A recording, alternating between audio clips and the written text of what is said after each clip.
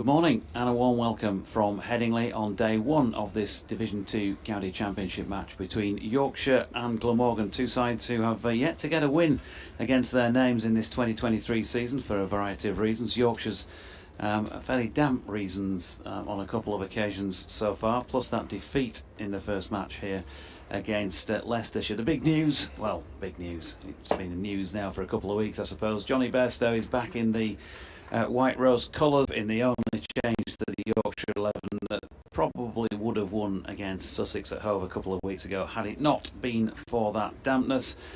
We'll give you the Glamorgan team in a moment or two as well. But Jonathan Dodge with you throughout the 4 days as ever. Nick Webb, my colleague from BBC Radio Wales, is alongside. We also have third voices over the next 4 days of Nasser Hanif for the next couple of days and David Townsend for days 3 and 4, for which the forecast is not the best, I have to say. Today looks like the best of the 4 days. Yorkshire have won the toss and decided that they want to have a bowl at Glamorgan first. So, good morning, Nick Webb. Very good morning.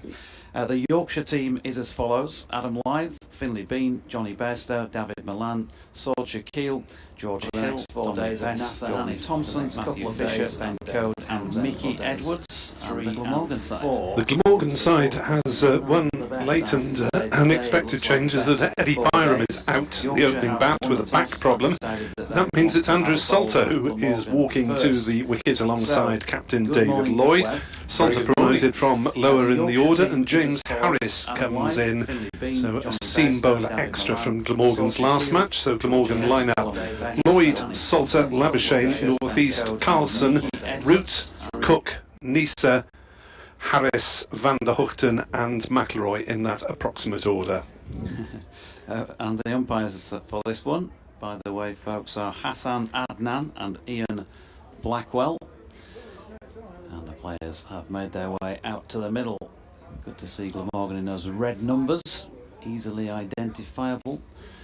And as I say, neither side having got a win against their name so far. Ben Code is going to open the bowling from the Kirkstall Lane end. They're playing away to our left as we look at it from the usual commentary box here at Headingley, up on the 4th floor. So shorter boundary to the eastern side of the ground, although they have brought the rope in quite a way as well from the western side of the ground, which is as ever unpopulated, barring you'll see a photographer or two wandering around. At the moment the snappers are sitting mainly at the Howard stand, the far end, the football stand as you may know it, end of the ground.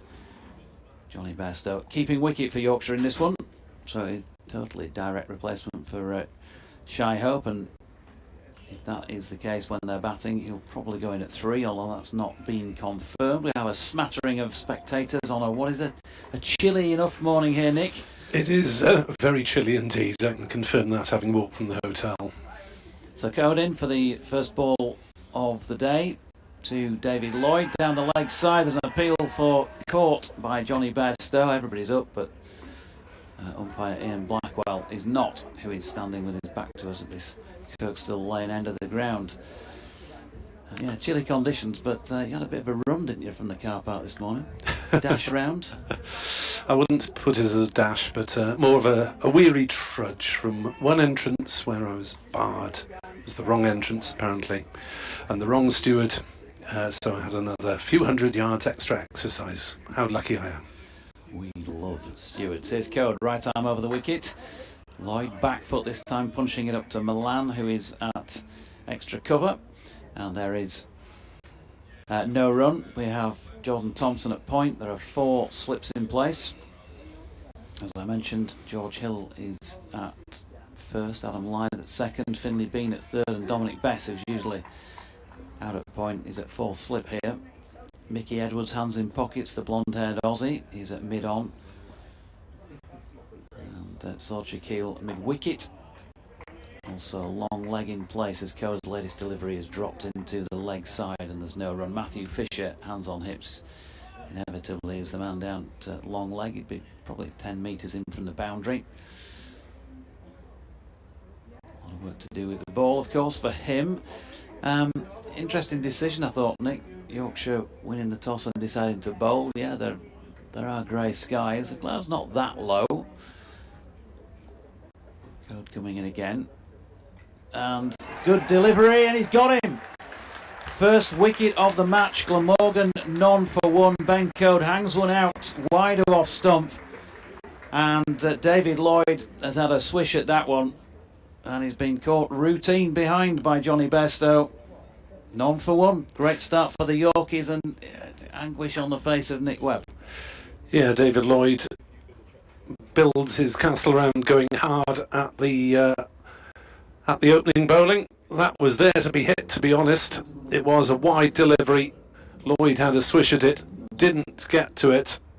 Foot movement wasn't quite there, and Johnny Bairstow is in the action just moments after his return to first-class cricket. And he won't get an easier one if he's playing till he's 100 than that. Straight in.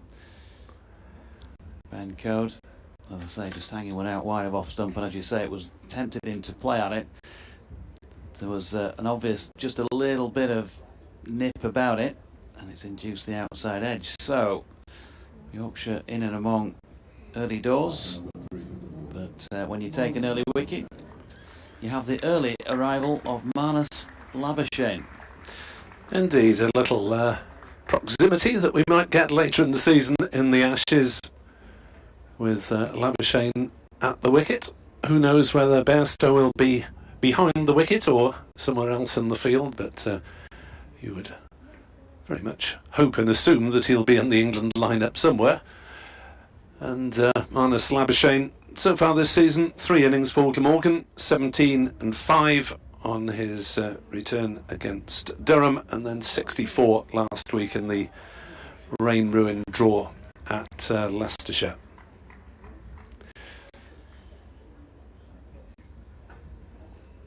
Getting himself set up out there in the middle. It is, as I was mentioned already a couple of times, pretty chilly. You can tell Mickey Edwards probably won't be used to this from where he's arrived, but hands in pockets, you can see the shirt flapping in the breeze. It's not a strong, stiff breeze at Headingley this morning, and I think the forecast is, although there is movement in the clouds above, the forecast is it's going to be set in pretty similar for the day. No need for floodlights at the moment. And Labuschagne finally is ready to receive this 5th ball of the match from Code. They've already brought in a short leg, Don Bess under the helmet for Labuschagne's first delivery. Code bowled it short of length, and it was turned in that general direction into the deck. So Jordan Thompson it is who's replaced Bess at 4th slip. They've brought Shaquille over to point. Nobody in mid-wicket at this moment in time, and Matthew Fisher has been brought a little squarer down at long leg. Code in again. Nicely played, slightly opened up Marnus Labuschagne. His second delivery, the final ball of Code's over, which is a wicket maiden to start the match here at Headingley. Glamorgan none for one. So David Lloyd's form is worrying for Glamorgan. 6 innings, that's a couple of ducks in a row now for David Lloyd. 2 knocks of 31 in the second game. But that's as far as it goes. So his average is very much in the low teens, and he's opening the batting to give it a bit of extra early momentum. Was moved up the order a couple of years back, but it's not working in these early season conditions. Andrew Salter then will receive the first ball of the second over, which is not necessarily something he was expecting to do when he woke up and had breakfast this morning. Eddie Byram out with a back problem, as that is outside off stump from Fisher and allowed to go through to Bairstow. It's an interesting decision to have Bairstow behind the stumps for the whole match, because I think he just did part of the game, I believe, in the second 11 last week. Yep. No doubts about his batting prowess with 97 and 57. No, I think he's put a lot of work in on the fitness side of things. We've seen him here a few times already this season while play has been on. As in comes Fisher, bowls outside off stump, and Salter allows it to go through. You can get in touch, by the way, at Nick Webb 2017 for my colleague, or at Jonathan Doidge. Stephen Moss asking about the Byram situation, and then has answered his own question, having got the info about the back spasm from the club website. Yorkshire lads, 6 layers on, hat, scarf and gloves doing their job. Prediction, Glamorgan 5 down by lunch. Optimism from Yorkshire lad. Fisher in, bowls, played away off the back foot by Salter on the offside, and there is no run.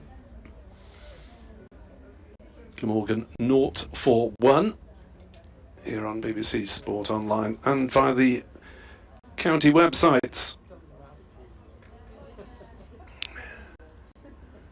As Fisher gets the ball in the far distance. Few spectators, few dozen spectators in the top side of the football stand opposite us as Fisher is in bowls, outside off stump, allowed to go through by Salter, and there is no run. Jeff Smith thinks it was the wrong decision to field first when winning the toss by Yorkshire. The forecast is for rain on days 2, 3 and 4, so bat today and get 5 bonus points and see where we go from there, he says. Must admit, it did feel like the best of the batting days when you'd seen the forecast. Not so far. Glamorgan yet to get off the mark, and Fisher bowls to Salter, who leaves that one at the very last moment outside off stump. Neil on Twitter said, good to see JB back with the Ashes 5 weeks away, but let's get him a nice pair this week. Oof, no sentiment among Welsh supporters. In addition to the mention of the weather, by the way, folks, I would say that there is a definite green tinge to the surface out there that there was not in that first match against Leicestershire here.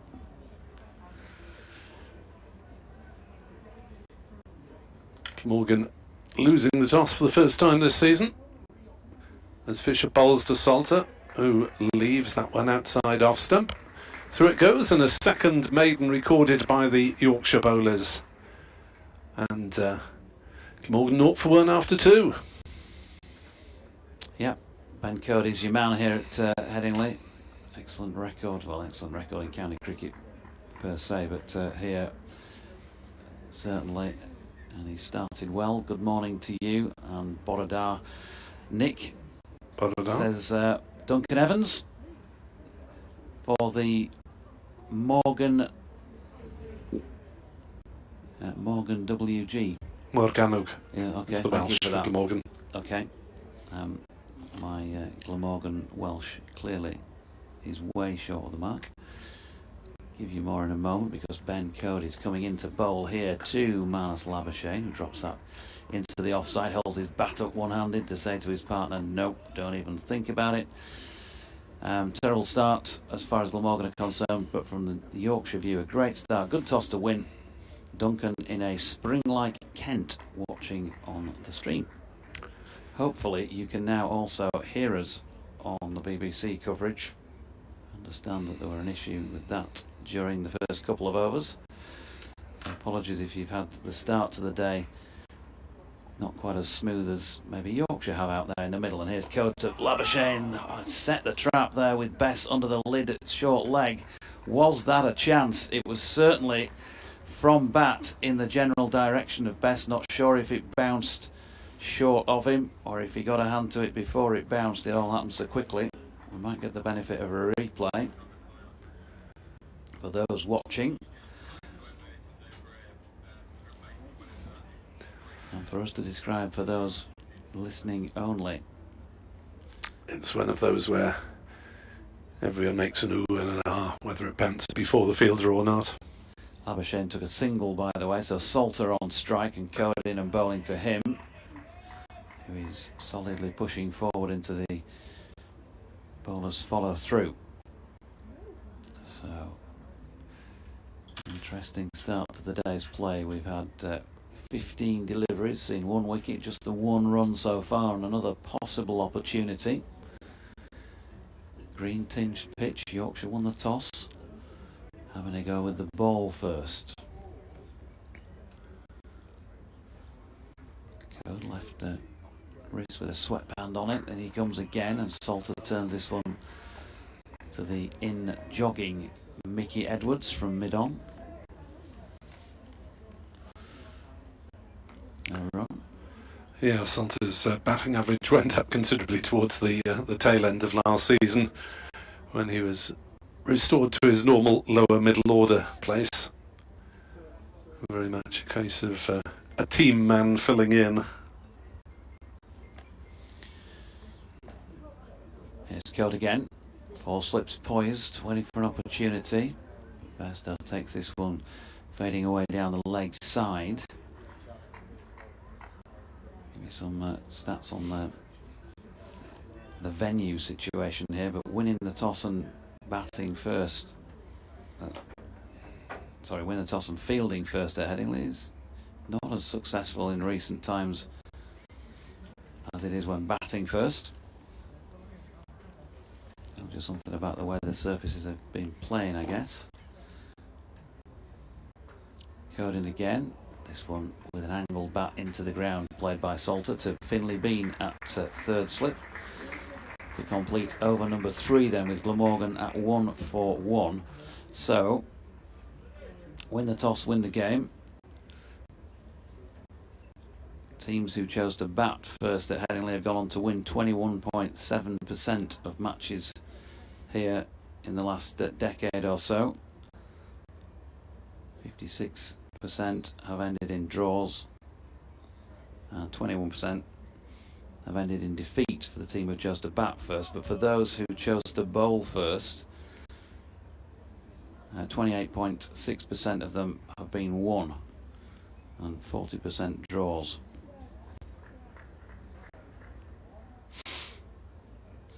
Not as significant as you would have thought then. No.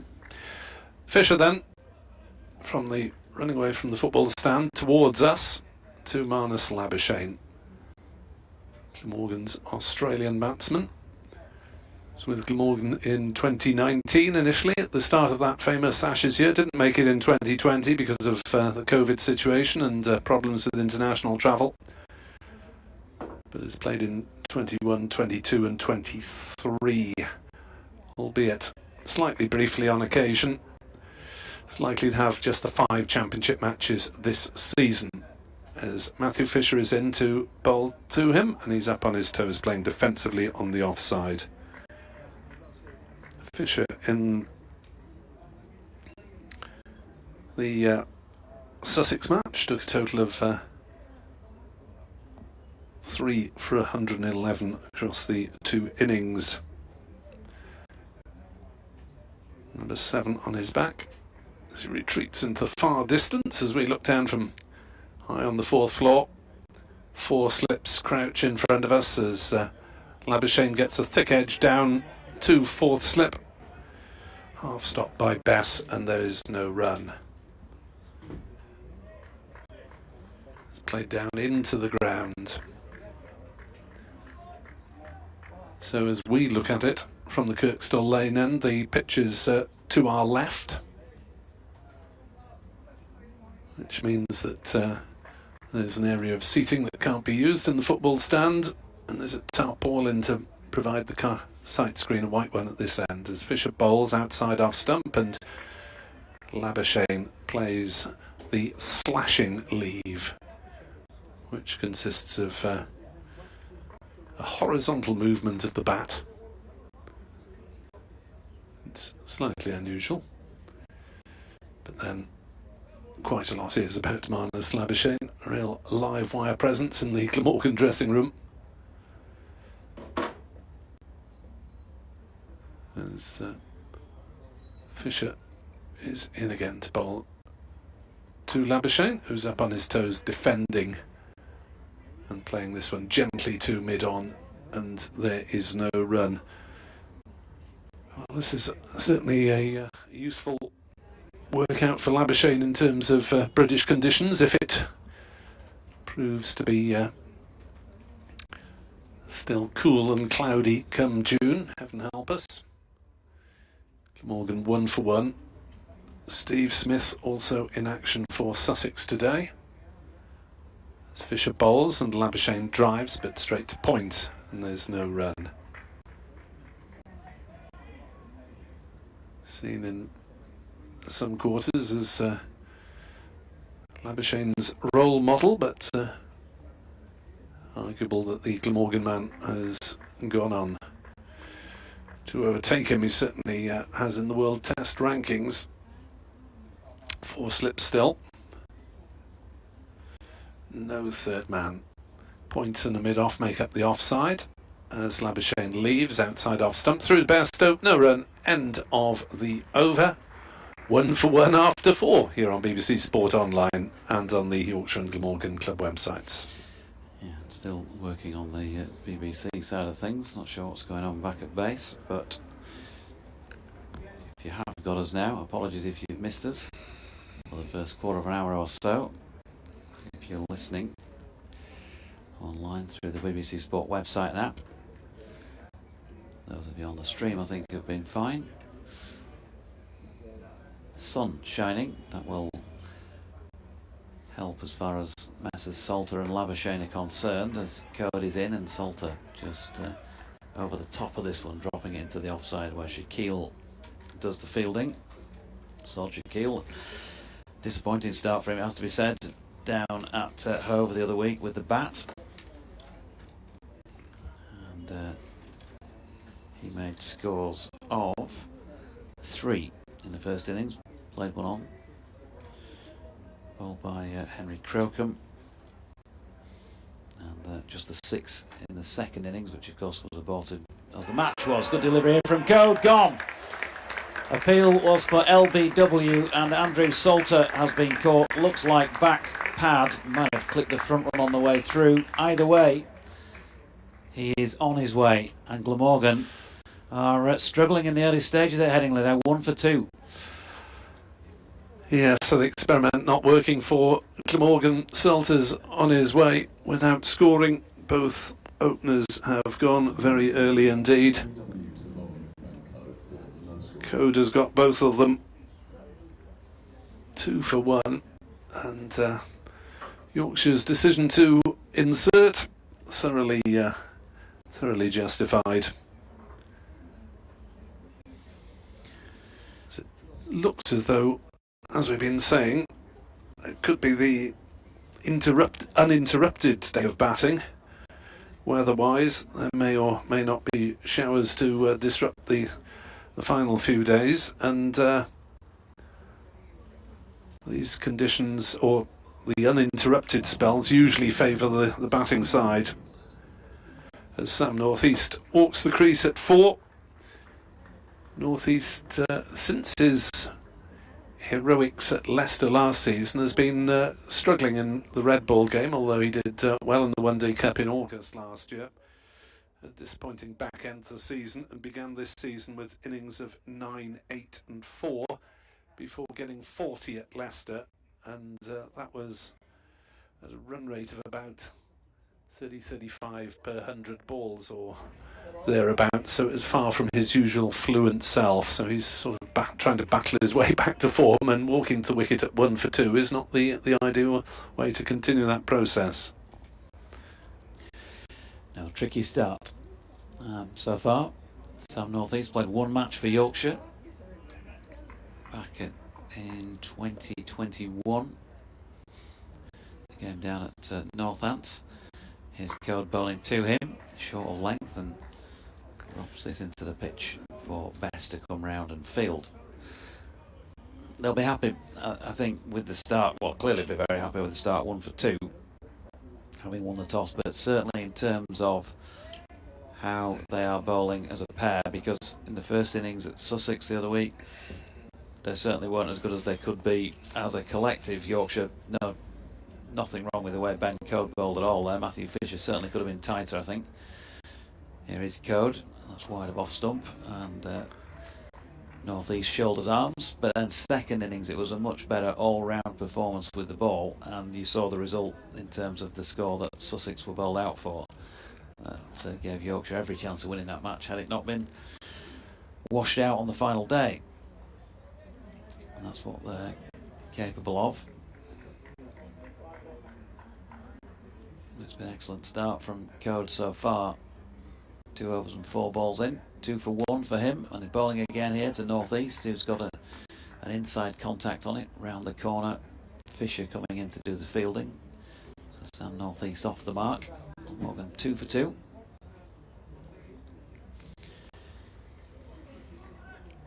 Yeah, mixed performances from Glamorgan's batters so far this season.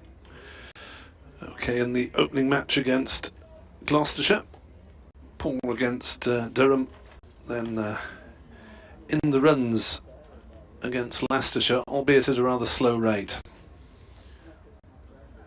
Code coming in, and Labuschagne this time solidly behind that, dropping it back into the pitch, and no run to complete over number 5. Then 2 for 2. Labuschagne and North East have 1 run apiece. The 2 dismissed batters. If you have just joined us more recently, David Lloyd caught behind by Johnny Bairstow, having a flash at 1 from Ben Code, the 4th ball of the morning, and then Andrew Salter, LBW to Ben Code in that over just ended. Also without scoring. 12 balls and 19 minutes he was out there in the middle. Looks as though Matthew Revis is the man just disappearing beneath our feet. Fresh from getting 100 in the second team this week.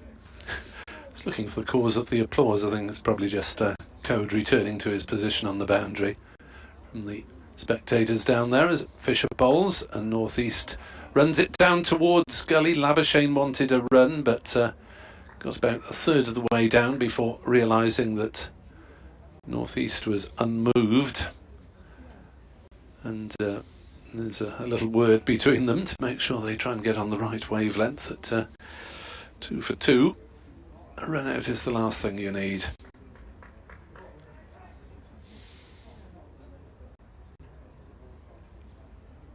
As in comes Fisher again towards us, bowls to North East, who's playing that one defensively and dead bat on the leg side, and there is no run. In terms of the spectators, well, in line with the position of the wicket, virtually everyone is away to our left on the eastern side of the ground. Not a bad attendance considering the inhospitable conditions. As Fisher bowls and North East plays again defensively to point where it's fielded by Thompson, and there's no run. Maybe they're all being redirected to a different gate on their way in, Nick. No comment. I've had my say. 2 for 2. Probably a steward thinking, well, you look as though you're carrying a bit of timber. You could do with walking an extra couple of 100 yards. Off you go. Here's Fisher into North East, who is leaving that one outside off stump through to Bairstow. Clap of the gloves from the England man behind the stumps, but truth be told, it was a fairly regulation delivery. Forever Dormo, morning to you. He says, morning Doidge and colleagues, for some county championship fun and hopefully a step up in performance from Yorkshire. Bairstow's return would certainly strengthen any county team, and so it seems here too, with Glamorgan 1 for 2. Next delivery from Fisher sees North East driving off a thick edge. It goes between the 4 slips and point, and it is run away to the backward point boundary, but certainly not where he was looking to hit it. But got a fairly thick outside half of the bat on it, and it ran away for 4, and Glamorgan are 6 for 2 in this 6th over. So a torrid start in the chilly conditions of Headingley this morning. Spectators certainly wrapped up, coats, hats, probably a few rugs around there, hopefully a few flasks of hot beverages. As North East drives down the ground, it's a hard defensive push. It might just reach the ropes, actually. It does so, as the man at mid-off gives up the chase. 4 more to North East. First genuine intended boundary, but Even that was more of a hard defensive push, but managed to put it straight at mid-off, who's trying to cover the cover position as well. And Glamorgan are finally, after 25 minutes, in double figures, but with 2 men back in the sheds, 10 for 2. And Code going to continue. That wicket, by the way, of Andrew Salter, his 200th in county championship cricket. Paul Dyson on it as usual.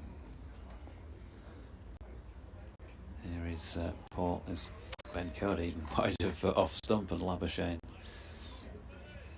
He's watching that one go by. Is it Labuschagne?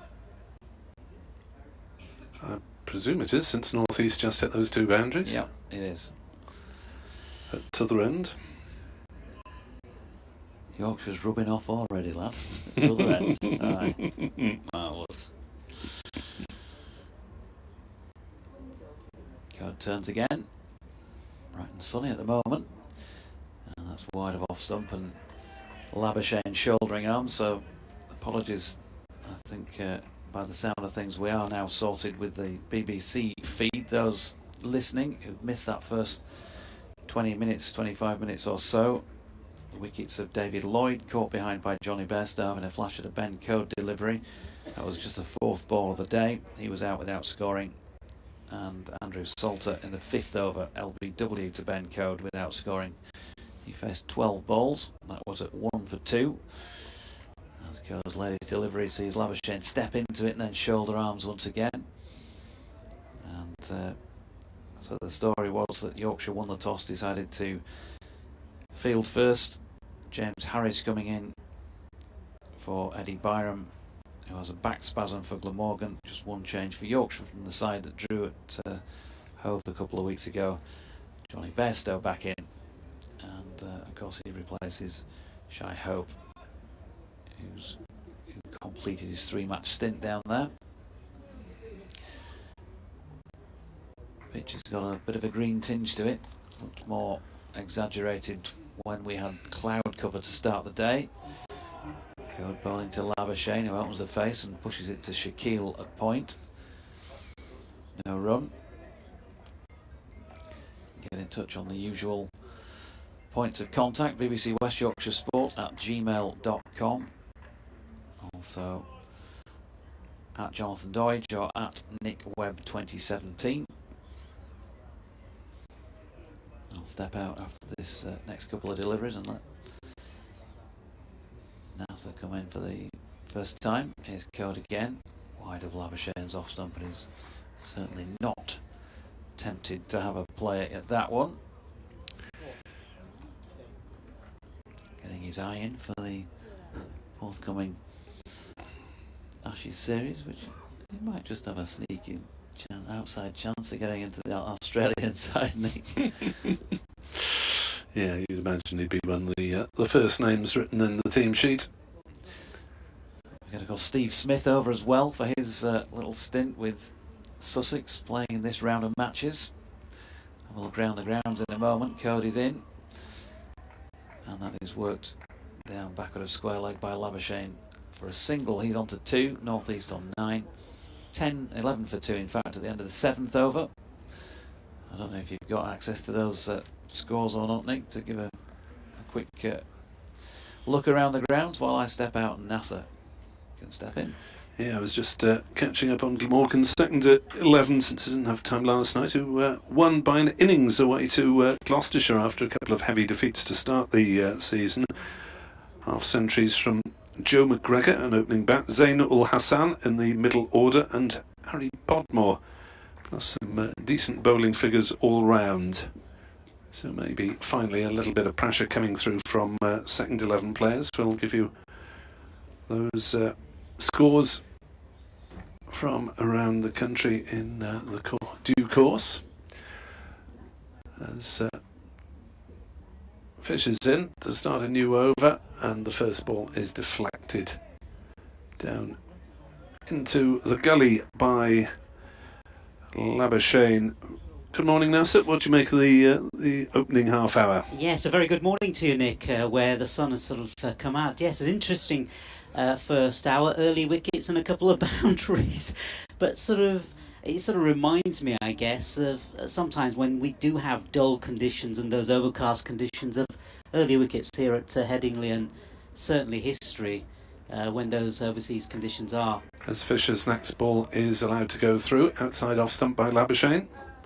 When those overhead conditions are sort of grim, if I can put it that way, the ball does move around, and it certainly did a bit early on, didn't it? It's done enough to account for those Glamorgan openers. Down at Worcester, Steve Smith is having to wait his time with the bat because Worcestershire were inserted by Sussex, and Ollie Robinson, the England Test prospect, has got 3 wickets early. As Fisher bowls, that's down leg side and allowed to go through by Labuschagne. Worcestershire 30 for 3, all 3 to Robinson, and Robinson and Steve Smith may well be facing Glamorgan in a couple of rounds' time in the county championship, which should be interesting, with Sussex having Pujara in their ranks as well. Yeah, former Yorkshire batsman as well, played for Yorkshire a couple of seasons ago, didn't he? Jetheshwar Pujara. 11 for 2 then. Still the 4 slips in for Yorkshire. Not surprising. As Fisher steams in balls and Labuschagne plays a nice flick through the leg side. We'll pick up just the single down to deep mid-wicket. Interesting as well for Johnny Bairstow to take that early wicket as well. Comments yesterday from Otis Gibson talking about trying to get Johnny fit, so he's nice and confident in the battles that lie ahead.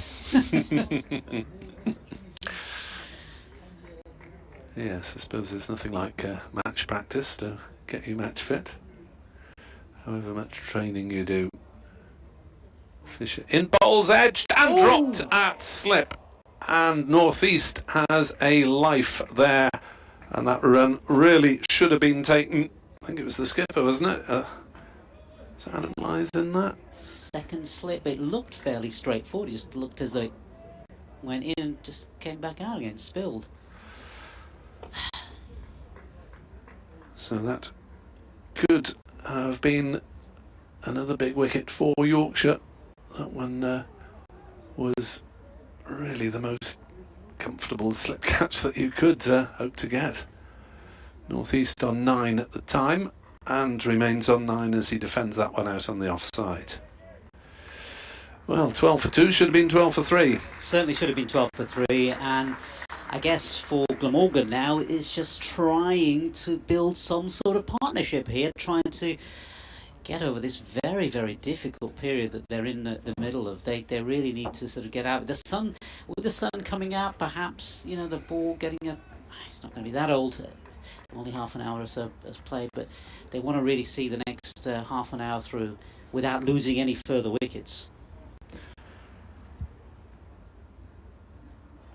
Yes, it's a question of North East, I think, will look to dig himself in. Labuschagne might take a more attacking approach, and interestingly, Bairstow looks as though he's standing up to the stumps to the bowling of Ben Code. That to restrict Marnus Labuschagne's footwork, because he likes to bat out of his crease and won't be able to do so. So early gamble from Bairstow that he can cope with the pace of Code standing up.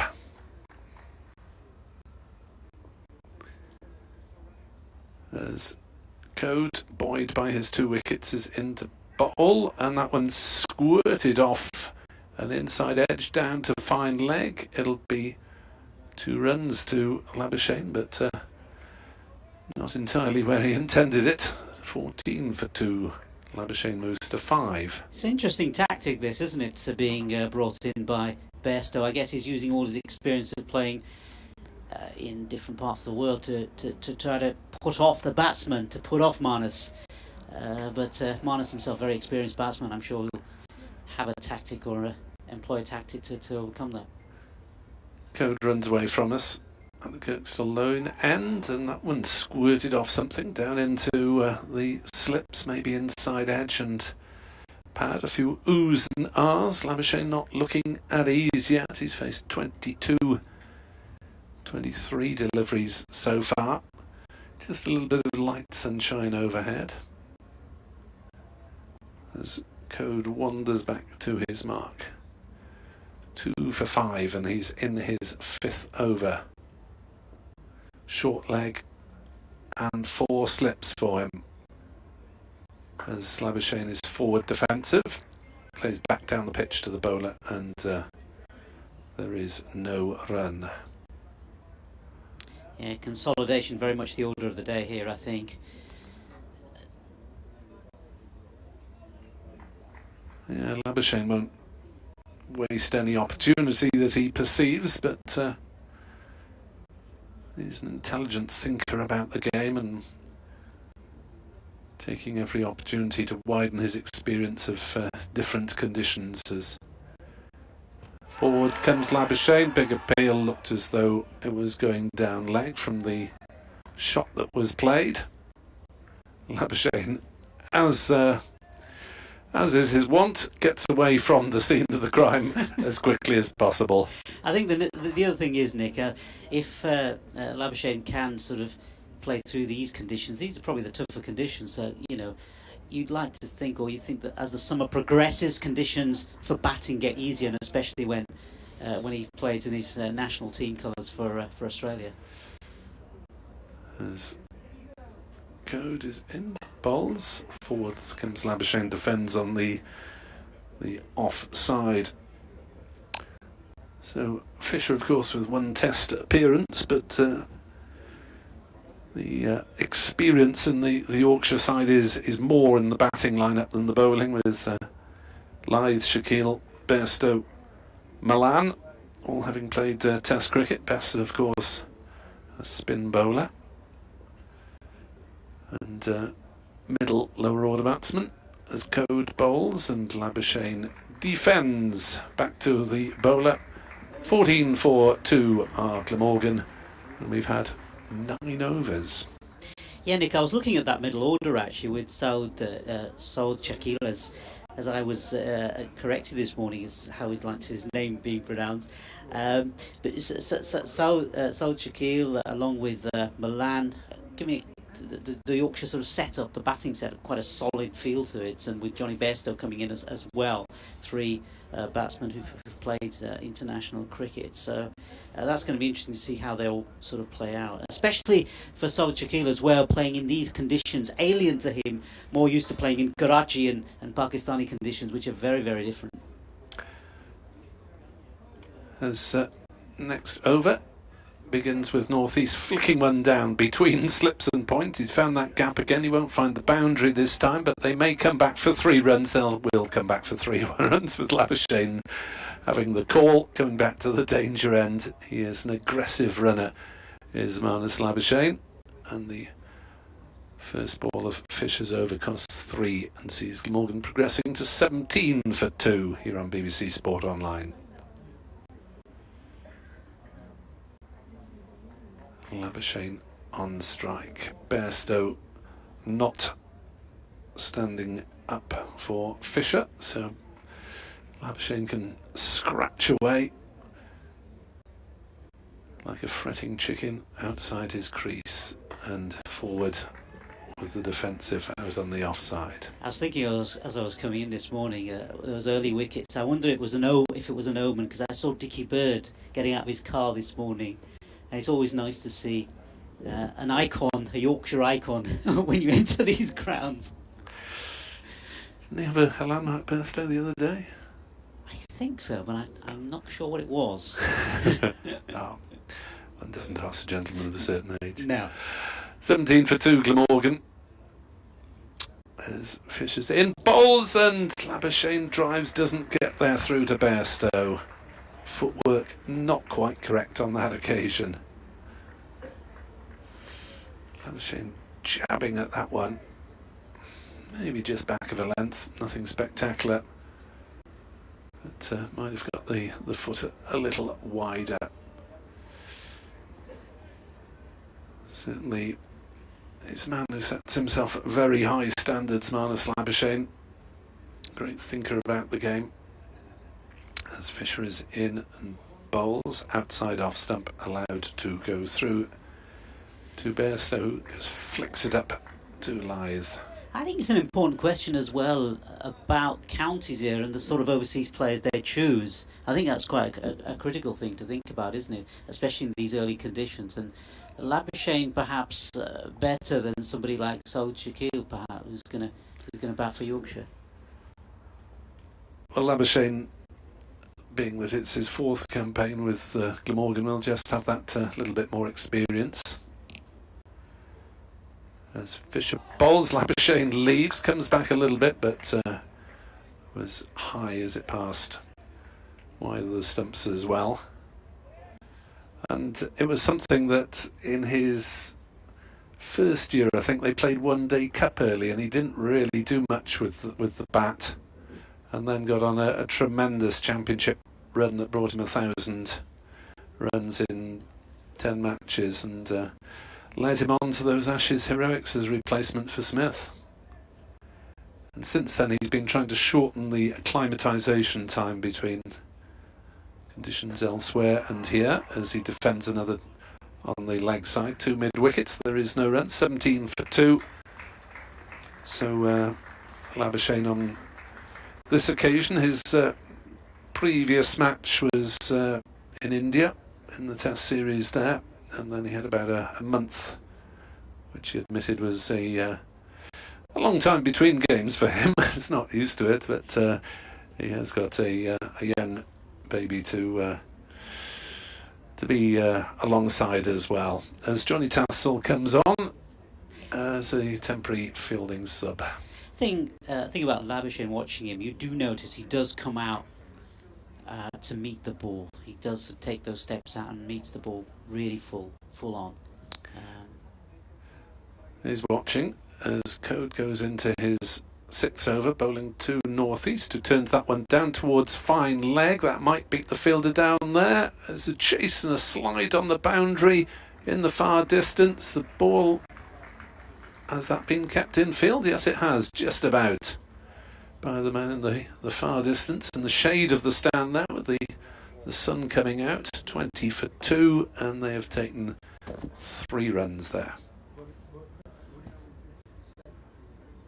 A lot of work to do for that man on the 45, who's essentially covering both the square leg and fine leg positions, as Yorkshire have still got the short leg in, with 2 wickets coming so early. They are on the attack, as in comes Code and bowls, strikes northeast on the pad, bounces out on the offside. Just a little exclamation from the infield, but nothing in the way of an appeal. It's also interesting looking to our right. It's as though the rope has been pulled in quite a bit from the boundary edge, hasn't it? Sort of the way the sort of ground is almost skewered to one side.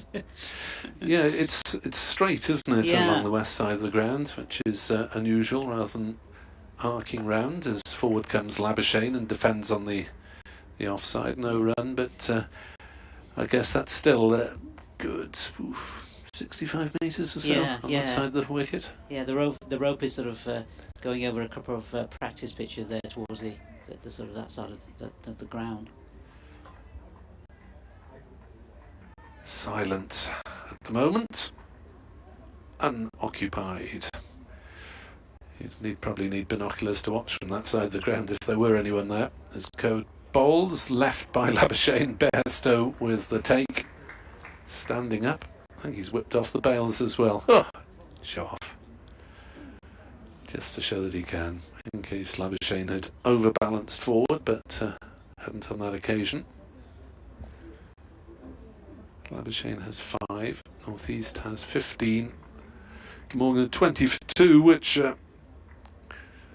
tells you that Glamorgan's openers, Lloyd and Salter, failed to trouble the scorers. As Code is in bowls, jabbed away by Labuschagne. There's lots of excitement on that Yorkshire infield when anything happens or not. It does appear that one of the slips, I think, or one of the slip stroke gullies has been taken away, but despite that, the odd delivery is still doing something. Yes, but still got the 5 catches in. Gully is now point, and that delivery from Code is allowed to go through outside off stump. Bairstow doesn't take the bails off this time. 20 for 2, 11 overs gone. I wonder if that might be Code's last delivery. 6 overs, 2 for 8. Well, if it is his last delivery, it's certainly a fantastic spell for Yorkshire in the context of this game, in this opening session. Certainly getting Yorkshire in amongst the wickets and getting them into a really good early position.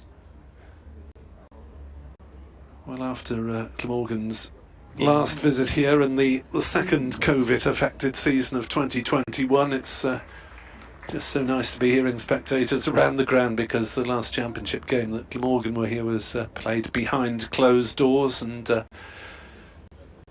well, we had the snowfall, which took out 2 sessions of the game and probably took the impetus out of Glamorgan's performance on that occasion. It's something that I've never seen to that degree on a cricket pitch, as Jordan Thompson takes over from Matthew Fisher, and his first ball is wide and left by northeast, because it started snowing just as the players went off for lunch, and by the time they were due to come back 40 minutes later, there was a thick blanket over everything. And also, I guess during those COVID days, there's something about playing in front of a crowd, however sparse it may be, and we have to say today it is a sparse crowd, but despite that, you know, from time to time, the recognition of a good ball or a good shot is appreciated. Thompson bowls, clipped by northeast, not quite timed up towards mid-on. Had there been a close catcher there on the leg side, he might have been interested. Yeah, it really was a desolate experience, because I was staying in the same hotel as the Glamorgan players for that, but all the public areas were closed, so we literally got our breakfast in a paper bag and we had to go back to your room, and I saw a couple of players afterwards, a week or 2 later, as Thompson is in and bowls to northeast, who leaves outside off stump. I said, "Oh, where'd you stay up at Headingley?" I said, "I was in the same hotel as you, just no paths crossed because they were forbidden." Yeah, and it's strange now, isn't it? Because you hardly see anyone, sort of digressing slightly from cricket, wearing those masks, the dreaded masks. Yes, hopefully society has moved on so that we don't need them anymore. 4 slips are down to 3 for Thompson, who's in to bowl, and northeast allows that one to go through outside off stump. We had the 2020 season, which was just 5 4-day games and a quick hit and giggle in the T20, and that was your lot. And the 21 season, that in Wales the crowd restrictions lasted several weeks, if not a couple of months longer than in England. Thompson in to bowl, northeast prods outside off stump and is beaten by that, possibly a little bit of away movement for Thompson through the gloves of Bairstow. And it must have been a difficult time for a lot of the players, because it not only affected them but also their families as well, I guess, and for some more difficult than others. Yes, the overseas players in particular. So Labuschagne didn't get here because of travel regulations in that 2020 season, as northeast is forward defending on the offside. Defensively, no run. Northeast, a man who does more motorway miles than most, with a home base in Kent, and a young child. 20 for 2, Glamorgan remain after a maiden over from Jordan Thompson to start with, and after Lloyd's up and at him approach cost him his wicket, it's been mostly on the defensive and cautious approach from Glamorgan to digging themselves out of the hole. Yeah, I think that's probably going to be their strategy now for a short period before they, if the sun comes out maybe later on this afternoon, they can maybe start sort of hitting a few more balls to the boundary, but before that they really have to consolidate their position a bit more, I think, certainly before lunch. They don't want to lose another wicket before lunch. Code continues. Ball's down leg side. What's that flicked? It's going through to the boundary. 4 byes. So Bairstow slightly over-optimistic on that occasion then. As the bowler errs down leg side. Thought it might have flicked the pad on the way through, but the umpire ruling otherwise.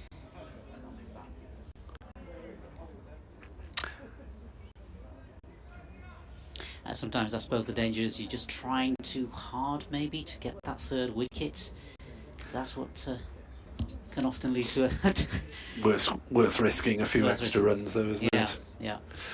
Bairstow standing up to restrain Labuschagne's foot movement as Code bowls, and Labuschagne with a wristy flick plays him down to deep square for a single as Fisher does the fielding. Edward Cooper says, seems Glamorgan haven't found stroke engaged a genuine pair or trio of openers, might as well open with Marnus. Yes. I think if you've got the world's best batter, you ask him where he wants to bat. Yeah. And if he'd like to bowl off spin, have a go, as we found out the other week when he had a lengthy spell of off spin rather than his usual leg spin, but got the more regular off spinner Andrew Salter in the side now. As Code is into bowl and defended on the offside by North East, who's on 15 to Labuschagne's 6, and has faced fewer deliveries as well. I think maybe we're also in an era now, perhaps over the last 5 to 10 years, where, you know, even if you're a batsman, a frontline batsman, you are being asked to occasionally, you know, bowl the odd few overs of spin if that's your skill set.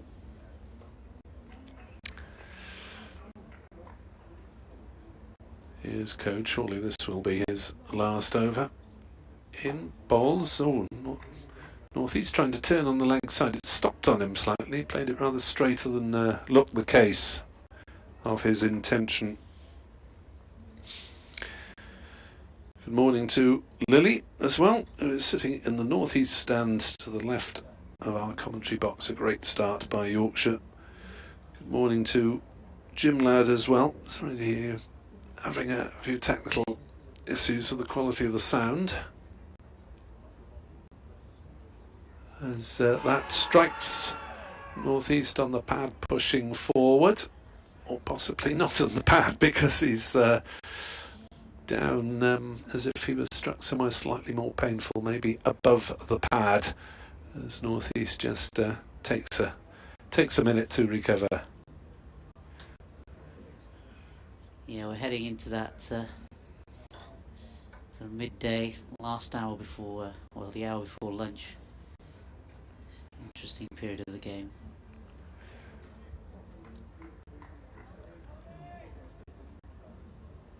Can Yorkshire get one of these two established batters out?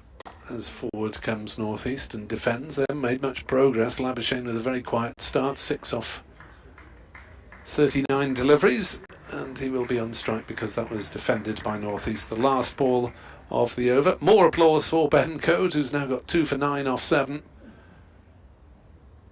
12th man coming on to add or subtract something. Maybe Labuschagne takes something, North East takes a drink. Might have done with a pains-killing spray on that occasion, but if there are drinks, more likely to need hot drinks than on the conditions today. 25 for 2 it remains. It's probably too early for messages to be sent out, I think. Maybe there is, I don't know, but difficult to tell from up here. But certainly Yorkshire on top at this stage.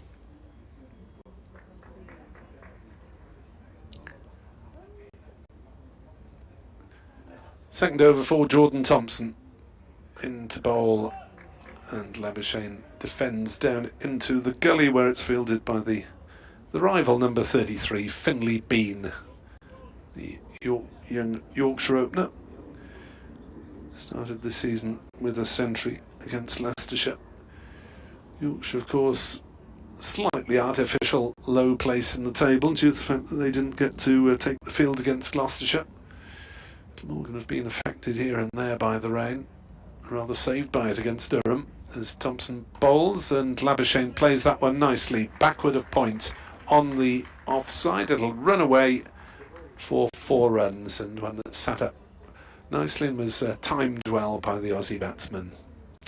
And you could perhaps argue or make a case that Yorkshire probably need these points more than Glamorgan do if they're going to get up that table, because they were, prior to the championship starting, one of the favourites, according to some people, of progressing from Division 2 into Division 1. Yes. If the table is, shall we say, only on cricketing matters, but of course with the dragging on of disciplinary matters, Labuschagne faces up to Thompson, who bowls outside off stump. Yeah, it's more than the elephant in the room, that one, isn't it? It's a whole herd of elephants. There's hardly room to get into the room with that many elephants. That Yorkshire could possibly be deducted points due to the very long-running disciplinary case against them. Yeah. And, you know, whatever your view on what the punishment should or shouldn't be, as that's outside off stump, Labuschagne plays no shot. It seems rather unfair on the playing staff that the decision seems likely to come mid-season, so it's hanging over them, and you know they might get to a point where you know they have risen up the table and all of a sudden they're towards the bottom again if there's a points deduction. Yeah, it's not helpful. I mean, at the moment they're in 7th position with 21 points from their 3 matches. Only Derbyshire are below them, so they've got a long way to climb yet to get to the top. As next delivery from Thompson is allowed to go through by Labuschagne to Bairstow. And it's Durham who are currently leading the table on 64 points. Leicestershire just behind them, 45. Yeah, good pace attack, Durham. It's going to win them a few matches with Rain, Potts, Cars and Coughlin there.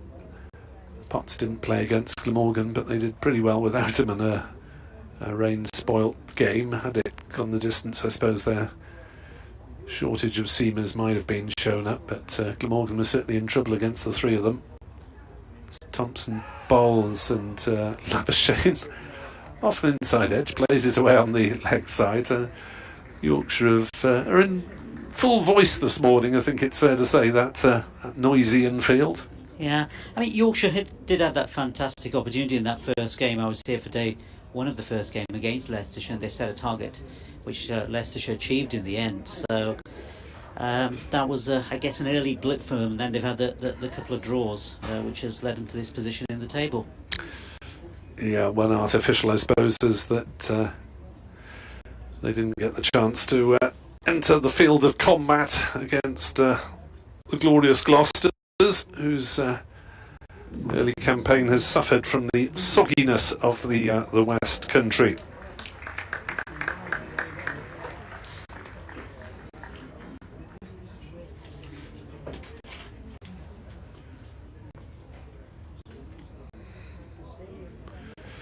So Jonathan is back, and Nasser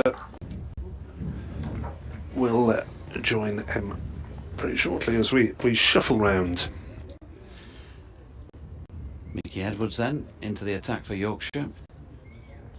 Well, this Kirkstall Lane end of the ground.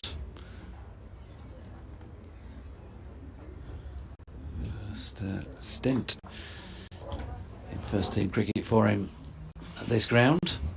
And he's short of a length first ball and has been cut firmly into the offside. So Shaquille does well to get a hand to that, but it's not going to prevent the ball from going for 4 through, the covers eventually. He was a little bit squarer than that as he hit it, but it was almost sort of parried that way by the diving Shaquille. So Glamorgan beginning to get going, 33 for 2. Leicestershire on 10 at the non-striking end, and North East with that blow is on 19, 33 for 2 in the 15th. 3 slips in place plus a gully. Edwards in again, tall figure of Mickey Edwards. North East deals with this, dropping into the onside. Morning, Dorothy. Good morning, as it just about still is, Nasser. Interesting morning's cricket, interesting first hour so far, with the couple of wickets early doors, some form of fight back, another chance going down of course as well. Sam North East dropped by Adam Lythe. Here's Edwards. North East dropping this one into the leg side where Cody's jogging in to do the fielding. Hits the pitch pretty hard, Mickey Edwards. Fantastic opening start for Yorkshire, wasn't it? Those 2 early wickets. I get it. A lot of the Yorkies in this crowd certainly impressed with that early bowling from Code.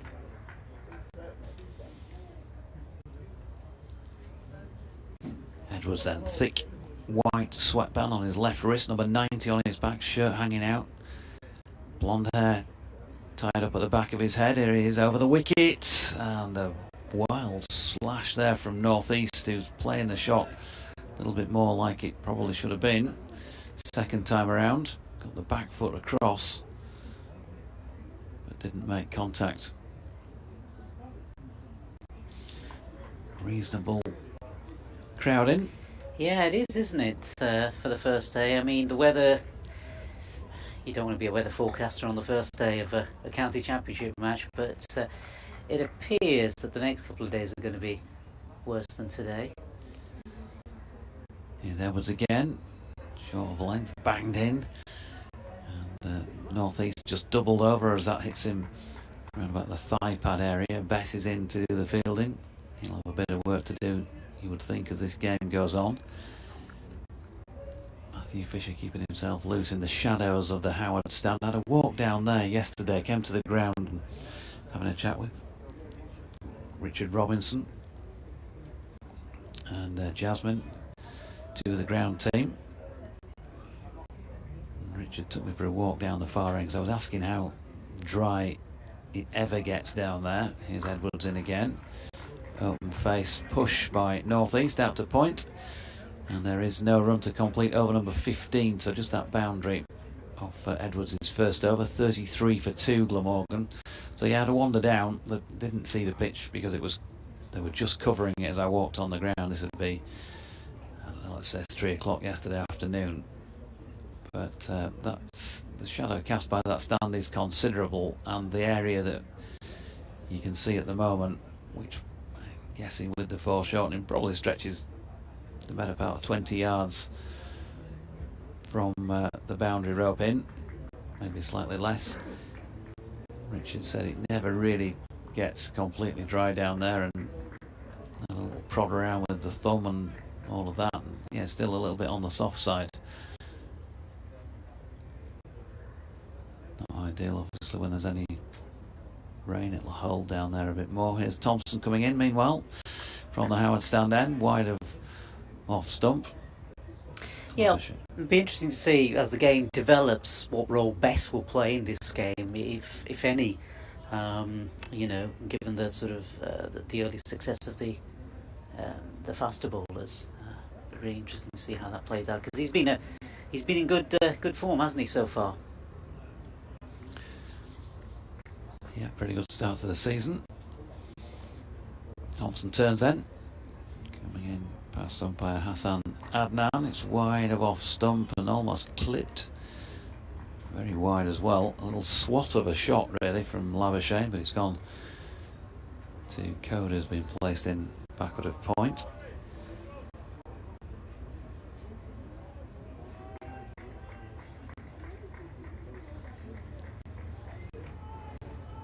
Plenty of encouragement out there at the moment. A few more journos in than we normally see for a second division match in the press room at this minute, because they're presence drawn by the appearance of Johnny Bairstow, who is crouching and waiting for this delivery, but won't get his mitts on that straight away as Labuschagne drops it into the offside before it's fired into Johnny's gloves. Already among the victims with that first catch of the day, and that couldn't have been much better for him, could it really? Nice little routine, Nick. Absolutely. I mean, you know, that's what he needed. If he needed anything, just to sort of build up his confidence. You know, he's been out of the sort of limelight for a while, apart from that really good knock in amongst the second 11, and now he's come back into the team behind wicket. You know, he needs all the confidence. Yeah, here's Thompson to Labuschagne, good delivery, clear nip off the pitch this time, and Marnus Labuschagne squared up. Ball on its way through to Bairstow, hands on head from George Hill at first slip. Just Johnny with a social media posting yesterday saying 36 weeks of pain, 36 weeks of an emotional roller coaster, 36 weeks of asking questions you may not get answered. The road hasn't been straightforward nor easy, but hey, it's me. Why would it be? More in a moment, because Jordan Thompson is running in towards us and bowling to Labuschagne, who this time plays that with an angled bat to Tattersall, who's come on the field and is back at a point by the looks of things. I think I called him as Ben Code before because he just had that same designer stubble thing going on. Thing is, Dodgy, there's a lot of stuff bottled up there, isn't there, with Johnny Bairstow, I guess, and he'll want to perform, won't he? He'll want to come out with the bat and repeat some of the heroics that he's performed for Yorkshire and England that he's done in the past, I'm sure. Yeah, Jordan Thompson coming in again to Labuschagne, who shoulders arms to one. That wasn't that far away. Hands to his face for Thompson. But Labuschagne safely negotiates it. He's on 10, North East 19. 16 overs bowled this morning in the first hour and 6 minutes, 33 for 2. Just to go back to that Johnny Bairstow's social media posting yesterday, he said, tomorrow I'll think about all those rubbish days, all those doubts, and I've come through with a huge amount of strength and desire to get back to where I left off through those tricky times. To all those who've been there for me, surgeon, physios and other backroom staff, a massive thank you. To my family and friends, I couldn't have done it without you. The fire burns bright, he says, and I cannot wait for the summer ahead. Yeah, it's Otis Gibson was asked the question about where he thinks Johnny Bairstow should play in terms of the England settle yesterday, and to which he replies, "None of my business." Edwards in and bowling here to North East, solidly behind it. To quote him exactly, he says, "I have no view, that's above my pay grade. Where he bats for us, he'll come in and slot in most likely at 5. That's what he said. His quote is saying, but obviously he's going to go in a lot higher. Well, a little bit higher. Well, we'll see. I mean, we think. Yeah, I mean, who knows? Nobody's given us any confirmation of that. So he could bat 3, could bat 4, could bat 5. If he's practicing his potential role for England, it could be at 5. Edwards is in and bowling here, and that's pushed out into the offside by North East, who's going to scamper through for 1. Mickey Edwards, haven't seen that much of him so far, having played down at Sussex the other week, where he took 1 for 6 from 4 overs in the Sussex second innings when they were bowled out for 317. Having bowled 19 overs, 2 maidens, none for 63 in the first innings, when I thought he bowled better than those figures suggested, and was maybe a bit unlucky that a couple of inside edges from batters that went past the stumps on another day could have cannoned into them. Here he is again, it's down the leg side, Bairstow across. Good stop, doesn't take it cleanly, but he did the job. Acrobatic stuff from Johnny.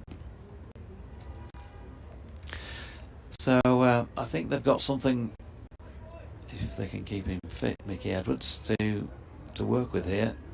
He's, in terms of where he's pitching the ball, and I know that was drag that one down the leg side, can happen now and again, but he's been pretty consistent in terms of a pitch map. I would have thought, if we'd seen one of where he's been landing it.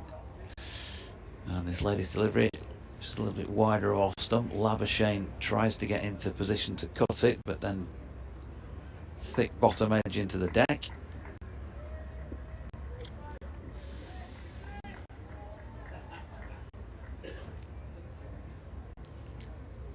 Get to your social media postings in the not too distant, folks.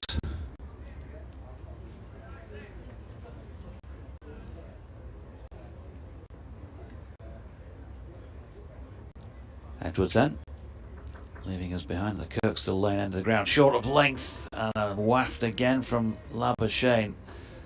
He's trying to play the uppercut, and inevitably if he does get it over the slips, that's going to race away for 4. But he's also risking a nick on that. He is risking a nick on that, and you know, in the context of the game, which is very, very important, he needs to stay around there, certainly till lunch, if not a lot longer after lunch as well. He really does not want to give his wicket away. Very, very important. One of the most experienced players in this Glamorgan setup, certainly on paper. He definitely needs to hang around.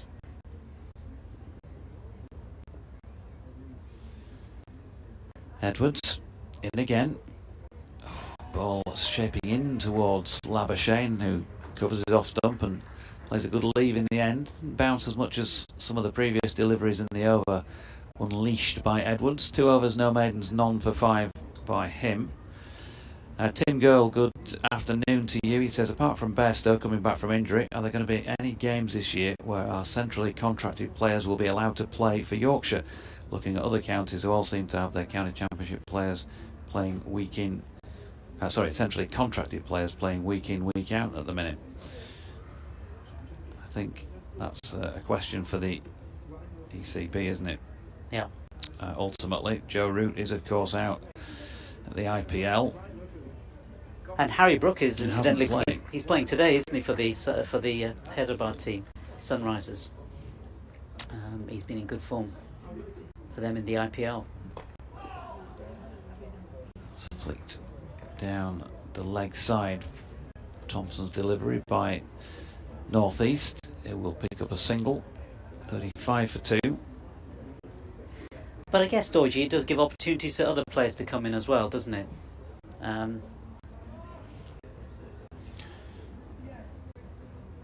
Yeah.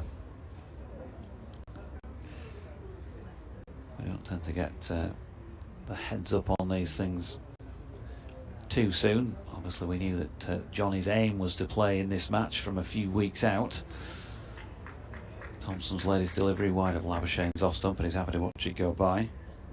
And we forget we've got the experienced Milan playing as well in this game too, so that's going to be crucial when Yorkshire come to putting on runs.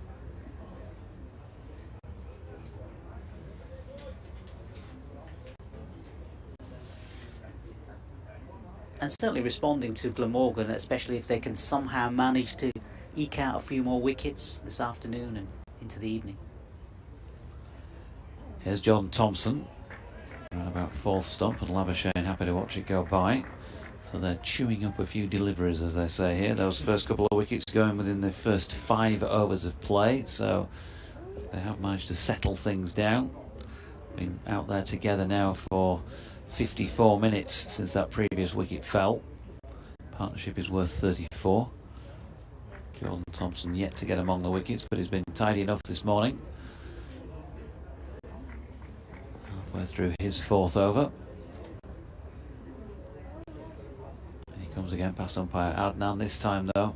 Wouldn't you know it? Throws it wide of off stump and puts his hands on his bit of a double teapot for a moment. Frustrated with what he let go there. Yeah, I guess with respect to Glamorgan, there's a lot of pressure, isn't there, on Yorkshire, I guess. You know, they really could do with the points, the win from this game.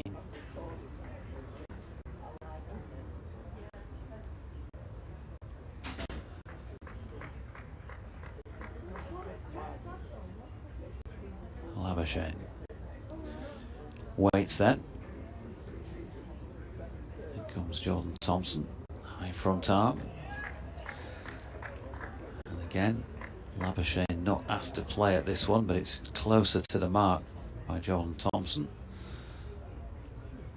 Might have a plan as to what he's going to produce this final ball. That might change things, might induce a mistake by the batter. Mid on, mid off, cover, point, 3 slips, mid wicket, and Mickey Edwards, who's discarded the cap at the moment, is down to our left in front of the northeast stand at long leg. Thompson straightens things up, final delivery. It was coming. Doesn't get through this time though. Labuschagne playing to mid on.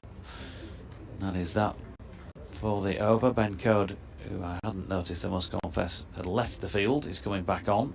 So Shaquille, who's grabbed the helmet, is going to take a minute or two off by the looks of things as well. Reminder, Yorkshire won the toss, decided to field, and so far it's proved a reasonable decision. Absolutely, absolutely. Certainly the first 2 wickets, the early wickets, really on top at that stage. Shaquille coming off now. So yeah, they will look to sort of push through the advantage, certainly in this run up to lunch.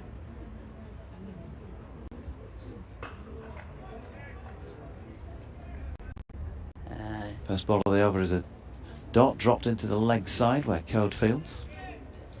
I was thinking about Shaquille earlier actually, who's obviously going to be playing in that middle order for Yorkshire, and thinking also of another Karachi-born player, of course, Safraz Ahmed, who played for Yorkshire in the Blast, didn't he? Played a couple of games in the Blast. I remember I went to see him and interviewed him over in Bradford, because he, along with a couple of other players, were opening a...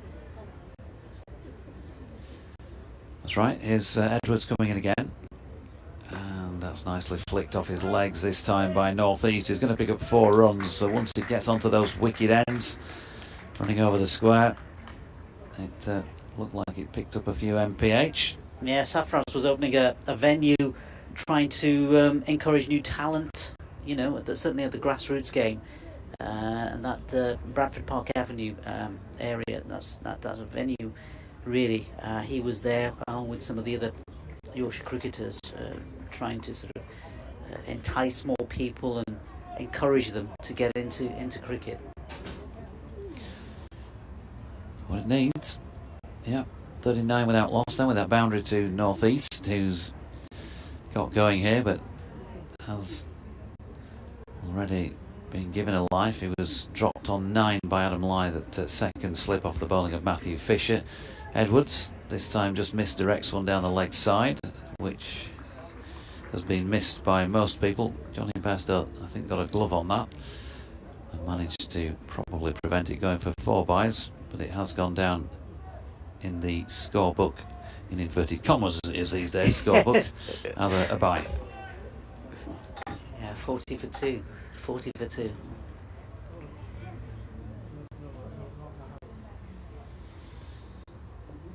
Here's Edwards again.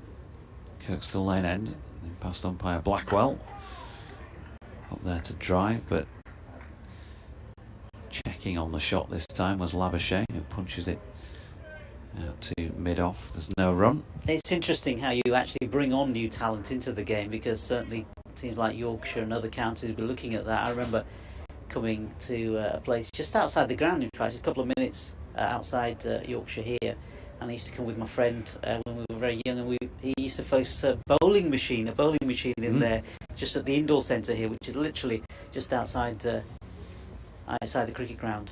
Yeah, Edwards wide of off stump and Labuschagne an easy leave.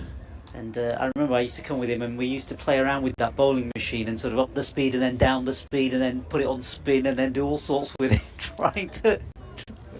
What was the fastest you could I think the fastest... Oh, God, I think it was about 50 or 60, I think. But we were all, like, you know, all helmeted and suited and booted, if I can put it that way. Yeah. With every guard known to mankind put on. And it's coming down around about...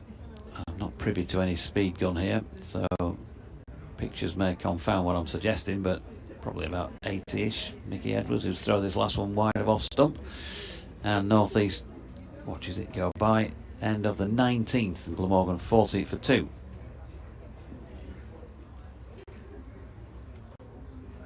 Yeah, settling in period now going on in this game as Glamorgan try to I guess, eke out a few more runs, build on this partnership between Labuschagne on the one hand, the more experienced batsman, and just trying to build on that total as they head towards lunch.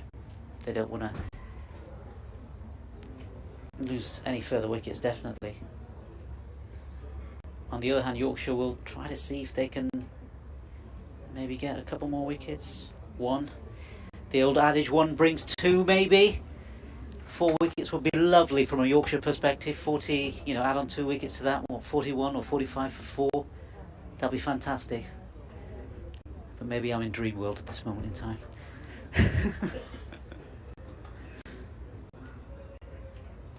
Just got a change at the Howard stand end. Jordan Thompson has been taken out of the attack after that tidy start I was referring to, and they're going to have a go here with George Hill, which is not a bad move. It doesn't often come on this early in an innings, but maybe they've seen an opportunity for George to try and sneak one through. He's got a good little record of coming on and breaking up partnerships. But I'm sure he'd be happy enough with that tag, but wants to be tagged as a more important role with the ball. And here he is then. Right arm over from the Howard stand end. Dear me, what was that? What was that from Sam Northeast? Step back as if he was going to hammer that ball away through the covers. And it was almost like he was dollying up a ball back in catching practice. Fortunately for him, it dropped in no man's land. But you probably watch cricket for the next 3 or 4 seasons and not see another shot quite like that. George nearly did it with his first ball. Here he is again, shuffling in, and this time Sam Northeast playing more confidently up to mid-off. It was almost as though he was playing in slow motion. It was a sort of a very strange shot. Maybe George just too slow for him. Gives the ball a rub on the bottom of his sweater, and in he comes, short of length and dropped into the pitch this time by Northeast. There's no run. If there is any swing out there to be exploited, and with a bit of cloud cover around, that may be the case, then George Hill might find it. Yeah, and then maybe 20 minutes before lunch, you could perhaps experiment with bringing on Bess, give him a couple of overs before the lunch break, just try him out. Here comes Hill again. That's dropped into the offside by Northeast. So Shaquille will do the fielding. There's no run.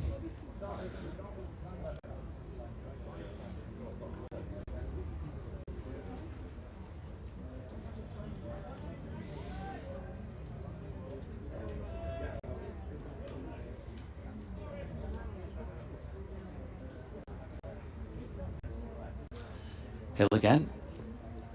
Northeast dropping again into the offside, thinking about the run this time, but Labuschagne not of the same mind. We have 1 left in the 20th over. Run rate then just about 2. Absorbing stuff for those who've paid their money today. All the members who paid for the season, of course. Lots of coats on out there. In fact, can't really see much of anything else among those who've made it in. He is a little bit on the chilly side for May, as Hill's latest delivery is turned to Milan at mid-wicket to complete that over. 40 for 2, Labuschagne 10 and Northeast on 25.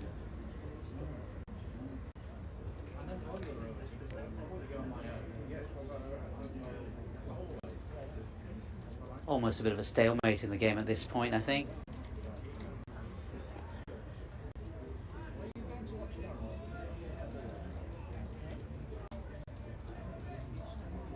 As Yorkshire try to push hard to get this 3rd wicket.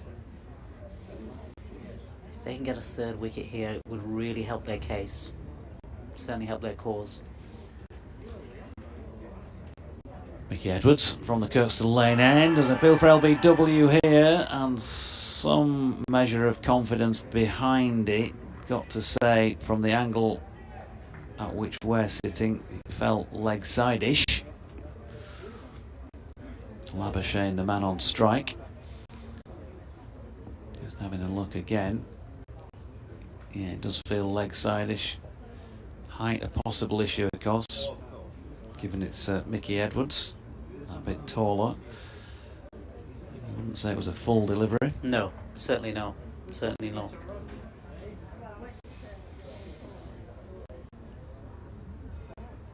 Labuschagne couldn't get the willow in the way. Here's Edwards again, this time Labuschagne shouldering arms.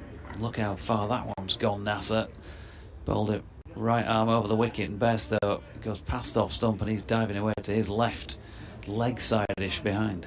Yeah, I think in the context of the game, I think it's that really important period, isn't it? Just before lunch, and Labuschagne is going to have to use all his experience to, you know, curtail any of his attacking skill set, and just to sort of hang in there, unless the delivery is particularly poor. And there haven't been too many of those, I don't think. No, they've been pretty tidy this morning so far. The Yorkshire bowling cohort, right on cue, of course. There is a no ball. Wide of off stump. And always the way, isn't it? Always the way. aye, lad, it's Olaf's way. So, second no ball of the morning. Oh, in fact, no, it's the first no ball of the morning, isn't it? I think I'm right in saying 2 runs. 42 for 2.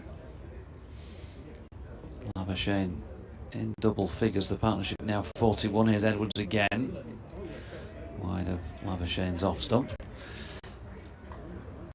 So you're starting to think what's at play here. 2 early wickets. Ball.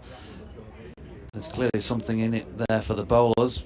And there is a green tinge to the pitch, but we also know that Headingley, you know, these days plays well. Yeah. And the bowlers seem to be bowling it in that area, just outside that off stump, bowling it in the right area, to give it that chance. Yeah, not asking the batters to play that often in recent overs without going for many runs. There we go again, wide of off stump. It's almost as if, as Labuschagne leads that one by, the bowlers are saying, well, come on, you have a go at it, we'll just keep it out there. If you're not going to play a shot, you're not going to score many runs.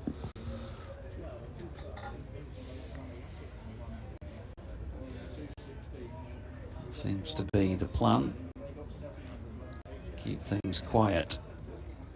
This is where the temperament really will kick in, won't it?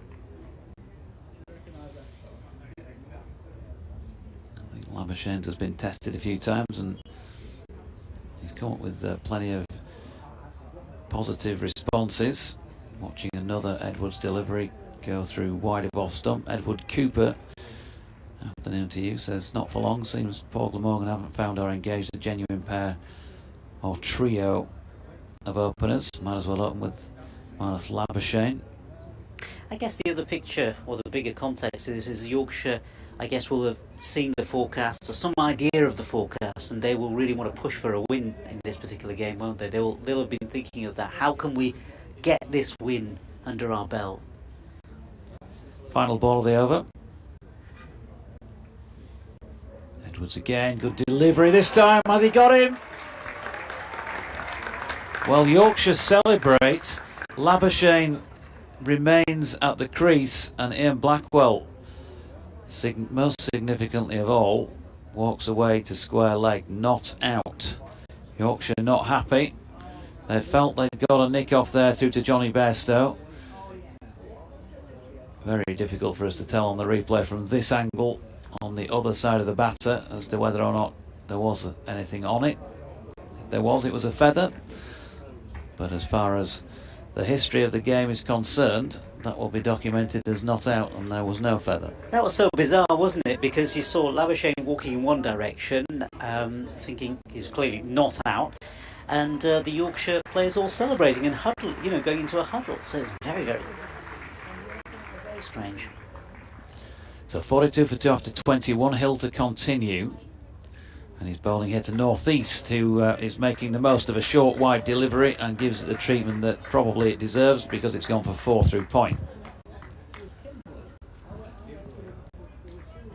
Not going to miss out on those, Sam Northeast. Good afternoon to you, David Coleman, who says Obi Ben Kodobi. The force is strong with this one. May the 4th be with you.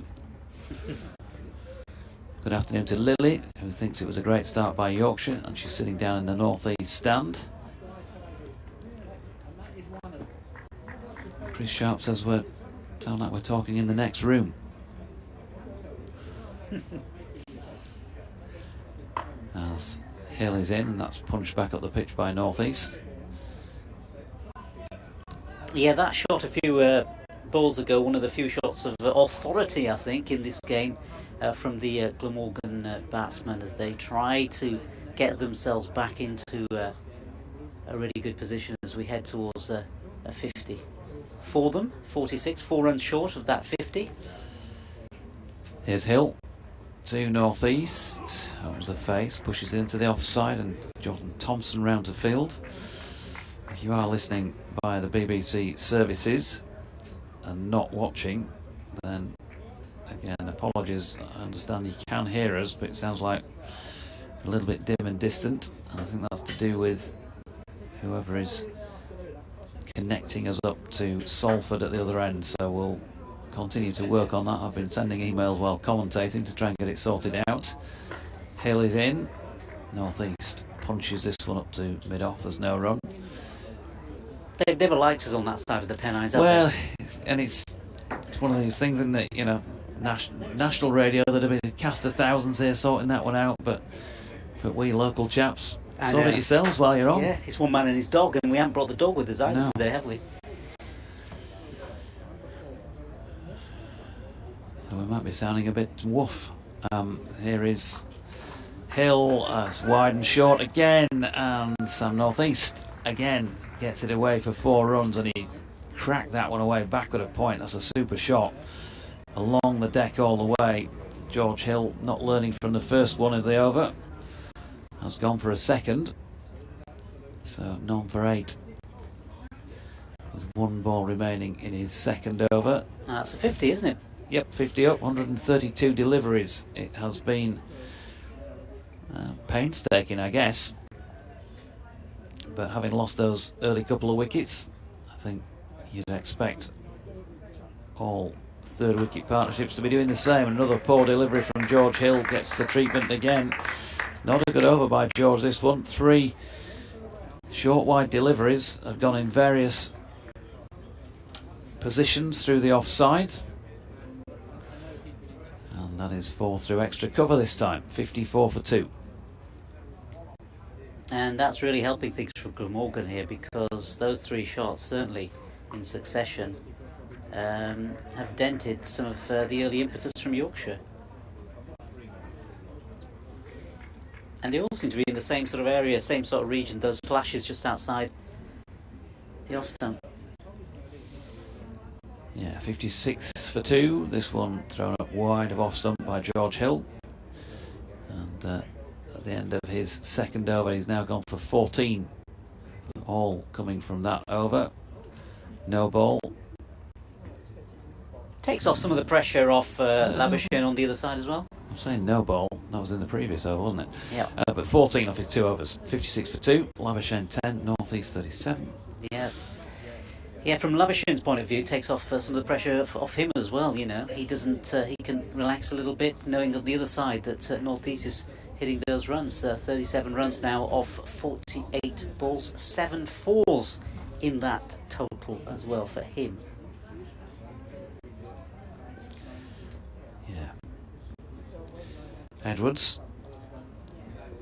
Going to continue then from this Kirkstall Lane end of the ground. It's full, it's flicked away off his legs here by Labuschagne, and it's 4 more, so the run's now starting to come for Glamorgan. But you'd have to say also that the deliveries have not been great, and that's another case in point this time. So having been pretty disciplined with the ball in the first hour and a half, the last 2 or 3 minutes, I've seen Yorkshire let that slip. it's all about momentum, isn't it? And what you don't want in the context of the game is to shift, for it to shift from Yorkshire to Glamorgan at this really crucial stage now, just before the lunch break. Edwards in again, slung way down the leg side. There's no way Johnny Bairstow is going to be able to reel that one in, and it races away for 4 byes.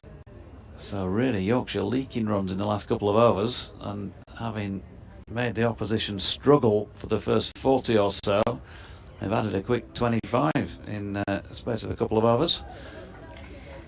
That pendulum has certainly swung. Byes now 5 byes, 5 wides. Yeah, extras 14. Not good.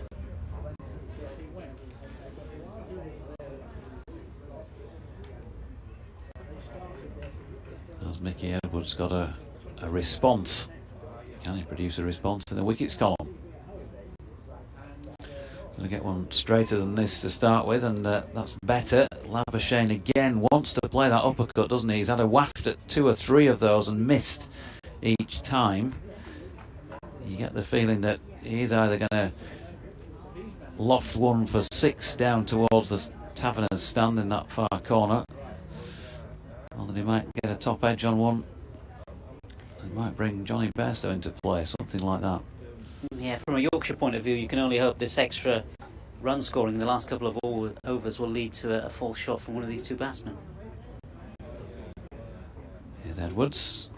This time Labuschagne shouldering arms. We'll bring Nick back in at the end of the over. Take us up to the lunch break. By which time we hope that you can hear us loud and clear on the BBC audio services. Martin Rowe says, good afternoon, Jonathan. Great to have you back. Am I the only one who's never heard of Mickey Edwards?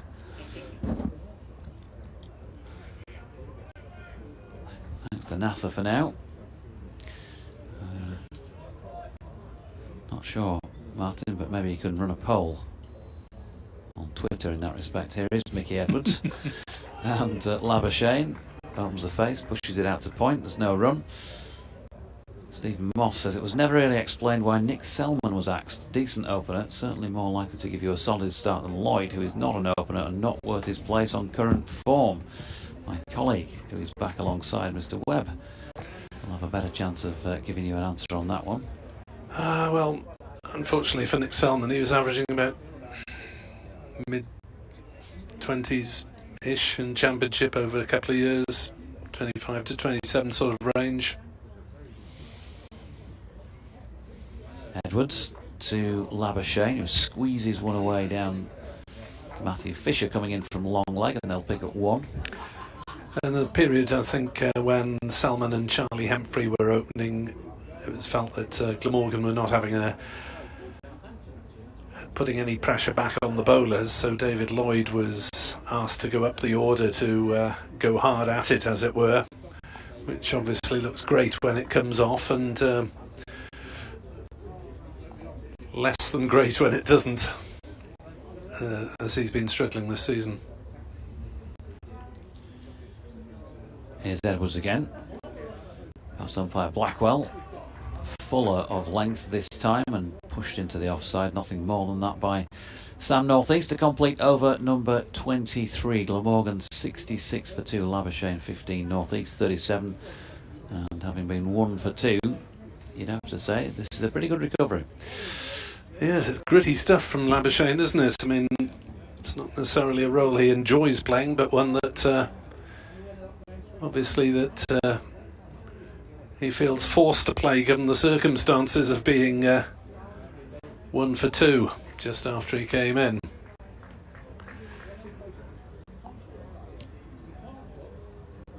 So can Yorkshire's backup seamers make any impact before lunch?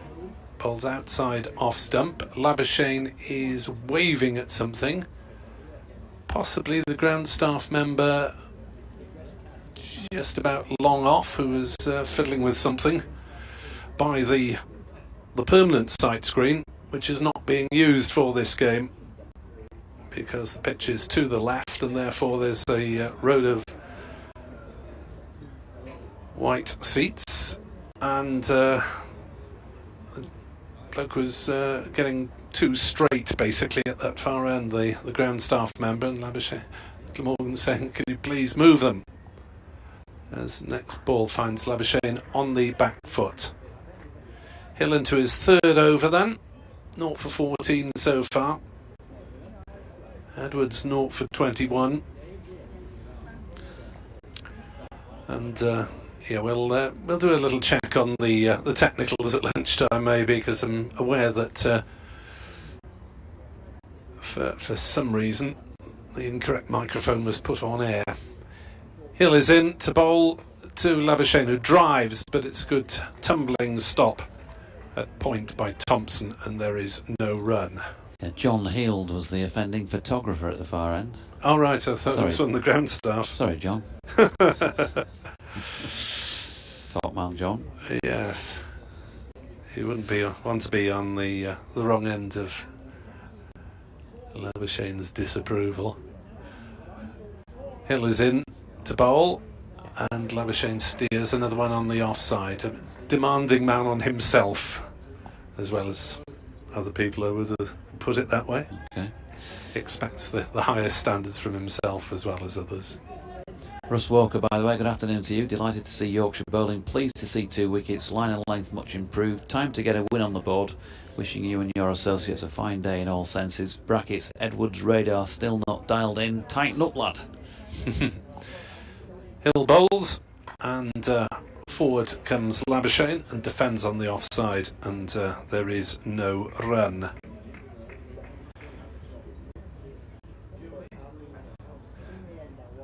Yes, thank you to Jeff Leonard for your message.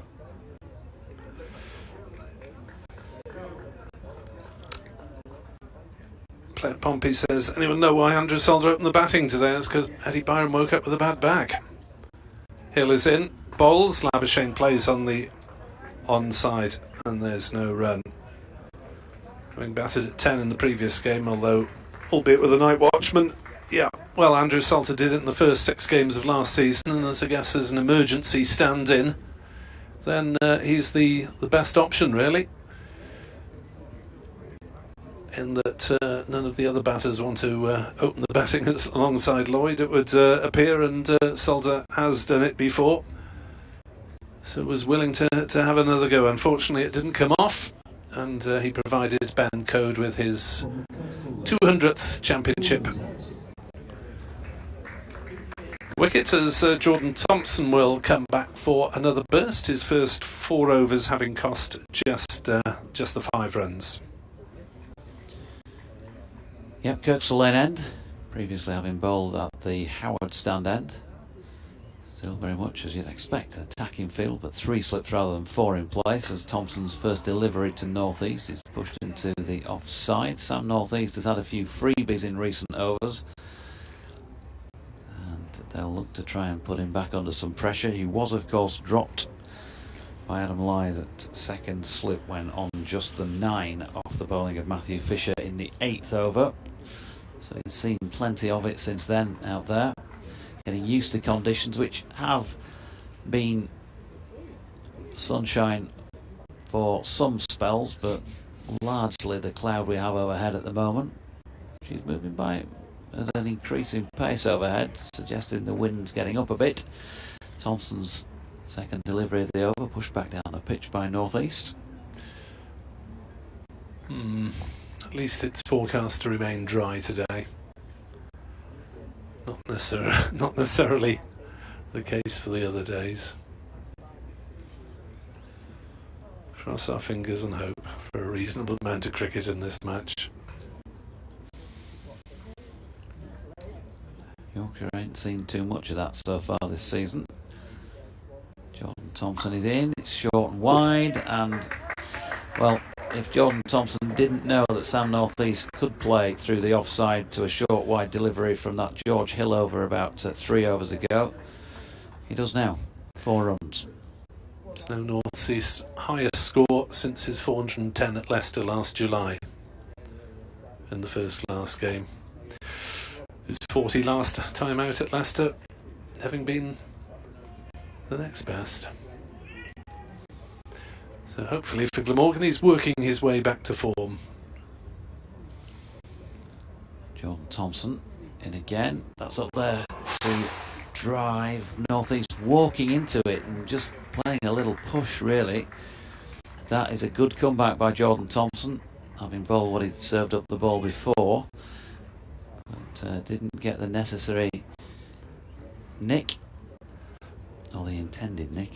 Yeah, the footwork wasn't quite right there, was it, from a player of North East's experience? No, partnership now worth 69, from 1 for 2 to 70 for 2 Glamorgan. Andrew Salter, the most recent wicket to have fallen. Thompson in, that's dropped into the leg side by North East, and there is no run. Going to be doing an update for BBC Radio York in a moment or two, so stand by for that. One to come in this 25th over of the day.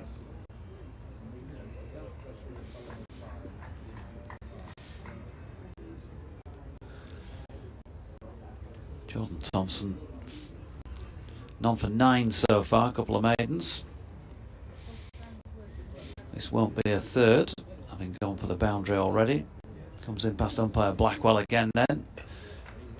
And another good length delivery, which is with an open face, played out through third man by Sam Northeast. Shaquille round to field, they get back for a couple.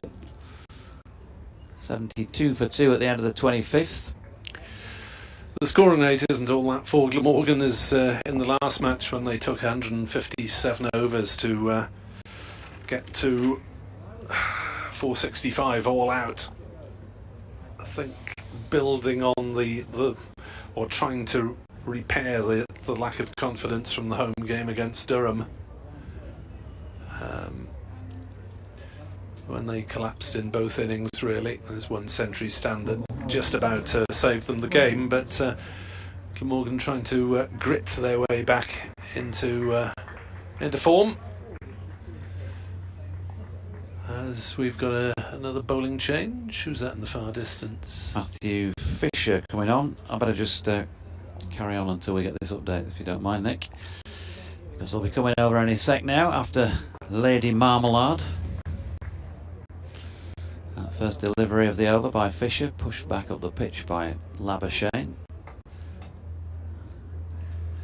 No run. Fisher into his 6th over then.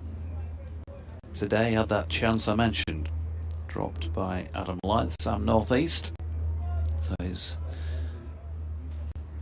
going to be working on maybe getting him out for a second time. But Labuschagne on strike. Then comes Fisher, reaches for the skies with that front arm. Super bowl in action. Not quite the delivery to match it, a little bit too much width here. And that has been eased out square on the offside for a couple by Labuschagne, taking him on to 17. 74 for 2. Here we go with the update.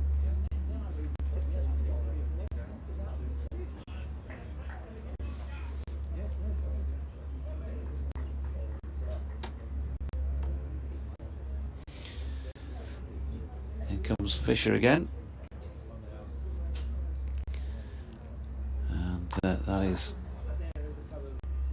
cut square by Labuschagne, punched really out to Dominic Bess. Unfortunately they appear to have disappeared just at the point I think he was about to come over to me, so we'll wait for him to come back. In the meantime, you might want to continue with this over, and I'll give you a nod if we get any re-contact from them. Yes, it's not been the best of technical mornings at Headingley as we grit our teeth and battle on. Glamorgan 74 for 2.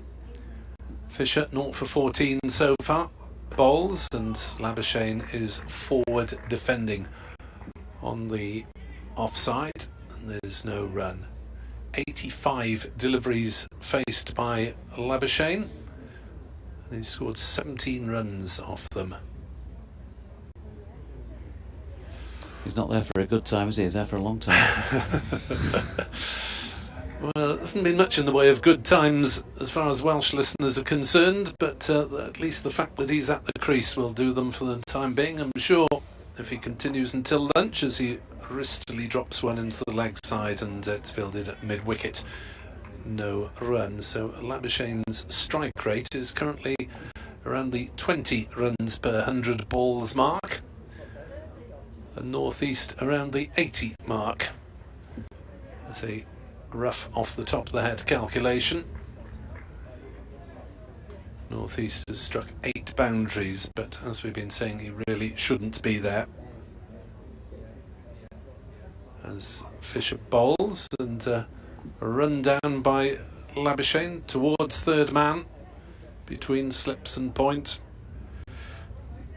Running back to field is Dom Bess, but they are through for a couple of runs. Is it my imagination, or have there a lot of runs been today in that that sector behind the wicket on the offside? Yeah, plenty of them at both ends, haven't there? Yeah. Oh no, says Bent Nielsen, the dreaded loose delivery monster shows its ugly head again. Line and length, fellas, line and length. Go Yorkshire. And Cliff Bat says, enjoying the coverage, going to come along on Saturday, as didn't get an invite for the other event. All right. Where's DT these days? Well, he's going to be here. Yeah. Saturday and Sunday. We've got the regal presence of DT. He landed back in Blighty, it was this time last week. Thursday or Friday last week. David Townsend, in case you're wondering. Jordan Thompson, JT, meanwhile, at the Kirkstall Lane end, bowling here to North East, who is tucked up slightly but plays it well in the end and gets it away square on the leg side where Edwards does the fielding. The glad tidings is Nasser has been a team player and gone to collect a luncheon offering for us. Top man. 77 for 2 underneath the cloudy Headingley skies. No lights used so far. I get the here's Thompson coming in. That's wide of off stump, and Labuschagne steps forward and shoulders arms. I've had an apology from Radio York already for they couldn't hear the live feed at this end, which therefore suggests that there's still an issue with this number not being dialed correctly, hence the BBC issues this morning. It's only taken until 12:50, having dialed in at 9:30.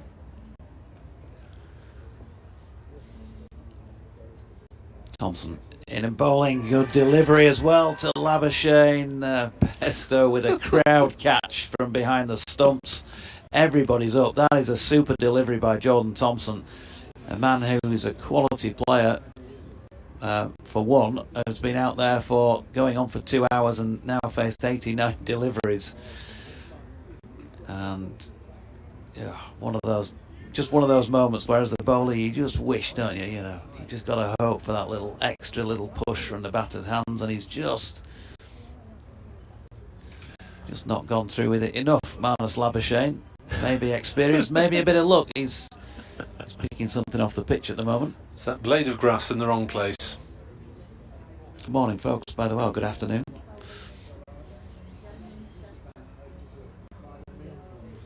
Here's Jordan again. Wide of Labuschagne's off stump this time, and he's able to watch it go through. 77 for 2. And we're 9 minutes shy of lunch, so we'll get the rest of this and probably a couple more overs in. Maybe a third.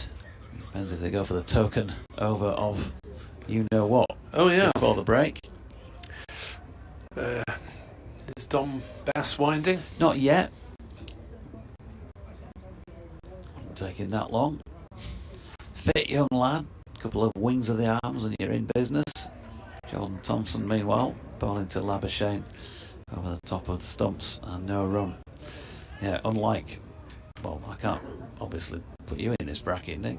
You might be lithe and supple, but it takes me a while to get warmed up these days. I was asked about playing in a match on Sunday, actually. All right. An old Gimmers game, but yes, we may well still be here. it's a great idea in principle, isn't it? But it's that moment when somebody throws you the ball and says you're on at that end next, and everything suddenly aches already before you've even run in. Here's Thompson. It's wide of Labershane's off stump and his shoulders arms to complete over number 27. So Marnus is on 19, Sam Northeast on 44, a 76 run partnership which is serving Glamorgan well, having been 1 for 2. Yes, I wonder whether later in the month I might creak into action. Not available obviously for about the first several Saturdays, 4 or 5 Saturdays of the league season due to my work on the microphone, because the championship runs Thursday to Sunday. But when they go into T20 schedule, most Saturdays are free. As that's played firmly through the offside by Northeast, who moves on to 48 not out with that firm back foot drive off the bowling of Matthew Fisher. And that is his 9th boundary. It takes Glamorgan on to 81 for 2, having been 1 for 2. So it's not difficult maths to work out the stand. You just take one off. As Glamorgan lost Lloyd and Salter, both to code in the first 5 overs, and neither man had any runs next to his name in the book. Northeast dominating this partnership, even though he's received far fewer deliveries than Labuschagne, as Fisher is in to bowl and Northeast plays that one down to point. And there's no run, so Glamorgan would be, I think, very grateful to get to lunch on 81 for 2, or the 2 element anyway.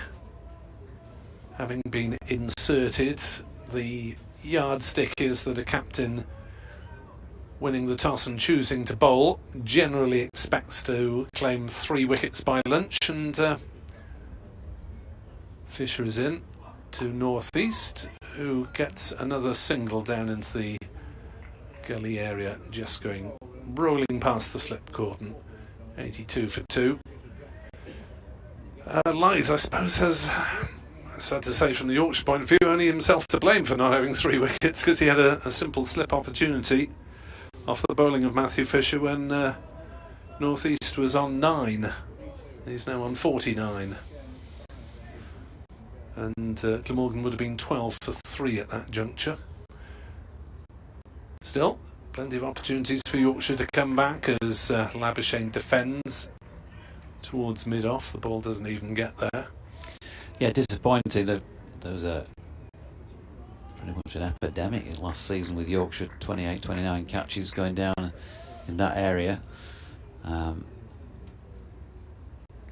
don't know whether they keep individual figures on the slip fielders as to whether, as to who has the chances and how many they take. Fisher's in, bowls, left by Labuschagne. Oh, I'm sure everything's counted these days. Probably, isn't it? Yeah. How many cornflakes you had for breakfast correlated against how many runs you scored or wickets you took. Yeah. It was obviously the extra protein shot this morning that did that, or the extra carbs. Yeah, players will be off for a lettuce leaf in about 5 minutes' time.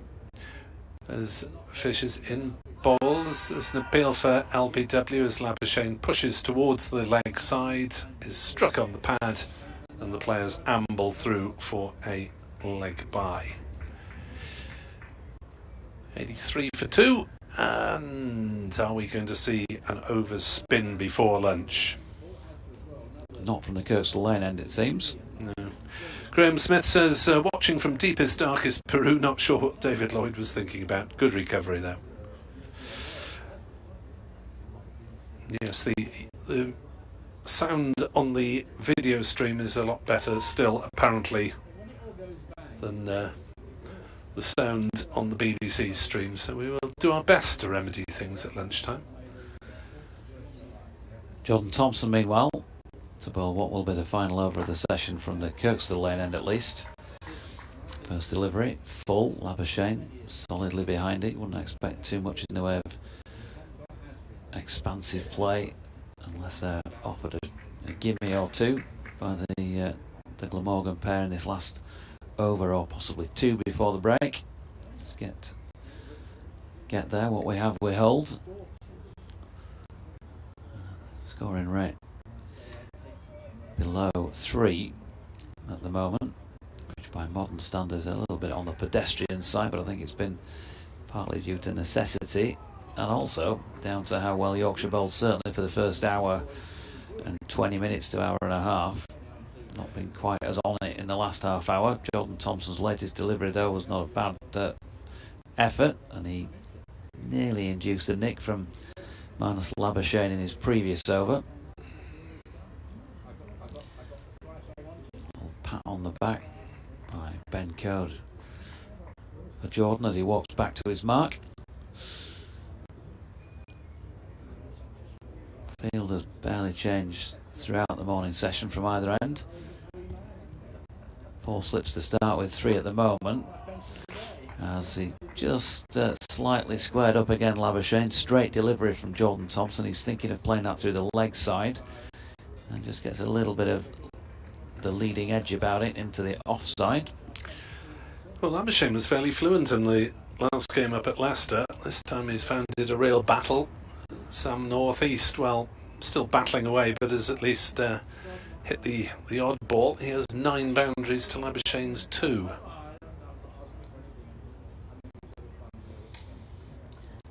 .83 for 2 then, as Thompson makes his way in again. Right arm over the wicket, wide of Labuschagne's off stump. No run. Wonder what they'll be saying to each other, the Yorkshire contingent, at lunch. I think they'll be overall reasonably happy with how they've performed. But if you were being brutally honest, you'd probably say they could have bowled a few more deliveries that might have asked this pair to play.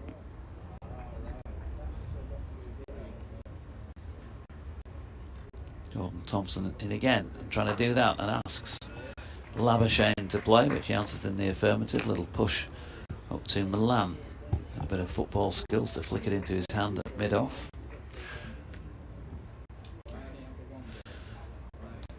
One delivery remaining. The clock is on 12:59. Yeah, unless there's a wicket falls this ball, Glamorgan will be delighted with their survival after the first 5 overs. And 1 o'clock has ticked over. Nick has go off and do his 1 o'clock update. Last ball of the morning session.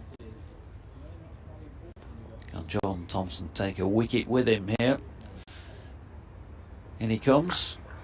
It's a straight ball, but it's also blocked successfully by Labuschagne, who'll tuck the bat underneath the arm and make his way off towards the pavilion with, well, a good job done by that pair. 83 for 2 the score at the lunch break. Labuschagne on 19 and North-East on 49. A partnership so far worth 82. 29 overs bowled during the morning session.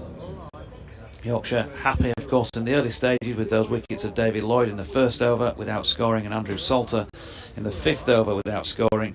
Sam North-East then dropped by Adam Lyth on 9 in the 8th over off the bowling of Matthew Fisher. And an 82-run 3rd wicket. Unbroken partnership so far from 151 balls by Labuschagne and North-East. Sets us up nicely for some good cricket, hopefully, in the afternoon session to come from Nick and Nasser and myself. Thanks for your company this morning. We'll take a breather for now, and we'll be back when the players return this afternoon.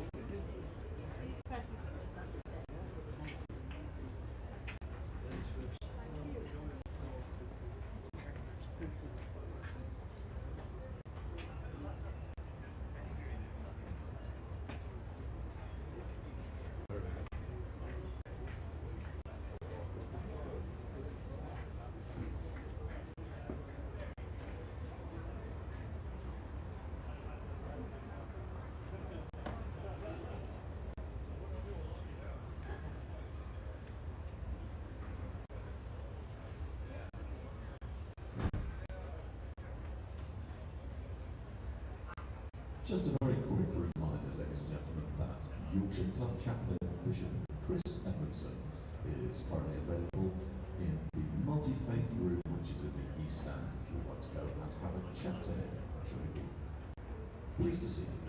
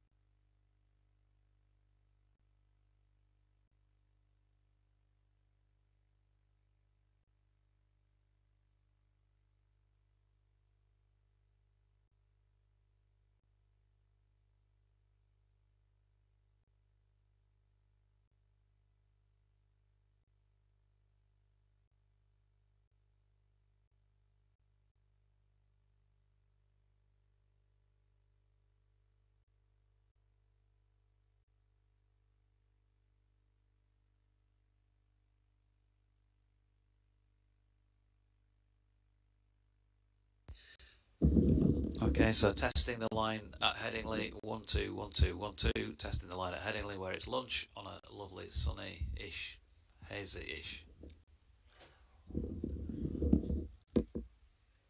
How strange.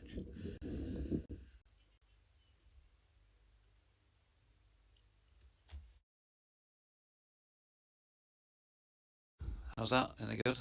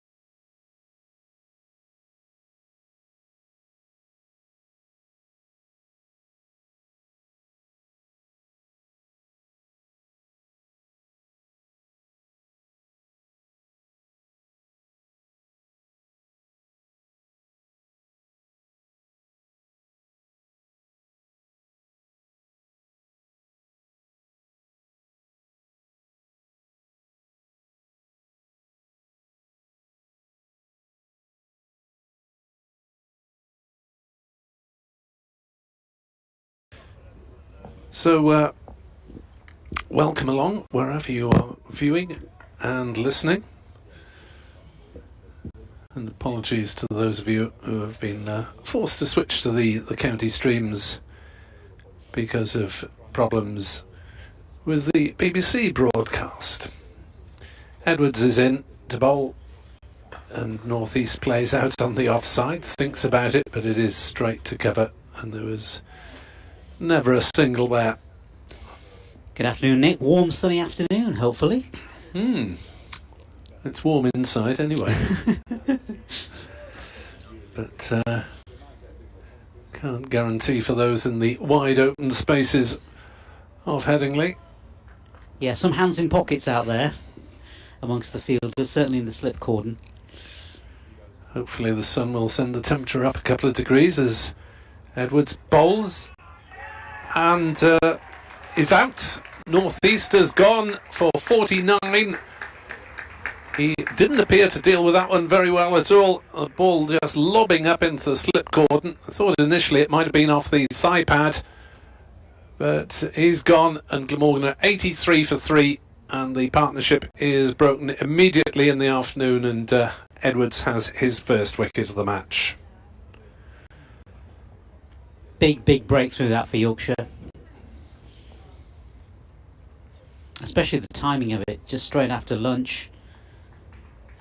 Glamorgan very much coming back into the game in that last session. Looking at the replay, might have caught him in the gloves, possibly. Yeah, it looks as though it's the gloves, doesn't it? It looks as he was playing away. He was trying to take his bat away, wasn't he? And it may have just tickled the gloves, as he... Well, yes, I'm surprised that was given at first indication, but there we are. We're 80 metres further away than the umpires.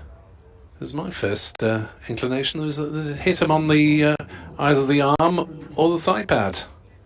Umpire saying there's a bit of glove involved, or is it LBW? It's gone as caught in the slips on the board. Just look at it again. It's pitches, and it seems a bit high for LBW for some reason. I don't know.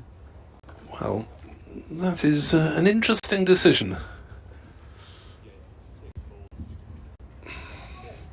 It looked to me as though he'd got his bat out of harm's way, but there we are.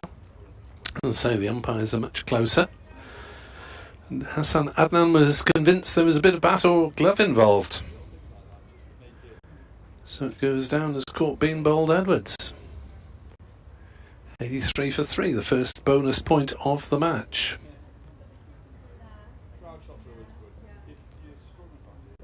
Labuschagne on 19 at the non-striker's end. New bat is Kieran Carlson, and he's defending that one out on the offside. Kieran Carlson so far this season has either been in treble figures or single figures. His innings 106, 1, 119, 7 and 9, which is an interesting variety of scores. He'll be therefore hoping to get a start, because when he has got a start, he's gone on.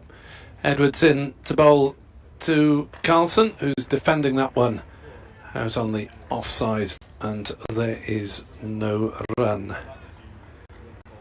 Yeah, momentum switching again slightly in favour of Yorkshire straight after lunch. They had that period just before lunch when Glamorgan was certainly adding on those runs and making it tricky for the Yorkshire bowlers. As part of advertising hoarding has been blown off at this near end and gone running onto the outfield, and Johnny Bester wants to get involved in that as well. He went and lay down on it briefly, like an illegal rugby forward trying to kill the ball for quick possession for the opposition. 83 for 3 as Edwards is in to bowl to Carlson, who leaves that one. Bit of carry there as it went through to Bairstow. End of a wicket maiden for Mickey Edwards. He has 1 for 21. Glamorgan 83 for 3 and needing to start the rebuild once more after that partnership of 82 for the third wicket, having been 1 for 2. Yeah, things slightly going in favour of Yorkshire in this over straight after lunch. Perhaps the lunch gave the Yorkshire bowlers an added impetus. They desperately needed a third wicket after that lull before the lunch break, and they certainly got that. And now they will look to get some further wickets and see if they can get into this middle order of Glamorgan and perhaps into the tail, and maybe even get batting by the end of the day. Or am I being a bit too optimistic? Well, not necessarily. After inserting the visitors, it wouldn't be unreasonable, particularly as an aim for Yorkshire, particularly as there is not meant to be clear weather over the next couple of days. And it's a matter of conjecture how much we have got. So Ben Code, who's got both the first 2 wickets, bowls outside off stump, and Labuschagne playing no shot, and Bairstow, who's standing up, took it, juggling and running away towards the slips. Yeah, Bairstow continuing with this strategy of standing up. He was doing it in the first session as well, wasn't he? Just to stop the batsman from sort of going out of his batting crease. Yeah, it'd be interesting to see whether he does it to Carlson as well. Code is into Labuschagne, who creams that one through the offside for 4 runs, and that's probably the first bad ball that Code has bowled. It's a wide half volley, and it's been cracked away for 4. 87 for 3.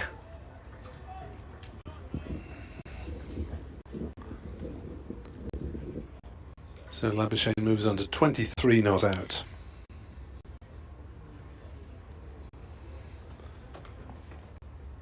Another hold up. Is there someone moving at this Kirkstall Lane end? Labuschagne obviously thinks there's something in his eye line, the side of the screen maybe. He had objections to a photographer who got a little bit too straight at the other end earlier on. And now he's asking someone else to shift away from the eye line, which is fair enough. If you can see something reasonably straight, then you can't concentrate. 87 for 3. As Code throws a catch rather angrily, it seemed to cover with a what on earth is going on sort of mode. Labuschagne is watching, and it looks as though the tarpaulin at this near end is being adjusted at the moment. Whether it's just fallen down slightly, that may be it, and that some of the advertising is now visible, and Labuschagne doesn't want some bright red and white advertising to get in the way of his white screen. That should be a relatively simple affair to tack back up, you would have thought. This necessary because we can't play with the main sight screens because the pitch is towards the to the left, to the eastern side of Headingley, and it appears that nothing is happening at the moment to remedy that. Now we have got a couple of staff wandering around. Obviously the sticky tape is not quite sticky enough at the moment. Is that fixed to Labuschagne's liking? Maybe so. Work has been done, and really you couldn't blame the batter for pulling away from that situation, because the screen clearly wasn't doing its job.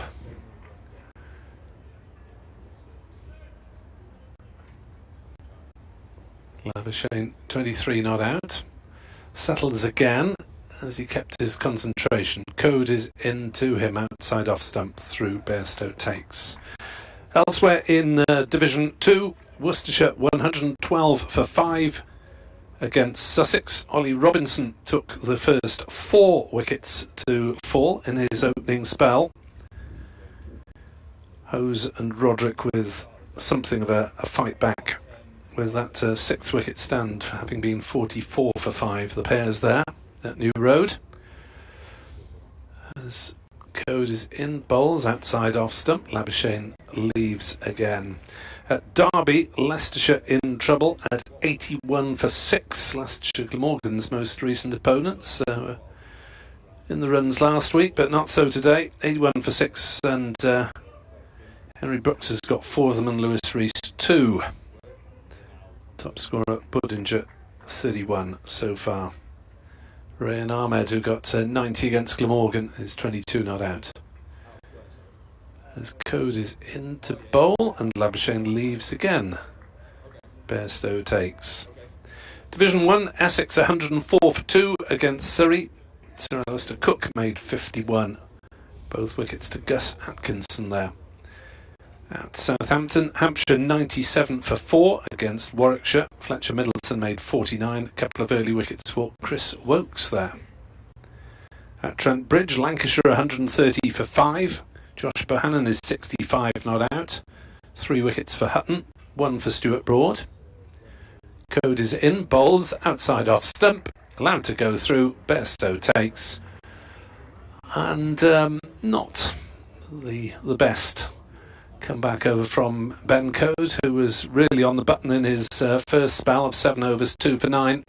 Didn't get another bowl before lunch, but at least from the home point of view, the damage has been done from the other end with Mickey Edwards removing Sam North East, giving out quarter slip. It's interesting, these latest round robin matches in the county championship, because it's seeing all sorts of rivalries pop up again ahead of the Ashes. We're seeing obviously Stuart Broad against Jimmy Anderson in that match, aren't we? Which would be quite interesting to see. Edwards in to bowl, tucked away on the leg side by Carlson for a single to get off the mark down to fine leg. Just to complete the county board, Northants 116 for 2 against Somerset at Taunton. Vasconcelos is 64 not out. Yeah, so Stuart Broad into his 10th over, 1 for 36, as the damage being done by Hutton at the other end so far. Be interesting to see how England deploy Anderson and Broad, whether it's together frequently or whether they're alternated maybe. Edwards in from the football stand end and Labuschagne on the defensive. And I think you also mentioned Ollie Robinson, didn't you, getting in amongst the wickets as well. What sort of role will he be playing, as we head into the Ashes in the next couple of months and the selectors sit down? With a 5-test series, you'd probably think that England would utilise, 6 seamers overall? Yeah, quite possibly. Depending on who's fit at any given time, and then in a bid to keep them fit. Edwards in, bowls, and Labuschagne is forward defending to mid-on with exaggerated caution. I know across the border, or the artificial border over in Lancashire, Saqib Mahmood is on his road to recovery as well, so there's another possibility.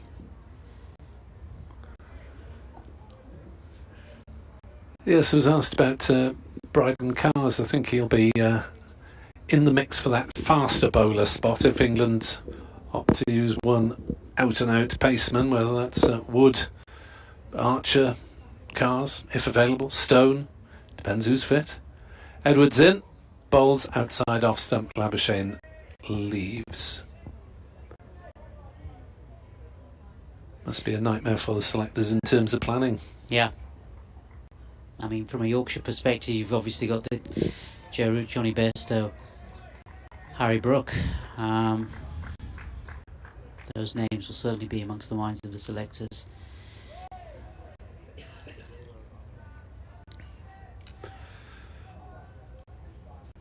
Root engaged elsewhere at the moment, as that's outside off stump, and Labuschagne cuts at it and doesn't make contact, looking to smash it away through the offside. It was a short wide delivery, probably should have been dispatched, but he missed it. Yes, Root demonstrating really the problems that the English game faces in the coming years in terms of retaining talent. Yeah. Edwards bowls, Labuschagne defends. I was amazed to see that the IPL sides now own up to 4 franchises around the world each. It's an amazing conversation that's taking place in the world of cricket, isn't it? Because, yeah, the IPL are buying into the South African teams, South African franchises. They bought franchises in South Africa and in other parts of the world. America is the other place where they're sort of delving into as well. And yeah, what does it all mean? You know, and sadly, money is often leads in a lot of cases, and that may, you know, may sort of mean that county cricket may end up being a loser in some cases. I hope not, but it may be the case. You'd hope there's enough talent to go round to satisfy the circus and the bread and butter stuff. Code bowls outside off stump, and Carlson plays no shot. I suppose in a lot of cases it's not necessarily the same talent, although obviously there are some who will be stars in both red ball and short format, but it doesn't always go together.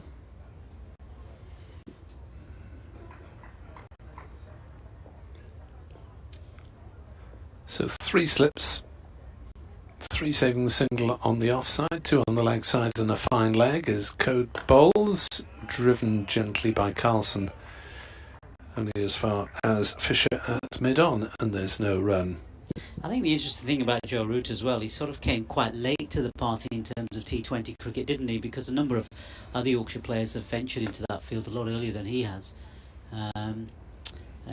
You know, some might have said he may not be the sort of person suited to that, maybe more of a long-form game, long-form game player, but certainly he's acclimatised to it well. Code into Carlson, wide outside off stump and going further away. Code's radar doesn't seems to have deserted him during the period since his first spell.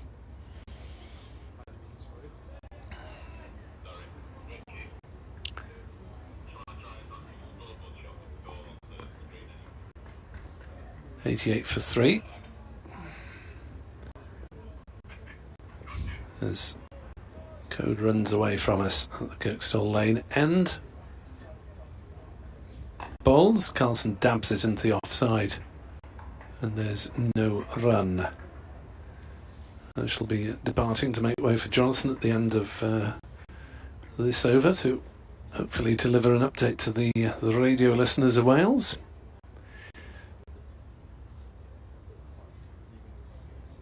.88 for 3, the batsman out. Lloyd no score, Salter no score, and North East for 49. Code bowls and beats the outside edge of Carlson's defensive prod through to Bairstow.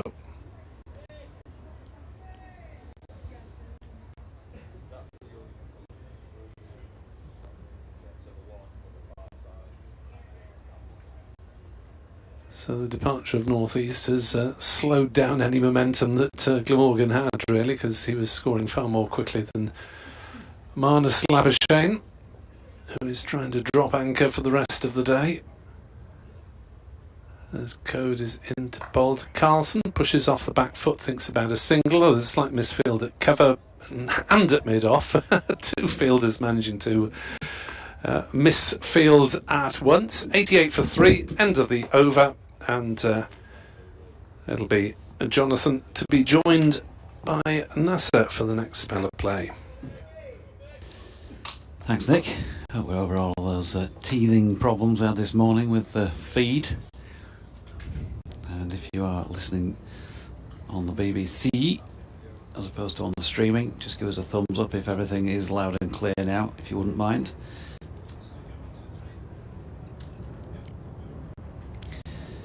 Won't boy with the details, but it did take me all lunch to get it, attempted to get it sorted out. And an edge from Labuschagne here, which draws in his opposite number, Finley Bean, to an attempt at a catch at slip. It has run away down through third man for a couple. Not sure if it bounced short of Bean or if it was a genuine chance, but I think probably the former. Might get a chance to see a replay. Mickey Edwards, of course, getting in and among them in the very first over back after the lunch break. Here we go with that replay for those watching the streaming. Yeah, I think it might have carried, you know. Finley Bean diving down to his right. Would have been a heck of a catch, wouldn't it? Low to his right. But it's got to go down as a chance, I think. At 88 for 3.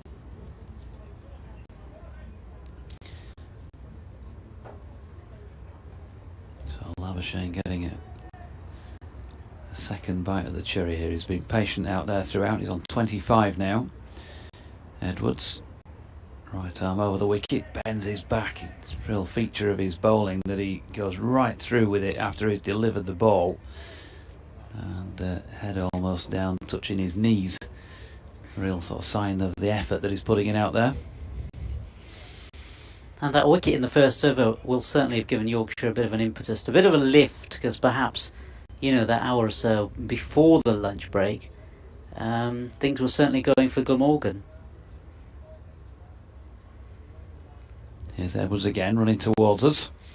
Wide of off stump though. Good carry through to the gloves of Johnny Bairstow, who's across George Hill at first slip to take that.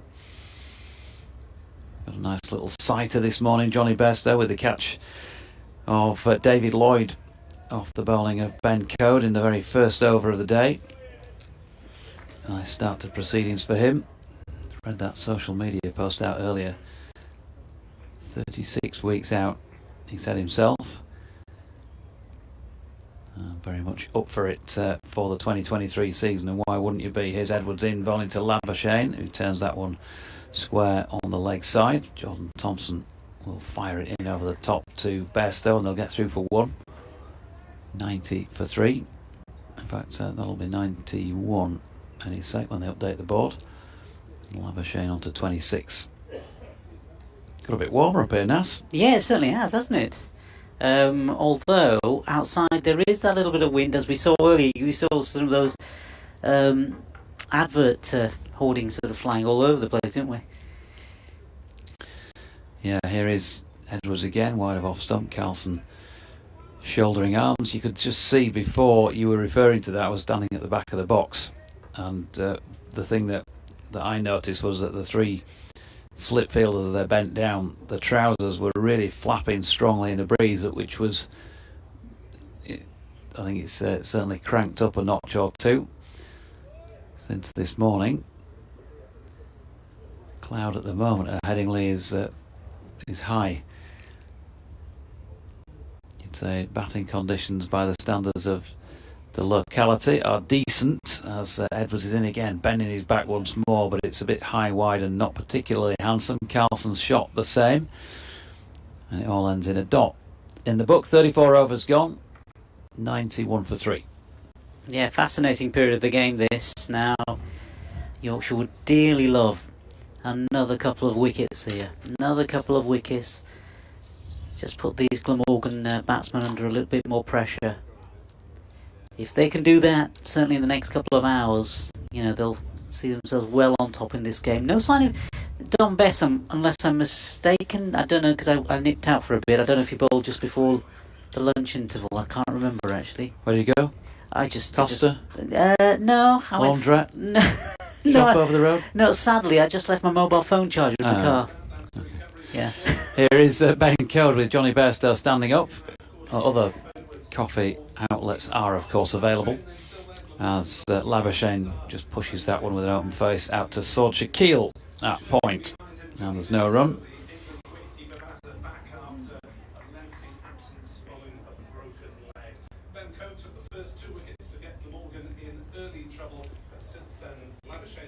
So Code back to his mark.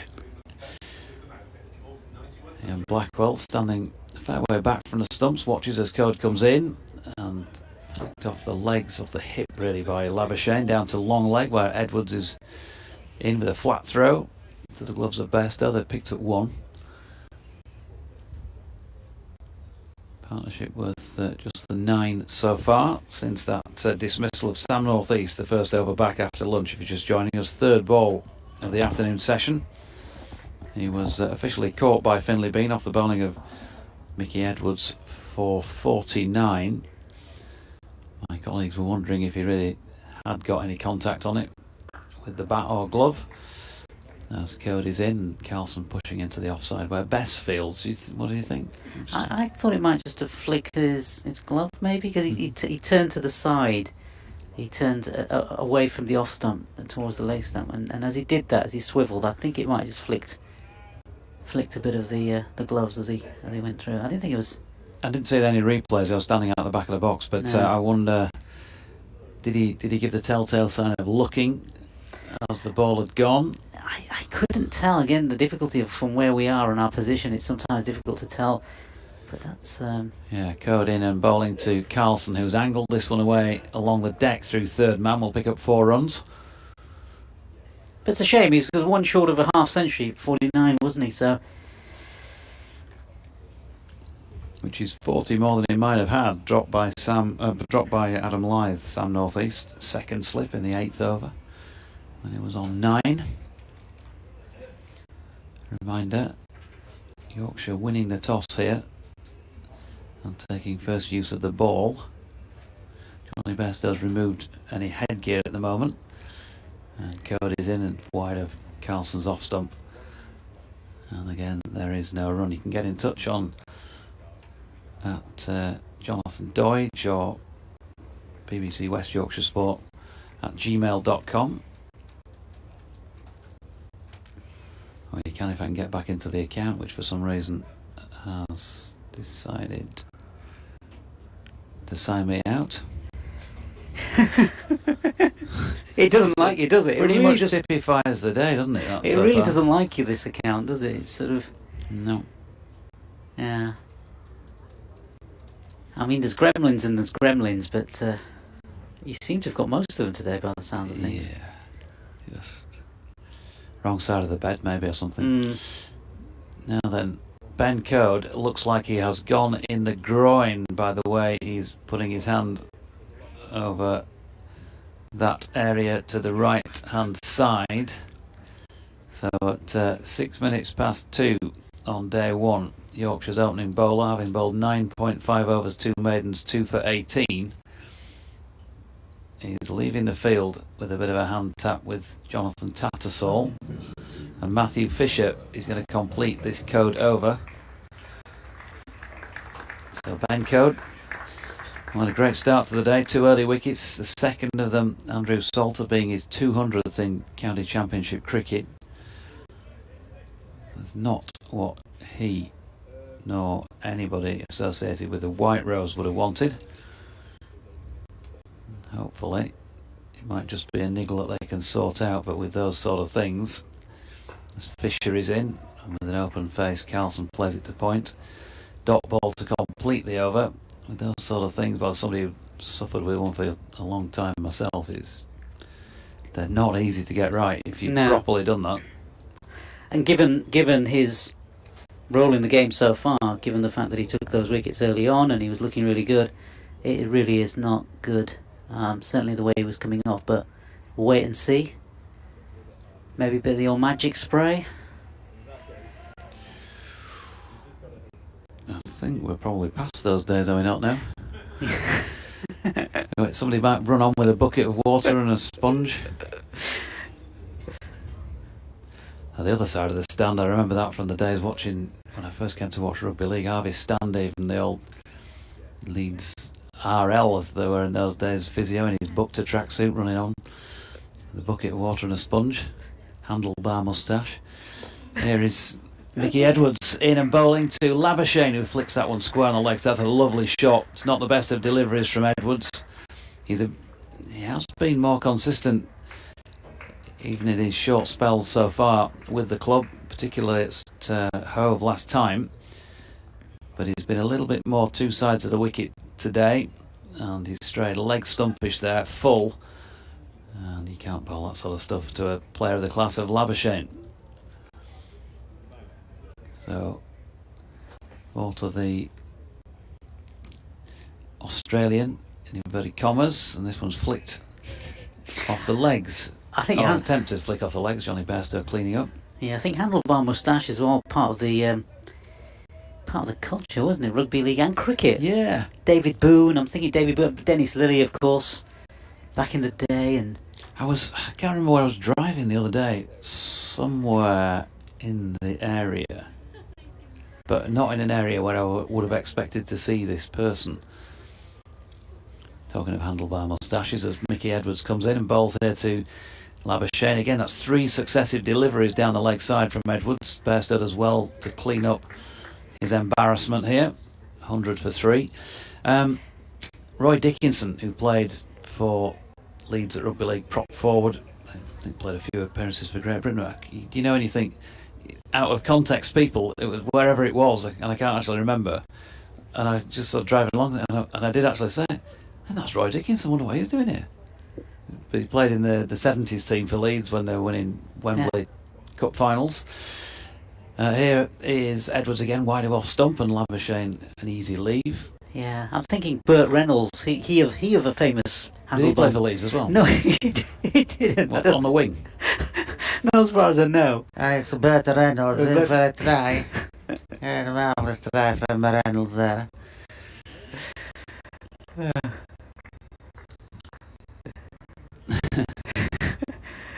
Shaquille feels good conditions at the moment, you'd say, for batting. Look north.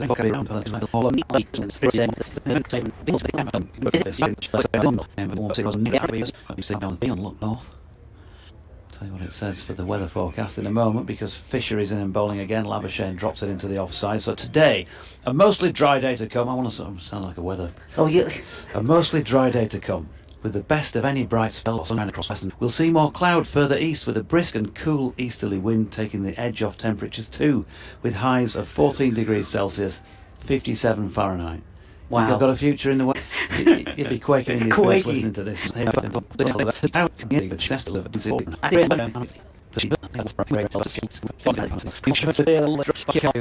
what the facts are in terms of his appearances against Yorkshire, but he's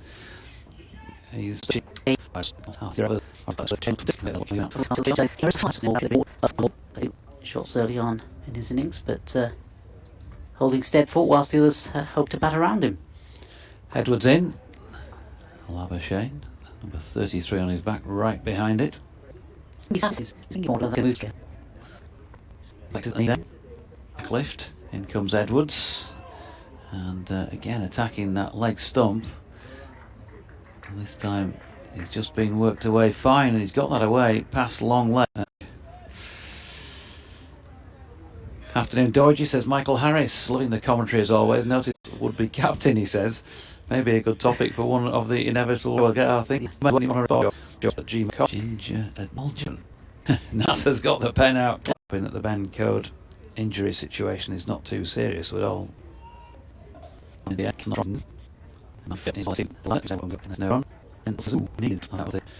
Northeast, a few more of those as well. Go Yorkshire. Gareth has confirmed that we are back online this afternoon, so thank you for that.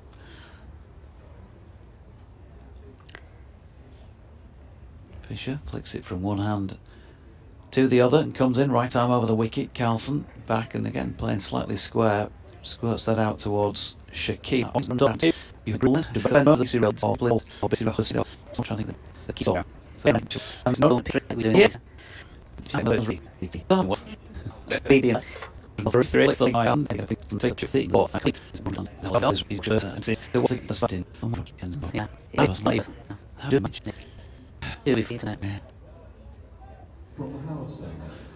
George Hill coming back into the attack at the Howard loose ones that were crashed away for boundaries by Sam Northeast, who took a particular liking to him in 1 over. First delivery is straight and Carlson pushes into the onside. So George Hill 3.1 overs, 2 maidens, none for 14. See if he can do some damage second time around. Sometimes maybe it's not working, just get them out of the attack. Reset, go again. And here he comes, with Carlson pushing this lady's delivery into the offside. I feel like it sort of looks like a bit of a shuffling run up somehow from George, and he bends that, whereas a lot of people reach for the skies with that front arm. His comes right back across his face somehow. It's his own style, his own action. It's obviously served him pretty well so far. That's the key. Here he is again. Yeah, I was watching a bowler last week, and he actually looks down onto the ground just as he was about to deliver his. Strange, isn't it? Very bizarre. Yeah. One of the Pakistani bowlers I was watching in the match against New Zealand, and he literally goes face down, then he bowls. I couldn't imagine you doing that. No. So you'd have been eyeballing the batter all the way up, wouldn't you, to delivering the ball? Absolutely. Don't you dare hit this for runs. Do you realise who I am? Here's Hill, and Carlson flicks this aerially to the leg side, not a long way in the air. Yeah, maybe safely. in the days of tape ball cricket, which I used to play. Yeah. When I was half decent, I'd like to think. Okay. But it's only when the corky ball came that it all sort of went completely to pot. We'd all like to think we're half decent. I was brilliant when I was younger, particularly at how's that and Sabutio Test cricket. I was really good at that. Yeah. Well, we played in the era of milk crates, so. Milk crates. Yeah. And tape ball. In Leeds. 114 for 3 as Labuschagne flicks one off his legs. That's going to be 4 through square leg because that's a vacant area here. Which begs the question, why did George bowl it in that area, I guess? He's got a man round at long leg, he's got a mid-wicket, but it is a yawning gap between the pair of them. And Labuschagne bisected it, 42 for him. Or dissected it, as one of my fellow commentators said recently. 118 for 3, Labuschagne 42, and on strike, and flicked. Well, this Hill delivery is flicked in the same area this time, but not with the same power as last time. And Fisher had gone a little bit squarer and is able to stop it for the concession of 1. So end of the 40th, have a change in the com box with Nick coming back in. Thanks to NASA. And his tape ball, I'm sure we're waiting for the book, Nas. Tales of the Tape Ball, something like that it'll be called. Nasser Hanif's journey through the world of tape ball cricket. Probably got a few records to his name, I think, Nick. Yeah, how's that? God, that used to keep me occupied through many a rainy holiday on the Gower Peninsula. Brilliant. Tournaments. How's that, tournaments? Fisher's going to bowl here from the Kirkstall lane end again. Picked up from Ben Coe. Now then, good delivery here. It's going to cost him 4 runs, and Labuschagne, well, he didn't go at it, but he was squared up, but he got enough over the top of it to just divert it through the vacant third man. One or two of our third voices who pop in from time to time would be gritting their teeth at this point in time, I think, the vacant third man area. Yes, I think my colleague Mr. Edward Bevan would be among those. He's probably steaming in his living room in Trebanos. Afternoon to you, Ed, if you're with us. Your presence is missed in the Headingley box as Fisher is in, and that's pushed back up the pitch by Labuschagne. There's no run. Always entertaining. I've watched Sam Northeast's dismissal a couple of times, and I'm afraid I still can't understand it. I don't see how that, given where his body was, that could have hit his glove. That's a good. It's a good Truman, is that, for a Welshman? I like that. Can't understand it at all. What's all that about? Here's Fisher in, good delivery, and Labuschagne does have a little push at that. Well, I'm trying to be polite about it because there's only so far that BBC commentators can go in. So you think it was not out? Yeah. Am I saying that for you? You might say that. Our Welsh listeners might say that. Okay. But, I mean, it is difficult to tell from the quality of the replay that we have. But I'm surprised that it could reach the glove, given that he was turned away from the ball. Fisher in again. Labuschagne this time opens the face and pushes it to Shaquille. There's no run. Listen, if it was not out and I could see that clearly, I'd call it myself as well. Yorkshire supporting listeners, I'm sure, would back me up, having seen the Shy Hope non-dismissal down at Hove the other week, which I thought was out, just like all the Sussex supporters did, but was not given. Oh, well, these things are swings and roundabouts over the course of the season, aren't they? You get a few, you lose a few. Here comes Matthew Fisher again. Labuschagne right behind it. Back to the bowler. So Fisher has been there or thereabouts. It's not bowled badly at all here. 32 off his 10 overs so far. He's got one left in this over. The extra delivery being because he filled in for Ben Code for one ball. No news on the Code front yet. It's a bit early days for that, but it certainly looked like he was putting his hand to the right side groin as he walked off the field beneath our feet. Got an update to do for BBC Radio Leeds shortly as Fisher is in, and that's worked into the leg side this time, and there is no run. So 41 overs complete. Glamorgan 123 for 3. Labuschagne on 47 and Carlson on 11. George Hill going to continue at the Howard stand end of the ground. Sounds like we'll be on after the travel in a moment or two. You can administer the traditional BBC way of shutting up your partner with a swift elbow across the throat. One of our colleagues used to do that, didn't he? Yeah, the handoff. Crack on, Jonathan, you better start the over. So, George Hill set, as is Kieran Carlson. 3 slips in place. Ringfield with a long leg, and he's gone a little squarer now following that shot perhaps from Labuschagne in the previous George Hill over. Dot ball to start this one. Here we go.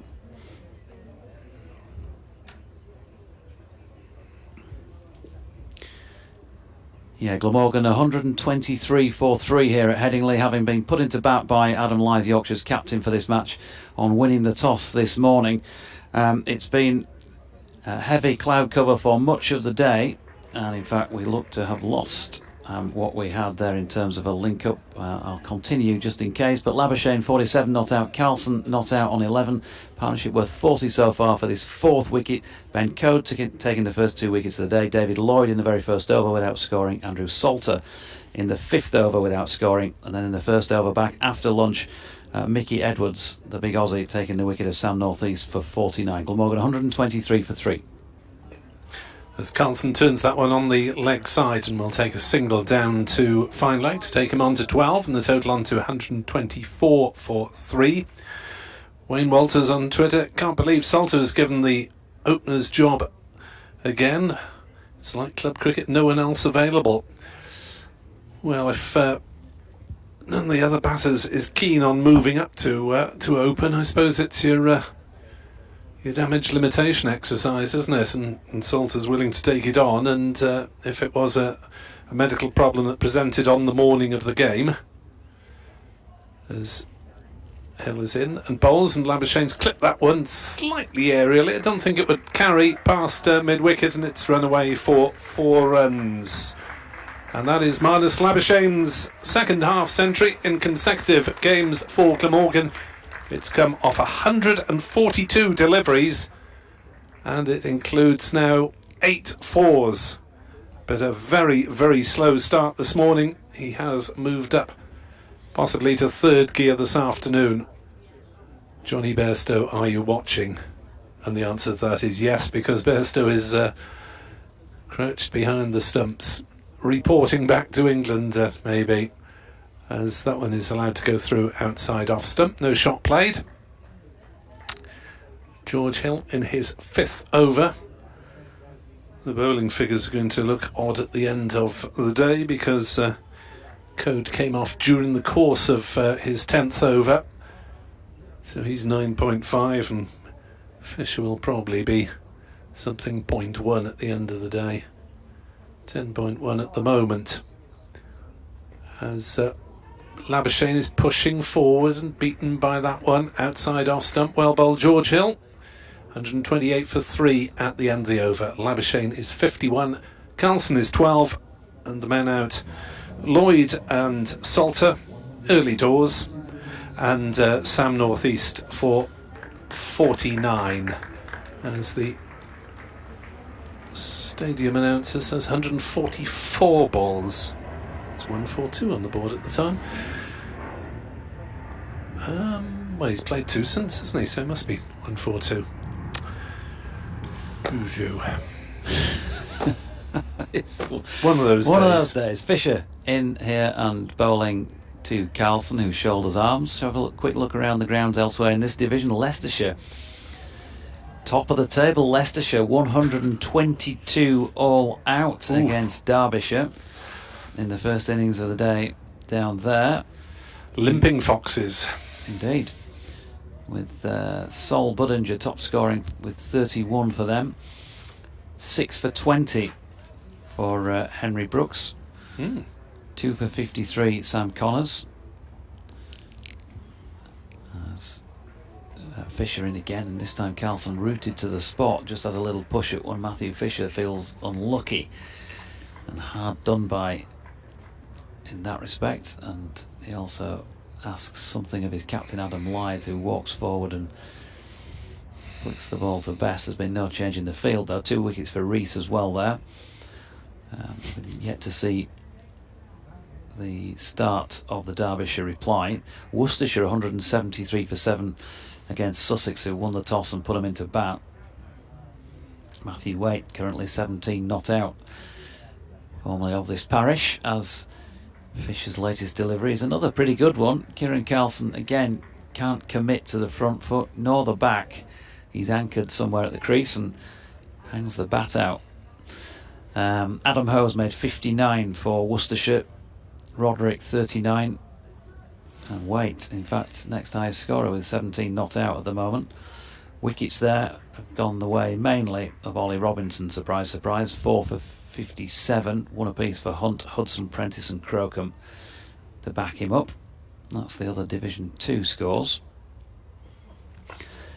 Here's Fisher in again, and Carlson this time stepping into it with an open face, playing it into the point region. There's no run. And I shall try and get you the Division 1 scores, the option for which seems to disappear off my drop-down list. What a surprise on Oh dear, I was locked out of my BBC account, which is fairly standard to be honest. I am most days. On top of this morning's difficulties involving Leeds, Salford and Cardiff. Talking of Leeds and Salford, they're playing just the other side of the stand tomorrow night. Here's Fisher, that's flicked off the legs, this time by Carlson. Is it going to have the legs to get to the boundary? Yeah, Mickey Edwards was giving chase, and he thought, didn't he? You could see there was a moment where he thought, do I launch myself along the deck at this one? And in the end he thought better of it. I shouldn't laugh really, but that he did look as though he's running in treacle the last couple of yards, didn't he? So 4 runs to Carlson, who's on to 16. Partnership already worth 49 since that wicket fell in the very first over after the lunch break. He's 6'7". If he just fell over, he'd probably have stopped that. Last ball of the over. Here's Fisher. It's up there to drive, an invitation accepted, but he can't get it past Milan at mid-off. In Division 1, Hampshire 122 for 6 against Warwickshire, so wickets tumbling around the grounds. Northamptonshire 137 for 4, they're playing Somerset at Taunton. And Essex 140 for 3 are playing the champions Surrey on their home, on the Essex's home patch at Chelmsford. And Lancashire are playing at Trent Bridge, aren't they, against Nottinghamshire, and they are also in a bit of peril. Oh dear, 186 for 8. The wickets there for Notts taken by Ben Hutton, 5 for 66.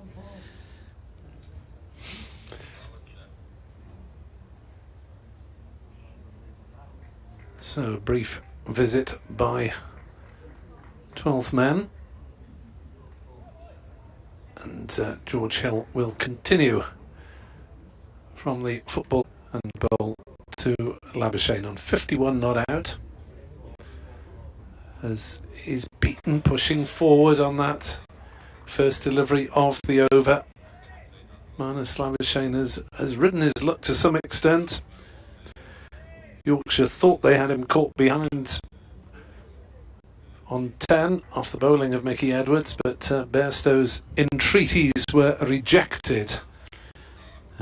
Brett Hutton, by the way, not Ben. Of course, Ben is a Racing Post colleague of mine. Tipster. Probably be delighted if he was taking wickets at Trent Bridge. Hill comes racing in, bowls, and that's on leg stump. Noodled away by Labuschagne, down towards fine leg. That is a fine save by Matthew Fisher. Or has he conceded the 4 runs there? If he has, that's exceptionally honest. No, I thought he kept it infield. He just hurled it back in rather desultory fashion, and I thought maybe that he was signalling the umpire that it was 4, but no. I didn't think it was with the naked eye. And 2 to Labuschagne. Maybe just a little bit shaken by the dive. Hill is into bowl. Labuschagne is playing that one to mid-wicket, and it's interesting that Labuschagne, having been restrained early on by the presence of Johnny Bairstow standing up to Ben Code, now appears to be batting a fair distance out of his crease. He's scratching away at a mark. You can see even from our elevated position with the naked eye as Hill bowls and Labuschagne plays to mid-wicket, and there's no run, which shows his confidence in his own abilities as a batter, because given that you only have a fraction of a second to decide what shot to play, in any case he's cutting that down by a little bit more as well. Yeah, sensible play, experienced play, I suppose, as well. Yorkshire down to 2 slips now as Hill bowls, and that's edged and dropped by Lyth. I think it carried. Labuschagne may well have got another life there. He's gone a single, 135 for 3. He's patting the turf down with his foot, Adam Lyth, as if he was replacing a divot, as if it did drop short of him. We're almost directly behind Lyth. He grabbed at it. Did it quite carry? Lyth suggesting that it didn't. His body language suggests that he's not worried by that, as if it dropped short. In comes Hill. Bowls. And has Carlson got an edge? Yes, he has. That's a superb take there behind the stumps by Johnny Bairstow. Well, that really is proving a point. That one moved a long way, and it was well taken by the England man. 135 for 4. Yeah, brilliant catch, wasn't it? Down the leg side. So while we're all worried about whether Adam Lyth has put a chance down or not, Johnny Bairstow certainly has not, and diving a long way across to his left. George Hill getting the inside edge of Kieran Carlson's bat. Been out there for an hour, got himself in, hadn't he? Faced 39 deliveries and 3 fours involved in that. But yeah, he's just looking at the inside edge of his bat himself as he makes his way down beneath our feet back to the Glamorgan dressing room, and Yorkshire celebrate a 2nd wicket. They've taken, well, pretty much an hour, in fact an hour and 1 minute to be precise, between the 1st and 2nd wickets of this afternoon session, but they're continuing to chip away. And Billy Root walking out to the middle to replace Kieran Carlson. So Root, who enjoyed himself after the snow last time here 2 years ago, hit a century, as did Chris Cook. Carlson looked to be in, but that was a spectacular take by Bairstow off the inside edge. Forced to go to his left at the very last minute. So Glamorgan still have a bit of batting left, with Root to be followed by Chris Cook and Michael Neser, who are the 2 men in the runs at Leicester. And James Harris, Tim van der Hoogten and Jamie McIlroy, as Root has a chat with Labuschagne. Contrasting fortunes for Billy Root this year. He's got a first baller last time out, an innings of 1. And those are the only twice he's been out. Innings of 117 not out, 39 not out, and 23 not out. So ups and downs for Billy Root this season. Fine century to drag things back against the Gloucesters to take Glamorgan past 400. New over started by Fisher, and Labuschagne allows it to go through outside off stump. So good afternoon to Edward Bevan, who is indeed listening and is in favour of a third man in virtually any circumstance. No, that's not fair. He did admit once that they didn't need it, I think, this season, but that's probably his once for the season. Celtic Sport querying Andrew Salter's opening average. That one's driven by Labuschagne through the leg side and picked up on the boundary by Edwards, and they're safely back for 2 runs. No, I think it was in the low teens in that spell last year. So he certainly wasn't a role that he was desperately seeking. But in terms of top order alternatives, well, Tom Bevan hasn't opened in 4-day cricket at first 11. Maybe he'll be worth a shout at some point.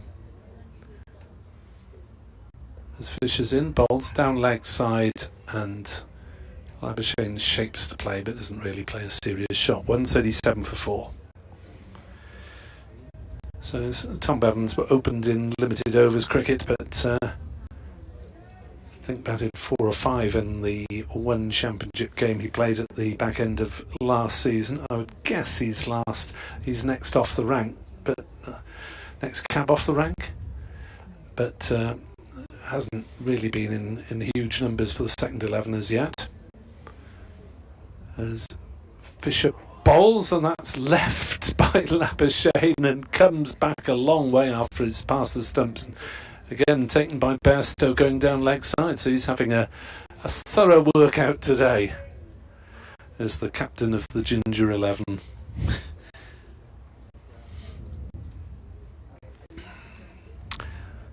Thank you to Gareth, aka Jim Ladd, who confirms that we are loud and clear on the BBC stream this afternoon, as well as on the county video streams, YouTube, however you access it. Fisher bowls, and again left by Labuschagne, and again coming back a little bit, not as much as the previous delivery, and Fisher wondering how he hasn't rattled the timbers there. Fisher, England Lions player in Sri Lanka in the winter. 1 test at the beginning of 22 out in West Indies for his sins. I'm sure he'd be grateful for 1 test rather than none, but it wasn't exactly a great series to bowl in. Fisher bowls, driven rather streakily off an inside edge down to fine leg for 4 runs by Marnus Labuschagne. I think he was looking to play that through mid-wicket, didn't get as much of a bat on it as he'd hoped, but it raced away to the boundary. Labuschagne moves on to 60, and Glamorgan on to 141 for 4, which, having been 1 for 2, I think they'd be very grateful for as things stand. Yeah, he's done well, hasn't he, Marnus? Labuschagne, since being dropped on 23. That second slip catch put down by Yorkshire today. Finlay Bean, having taken the one that dismissed Sam Northeast, of which there is a query as to whether any part of the batting gear got a touch on it. And then shortly after, just 5 runs later, Labuschagne on 23, dropped by Bean off Edwards. And his next over, George Hill. Coming in then, bowling to the left-handed route, angled. Don't think he knew loads about what the ball was doing there. 145 for 4.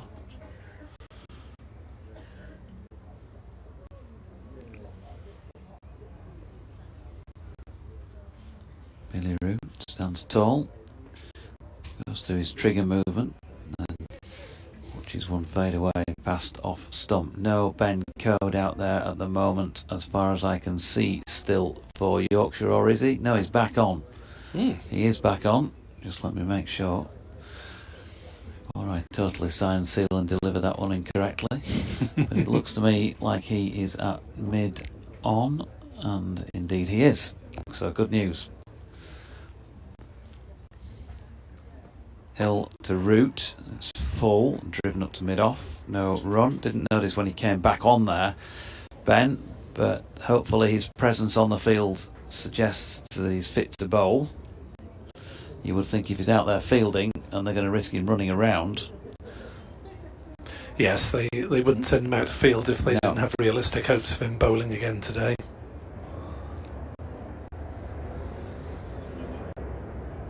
Passing aviation as Hill's in very wide on the crease in towards Root. That's a lovely shot by Billy Root. His first boundary was a little bit of the fluke about it, and risky certainly, but this time just got his head right over the top of that and leant on it, nothing more than that, out towards the east stand side of the ground, and picks up 4.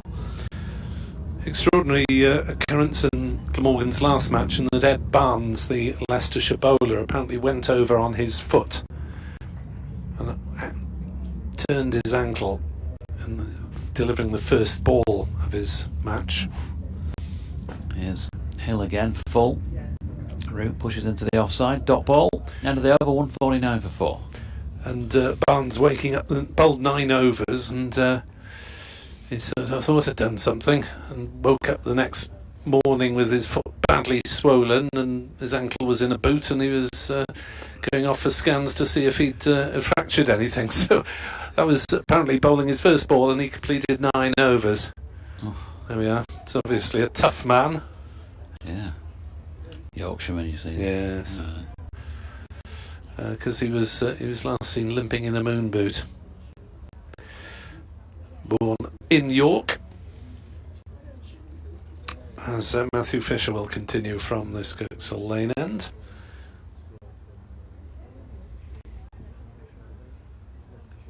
Route 8, Labuschagne on strike on 60. A long and gritty innings from Labuschagne, who's forward and well shaped to drive, and then left it at the very last moment.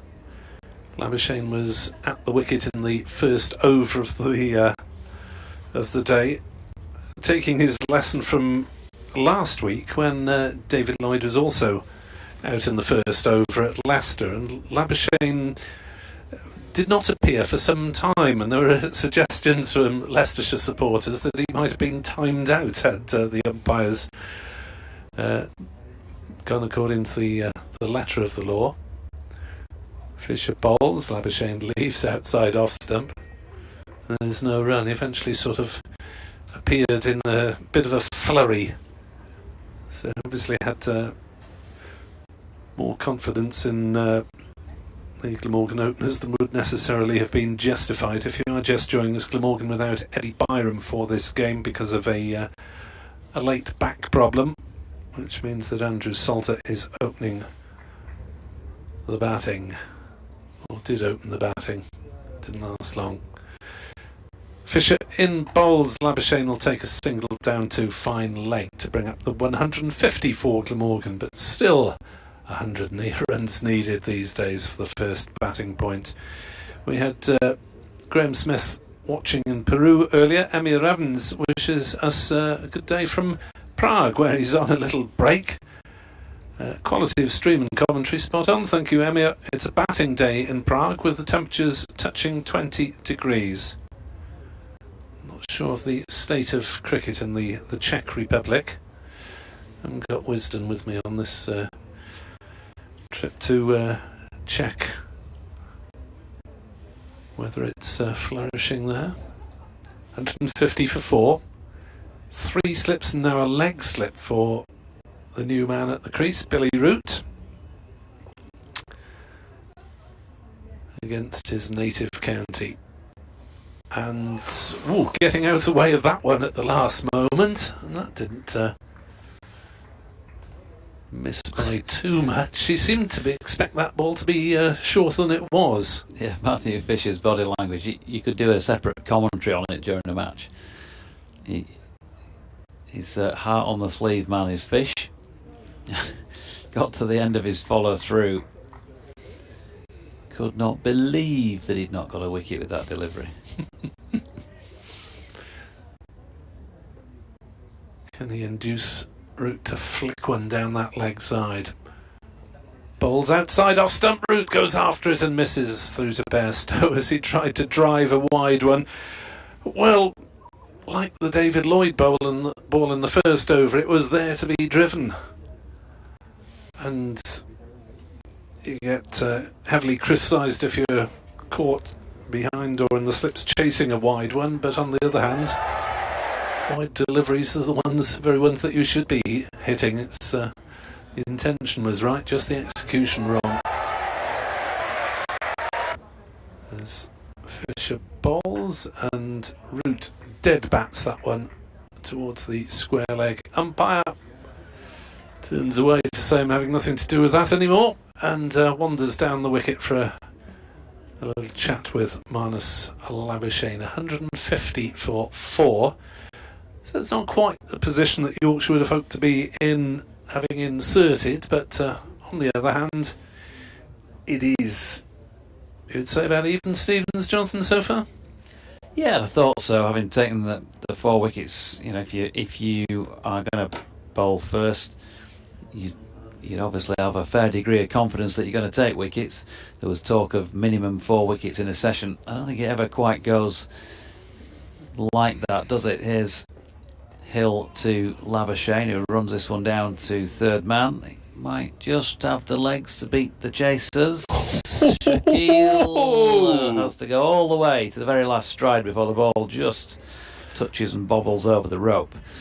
Nicely played by Labuschagne. I think we know from what we've seen of him today that he's a very strong area for him. If he gets any width outside off stump, it'll go one way or another, depending upon the pace of the delivery and on the length bowled.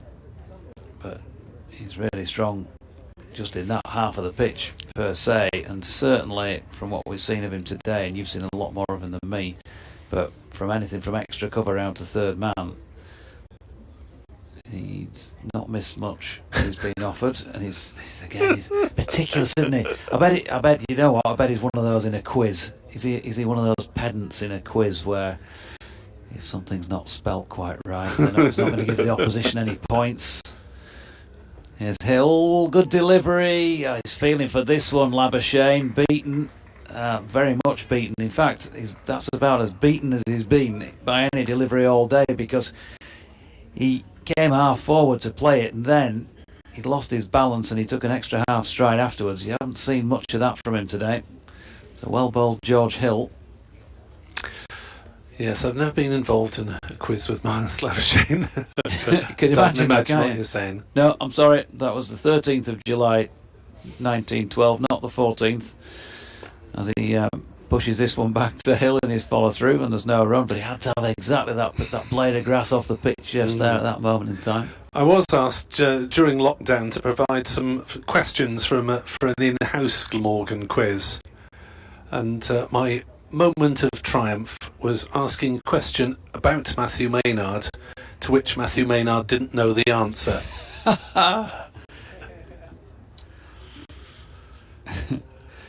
Hill, Labuschagne drives back to the bowler, no run. What was his reaction to that? Yeah, I think he appreciated the funny side of it. It was a player who went on to play for England, was dismissed by Matthew Maynard in his last first-class match. Maynard's, that is.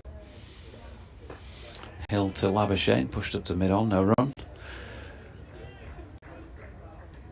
So Maynard was involved in the dismissal of a later England Test player in his last first-class match, which is pretty obscure, to be honest, because it was a game that Maynard played several years after he'd retired. I think he was coach at the time, and Glamorgan, for some reason, didn't have a keeper available. Hill over the wicket. Labuschagne works to leg again, no run. In that warm-up game against the university's side, which used to be first class. So Maynard, of course, having actually had a spell as keeper during his playing days, said, "Oh, I'll do that." And he caught a Cardiff students batsman who went on to play for England. The answer was Jack Leach. But it was very obscure. But then we had plenty of time on our hands during lockdown, didn't we? Or many of us did. Yeah. As Johnny Tattersall wanders onto the field. Yeah. Bit of 12ing, since he's got number 12 on his back. Been in the twos over at York, his home club these days, if he ever does play any club cricket. As Fisher runs away from us and bowls, and forward comes Root and defends. That .1 on the board has done me again, because I looked up and thought, hang on, am I doing this over? Have I started it, or is Jonathan doing it? But of course, Fisher bowls a spare ball at the end of the over when Code limps off, so he starts a new over with .1 next to his name. He's in his 14th over, and by the end of it, he'll be in his 15th, sort of. 3 slips and a leg slip for the new man, Billy Root, who turns it 2 leg slip. And that was off the pad, says umpire Blackwell. It just shows you what you can see from here, doesn't it? You could see the ball delivered, the shaping of the shot, and the fact that it lands in Jordan Thompson's hands, and to all intents and purposes you think that could be out. The only telltale, possibly, given Matthew Fisher's pace, would be that it took its time to get to Jordan Thompson and was dropping down as if the blow had been softened by, as you say, maybe the thigh pad or something like that. 154 for 4. Root is on 8. In comes Fisher. Bowls. Root plays a firm defensive shot. Oh, there's a complete misfield by Ben Code at cover as the ball bobbled off the crease of an old pitch. But luckily for him, the batters had given up on the idea of a single by then, and they couldn't take advantage. Billy Root 100 against Yorkshire in 2021. Yep. 110 not out. And Chris Cook, the next man in. As Glamorgan knocked up a declaration on the final day, but didn't take that many wickets, if memory serves me right. About 4 down with Yorkshire. Yeah. Fisher bowls and Root defends, back to the bowler, no run. Having had those 2 sessions snowed off. It's just remarkable, wasn't it, with the snow coming in at the lunch interval, and people who just turned off at 1 o'clock and turned back on at 20 past 2 and thought they were watching a feed from a different planet, maybe. Grand National Day, if I recall. Another one washed out completely this year on Grand National Day. Next delivery is outside off stump and allowed to go through by Root. Oh yes, you had those 4 days of getting those snow Bristol quite well. Yeah. And then I pushed back the motorway back in time to watch the big race. All right. Because it was called off on the Saturday morning. Was there ever any real possibility of playing now?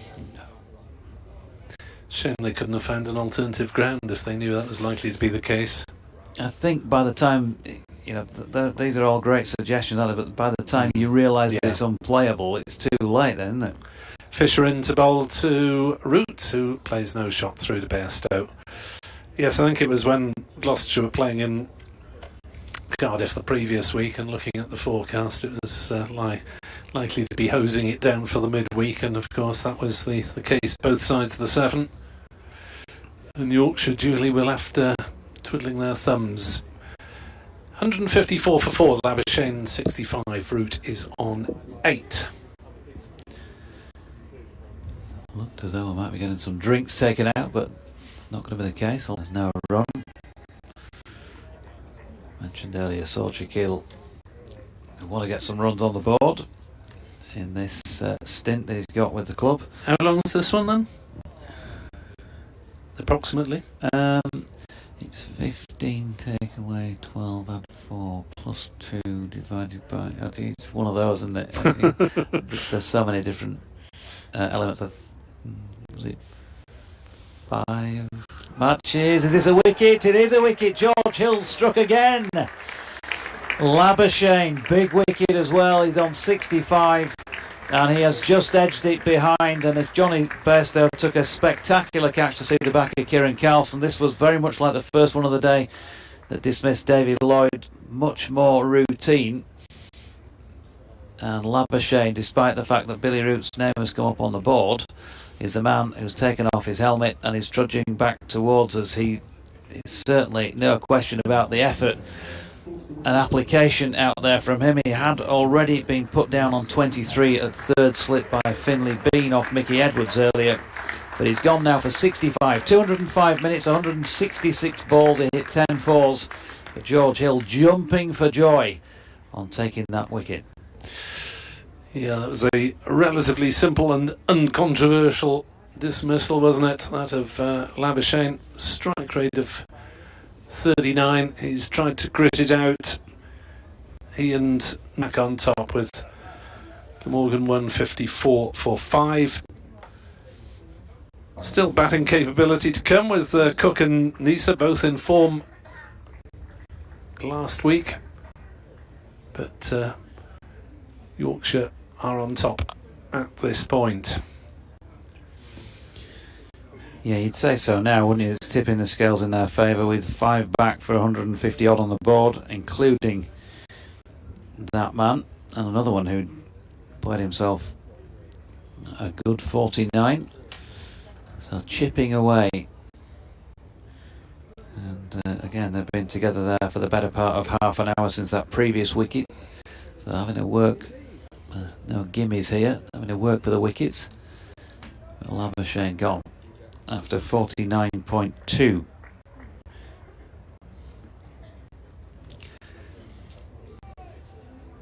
Cook then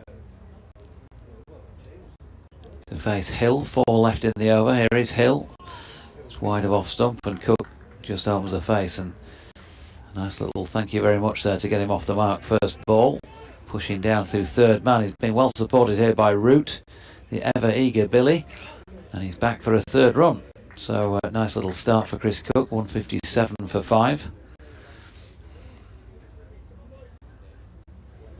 Cook, 114 runs, including 102 not out back in 2021 in recent times against Yorkshire. Afternoon to Neil Thornycroft, who's reckoned that our commentary has got out of sync with the pictures. That's not our doing. Hill coming round the wicket now to the left-handed Root, who's right over the top of that, pushing into the offside. So 2 players out there have got good memories of playing against the home side here. There'll be a fair few Glamorgan hopes, you'd have thought, pinned on and been able to put on a 6-wicket partnership of substance here. Still a fair way off a first batting point, 250 of course this season. Hill comes in again, very wide on the crease, angled in and then holds its line. He's just starting to find a rhythm here. I know he's already got 2 wickets, George Hill, but it just feels like there's more rhythm about what he's delivering.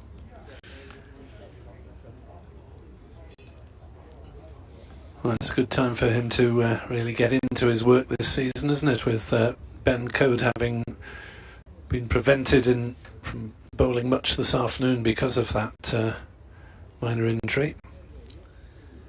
There he is again, George. Good delivery this time because he has a little flash at that Billy Root. Looks like there's an occasional delivery where George really is putting his back into this and generating a bit more pace. And warm applause from the home support. End of the 50th then. 157.45. A few words from Nick, and Nasser will join him. Thank you, Jonathan. BBC Sport Online and via the county websites for the video stream. If you are out of sync, then just switch everything off and start again. It goes down our line in the same way as it usually does. And if it's leaving this end all right, then there's not much we can do to coordinate it with the pictures. As we're going to have a new spell from Jordan Thompson from this Kirkstall Lane end. He's bowling to the new man Chris Cook, two relatively new men, as that's got good pace and carry through outside off stump, but Labuschagne caught by Bairstow. England will be keen to see that happening again later in the summer. I think so. Afternoon, Nick. Good afternoon. Yeah, just they'll definitely want to see the back of Labuschagne time again. Him and Steve Smith, obviously the two key batsmen in the Australian lineup. But yeah, good wickets for Yorkshire this afternoon. A couple of really good wickets for them, especially that of Labuschagne. In comes Thompson. Bowls. Cook is forward. No run. Yeah, this weather is a bit deceptive actually, because it gives you the impression sometimes when the sun comes out that it's quite nice. But I just went out for a little wander just in the last half hour. There is that brisk wind that was sort of earlier on in the day. It's still out there, and you know, a few things flapping around all over the shop. So yeah. In comes Thompson once more to Cook, who's hurried in his shot. Might have kept a little bit low as he jabbed down and played it out on the onside. No run. You mentioned Steve Smith. Well, he's not been involved in the scorecard so far. That's because Worcestershire are batting against Sussex at New Road. But the key factor there is that Ollie Robinson took the first 4 wickets to fall for Sussex, and he may well be facing Glamorgan in a couple of weeks' time. And we're part of that England squad of hopefuls. Cook is forward to the next one, taking his bottom hand off the bat as if it had stung him slightly. Although, weirdly, if memory serves me right, I think Steve Smith started off as a leg spinner or something, didn't he, in his career? Correct. And then turned to batting. And I don't know how much leg spin he bowls these days. I have not seen him bowl leg spin. Well, maybe he does, I don't know. Not really seen it. As Thompson past umpire Blackwell, bowls, and Cook jabs at that one, is beaten outside off stump. This cloud may be thickening a touch. Is there a little bit more movement in this afternoon session with the old ball, do you think? It's very difficult to say if there is. I mean, how many overs we're into 51st. the 51st, so difficult to say. I mean, there is that movement that you often get with the really old ball, but I don't think we're in that stage yet, are we? No. You know, the complete lack has not come off it. As Cook on the back foot defends on the off stump to conclude.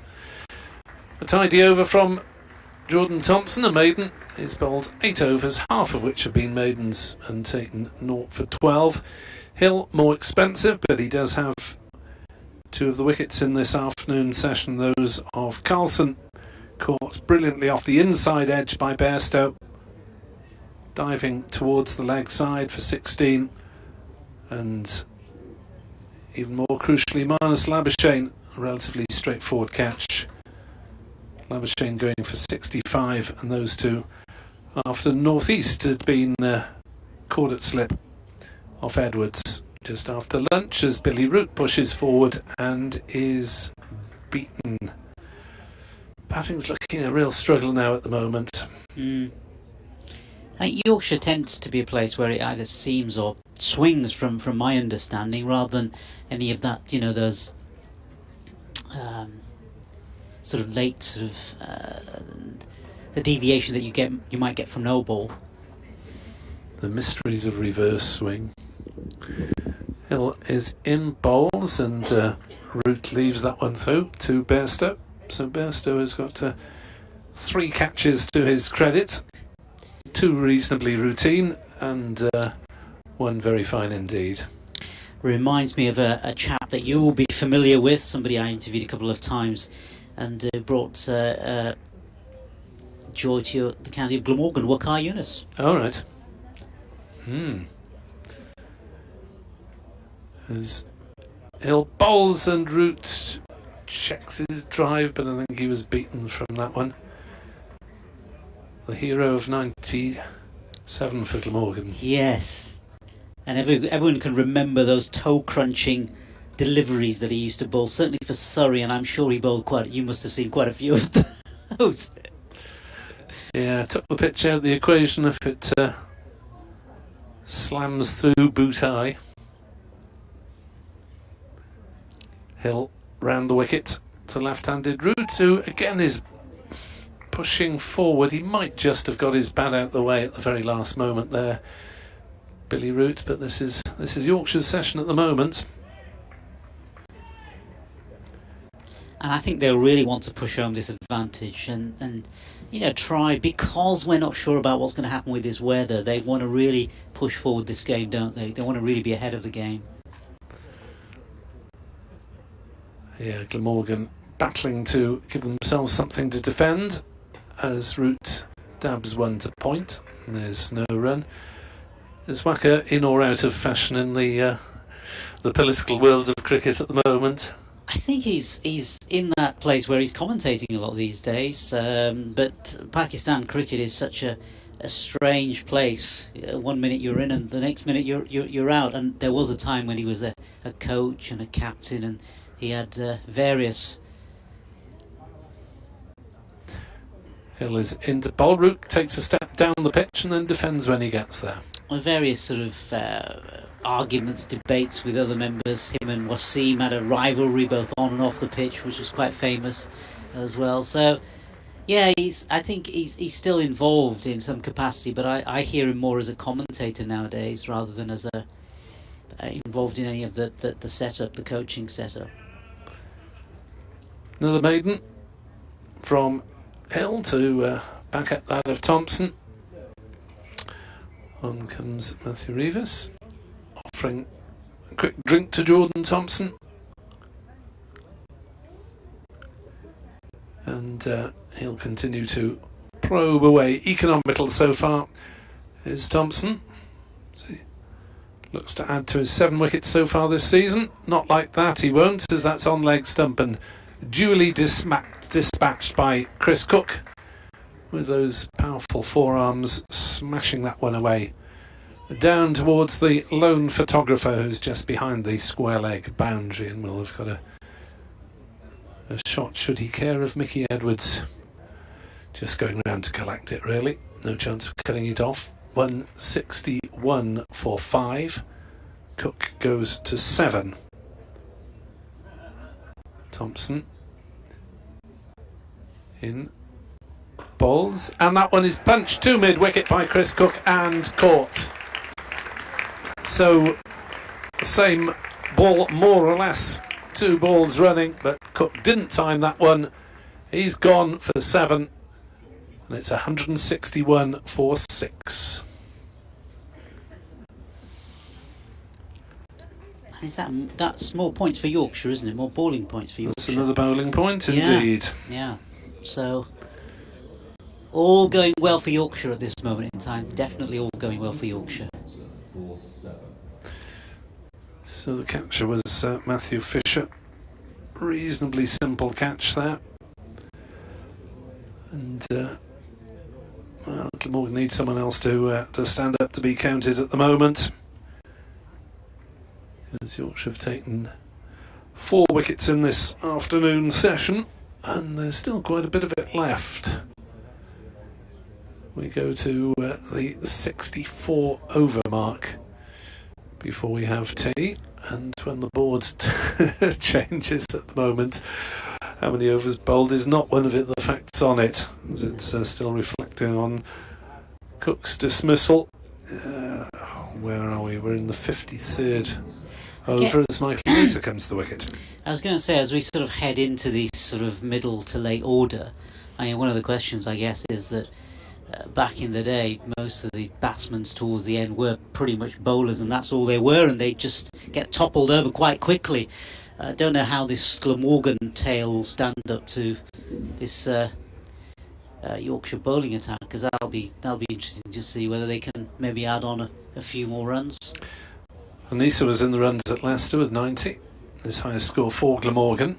He's got a first-class century to his credit for Queensland.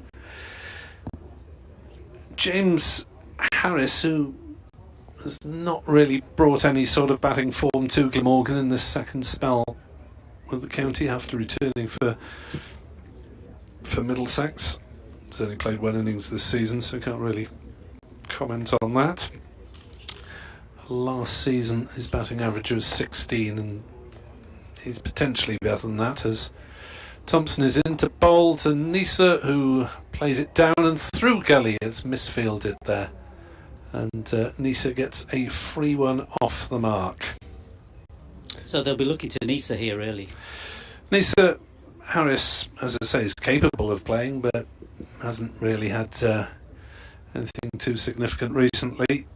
Van der Hoogten, capable of hanging around. Highest score in the 80s. Was it possibly here? Anyway, he had a half century earlier this season, so Van der Hoogten can hang around certainly at 10. McIlroy possibly less so, as Thompson bowls outside off stump and Root shoulders arms. And remember, this is a Glamorgan side that's slightly less batting heavy than previous lineups this season, because they had Harris replacing Eddie Byram, who was unable to take part because of a back problem. Van der Hoogten, let's see, where is his high score? Yeah, it was here. I'm remembering correctly, 85 not out in the first innings 2 years ago. As Root is beaten by that one. Batting really does seem to have got a lot more difficult in the last half hour or so. Possibly the exit of Marnus Labuschagne has something to do with that, but he too was beaten in the hedge run. And they do say until both sides bat, it's very difficult to sometimes make a fair assessment of things in a way. The Yorkshire seamers have generally bowled pretty tidily, haven't they? Yeah. Thompson bowls, Root leaves at the last moment through to Bairstow. And the over 162 for 6, Root on 8, Nisa 1, and the applause for Thompson for taking the wicket of Chris Cook in that over. Caught at mid-wicket by Fisher for 7, the ball after dispatching one to the boundary on the leg side. Just a little surge of overconfidence maybe by Cook, or slight driving without due care and attention, I believe, is the legal phrase for it. I think from a Yorkshire perspective, it's good that all of the bowlers, bar Matthew Fisher, have got in amongst the wickets, you know, so I think that's really encouraging. As Nisa turns one towards square leg. He's timed that one quite nicely actually, but we'll pick up just a couple of runs as Fisher charges round from fine leg to square leg. This is the new over from George Hill, 2 for 45. And putting Yorkshire in the driving seat with Glamorgan 6 down. 135 for 3 has become 161, now 164 for 6. As Nisa drives firmly down the ground, he's middled that one. As Milan is off in chase, but it's just a question of retrieving the ball from the boundary boards as Nisa lent into that one. Big, burly chap, and that one stayed hit, 168 for 6. Valuable runs, these. Valuable runs. Given the context of the game, given where we are, day one, Glamorgan can't afford to sort of crumble quite quickly here and allow Yorkshire back in. Nisa drives on the offside straight to cover. You'd have thought that 250 would be the minimum that Glamorgan would aim for, not just to get the point, but in terms of giving themselves a little something to defend. Although there's been not that much suggestion of huge assistance from the wicket, although it was a bit green, a bit greener than some have seen this season. Hill bowls, Nisa hammers this back at him, and Hill fields in the follow through. 168 for 6. You get a sense as well going round the ground of anticipation as well. You know, the fact that you've got Johnny Bairstow here, that I think a lot of the crowd are here. You know, when he comes out to bat, I think that's something that they're really looking forward to. Yeah, I'm sure they'd love to see him get a chance with the bat today. He's done well with the gloves. 3 catches as Hill bowls, and Nisa with a big swing of the bat was looking to send that one back straight as well, but has just got it off the inside part of the bat as far as Thompson at mid-wicket. No run. And of course his batting will depend on the context of the game, but you know, to see him just play a fraction of that style, that aggressive style that he plays for England, you know, I think will be a real... I mean, you'll see, you know, the crowd much fuller than it is today. Nisa drives this one through mid-wicket, and we'll pick up a couple of runs here up to wide long on. And so Nisa is deciding that he's going to go at the bowling to some extent as he moves up to 9. 170 for 6. Yeah, certainly the Bairstow factor in. He has been at the very heart and soul of Bazball to start with, hasn't he? Absolutely, absolutely. And as we head into this bank holiday weekend as well, you know, people perhaps taking a bit of time off early, you know, especially if the weather, you know, sort of stays nice and fair. That's the Fingers crossed. That's the only conundrum. That's the only... Well, we spend as much time talking about weather as cricket, I think, on these broadcasts. As Thompson begins a new over to Root, who nearly chops it onto his stumps, played it down at his feet, twirled round to see where the ball had gone. Luckily for him, it was just trickling in the vague direction of leg slip rather than the stumps. But not quite a confident start by Root. 8 off 28 deliveries. He's left a lot. He's had a couple of false shots. Just the 2 scoring shots so far, 2 boundaries to his creditors. That one beats him pushing forward. Well, the Yorkshire seamers are starting to really exert a grip on this game at the moment. 5-man attack. We haven't seen Ben Code back with ball in hand in terms of bowling it, although he's got ball in hand in terms of polishing it on its way back to the bowler at the moment. Limped off during his 10th over, has been restored to the field, maybe sitting out a period before he's allowed to. As Root goes after that one and misses through to Bairstow. Slightly perilous stuff from Glamorgan at the moment.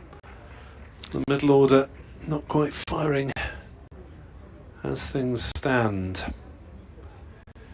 And Hill has been the most expensive of the bowlers, going at 4.64, but he has got the wicket of Labuschagne plus that of Carlson, so Yorkshire won't be too worried about that.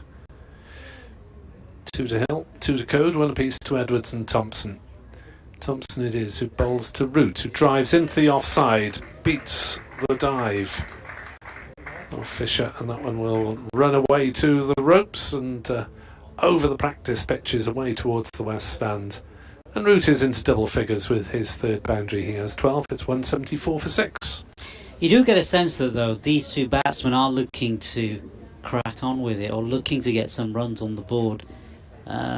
Worried perhaps by, you know, the delivery that might get them out. You know, if they can get some runs, as I say, as you said earlier, maybe get somewhere near that 250, 260. That would at least give them some runs to play with. Yes, although if Bairstow gets going, this powerful Yorkshire top order with Milan, Shaquille and Lythe also internationals. Short ball from Thompson, Root will have nothing to do with it. But looting through to Bairstow. If you want to contact us via Twitter, NickWebb2017 or Jonathan Deutsch. There's only one of him. 174 for 6. Still 9 overs to come before the tea interval. After this delivery from Thompson to Root, who is pushing forward rather uncertainly. The ball, I think, took the top part of the bat, ran down into the slips, but harmlessly so. 174 for 6. Tattersall, the sub comes on, which means that someone else is changing their boots. And no use of spin today at all, by no use of Dom Bess at all. Later in the game, do you think he'll get bowl at all today? It doesn't look that way. It doesn't look that way. Because if they would have done, maybe they could have used him for a couple of overs before lunch. It's going to be fascinating to see how and when he is used in this game, given the fact that he's been very successful as well so far in some of the earlier matches, you know, taking a fifer against Leicestershire. So yeah, for a spinner to have 9 wickets on the board after effectively 2 games is decent going.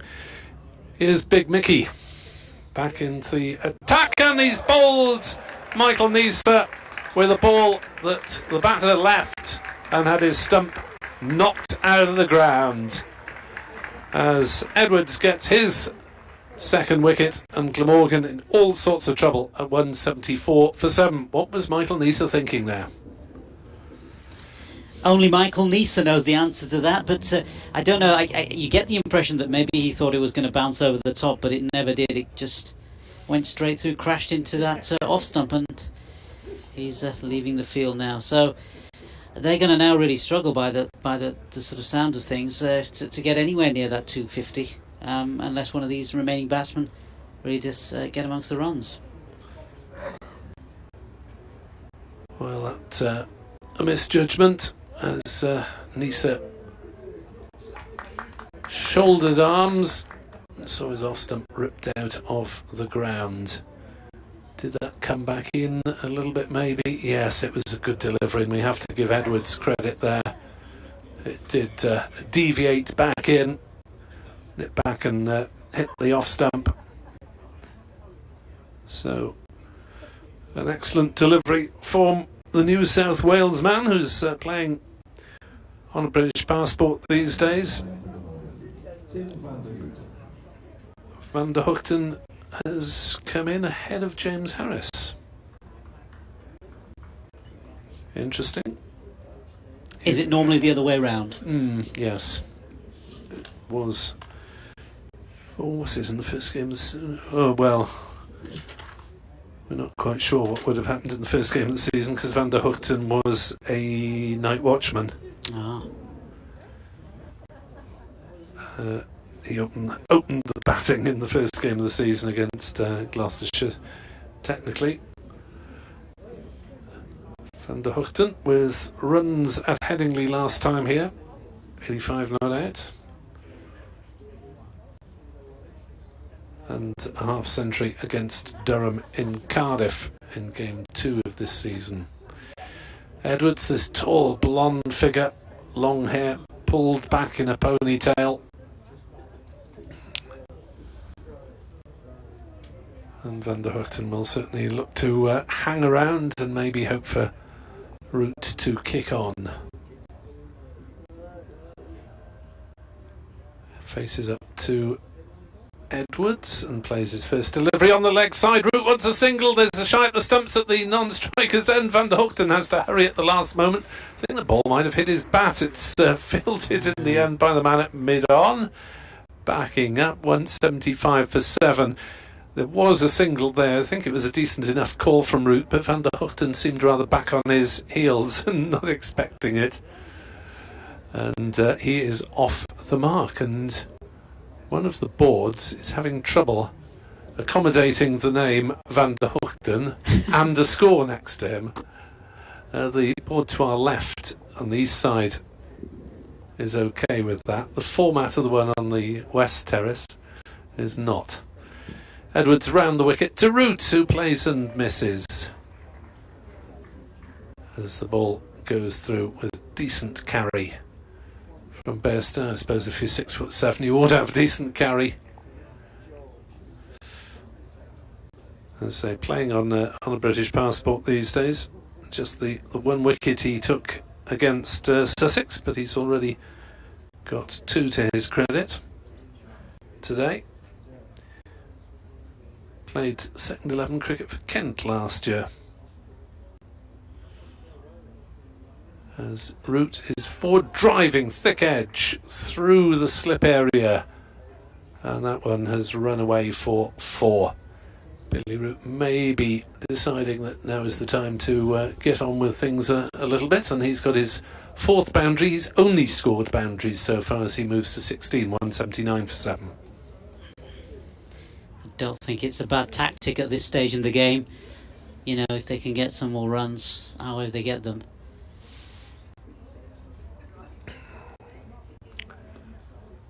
Root has played and missed quite a lot in the last quarter of an hour or so.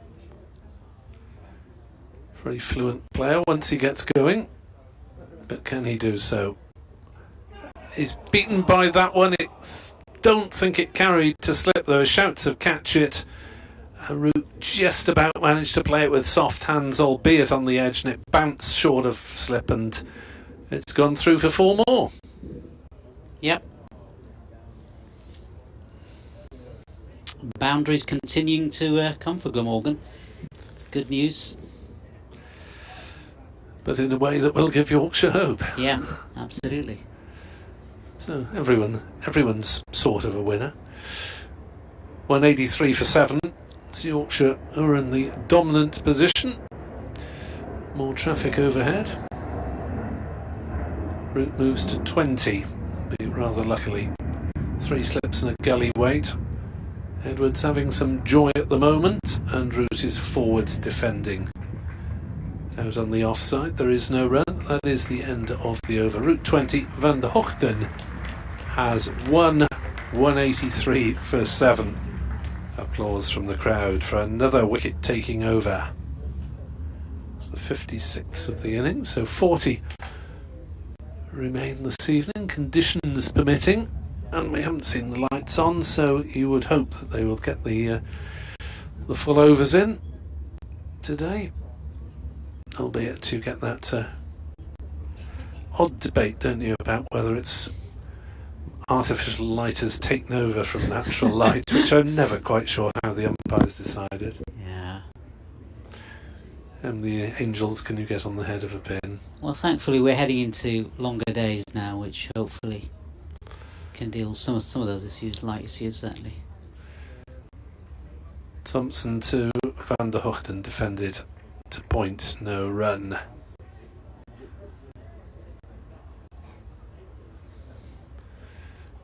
Yes. No, you don't say getting towards summer. No. Yes. What day's summer on this year? Yes, hopefully that bad light will be not something to worry about in the coming weeks, as that is defended again by Van der Hoogten. And again, there's no run. It's strange as well, because I think looking at the cricket calendar now, with the 100 coming on shore, it means that all the other cricket has to sort of work around it in a sense, doesn't it? And test matches and so on. The test matches have to finish early to accommodate the 100, which is, I know it's a debate, dare I say, a controversial Absolutely. because August for many summers has been the highlight of the summer, hasn't it? August has been the key month, and you can understand why holding the 100 in that month makes sense too. as that is driven by Van der Hochten, but straight to Code at mid-on. But where there are winners, there are losers, and maybe county cricket is perhaps the loser in there. Who knows? Yeah, well, the game of county cricket is undoubtedly the loser. Whether the finances of county cricket is the loser is something to be debated, depending on whose figures you believe about the 100. Yeah. 11 million profit or 9 million loss. It's quite a discrepancy, isn't it? It is.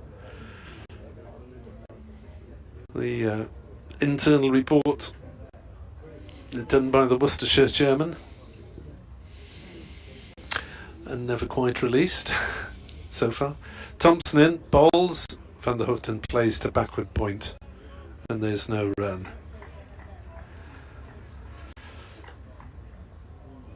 It's just such a shame that so much money has been spent on something that has divided the sport. Yep. Brought new people in, which was needed, but offended most of the existing following public, which is not maybe necessary. Yeah.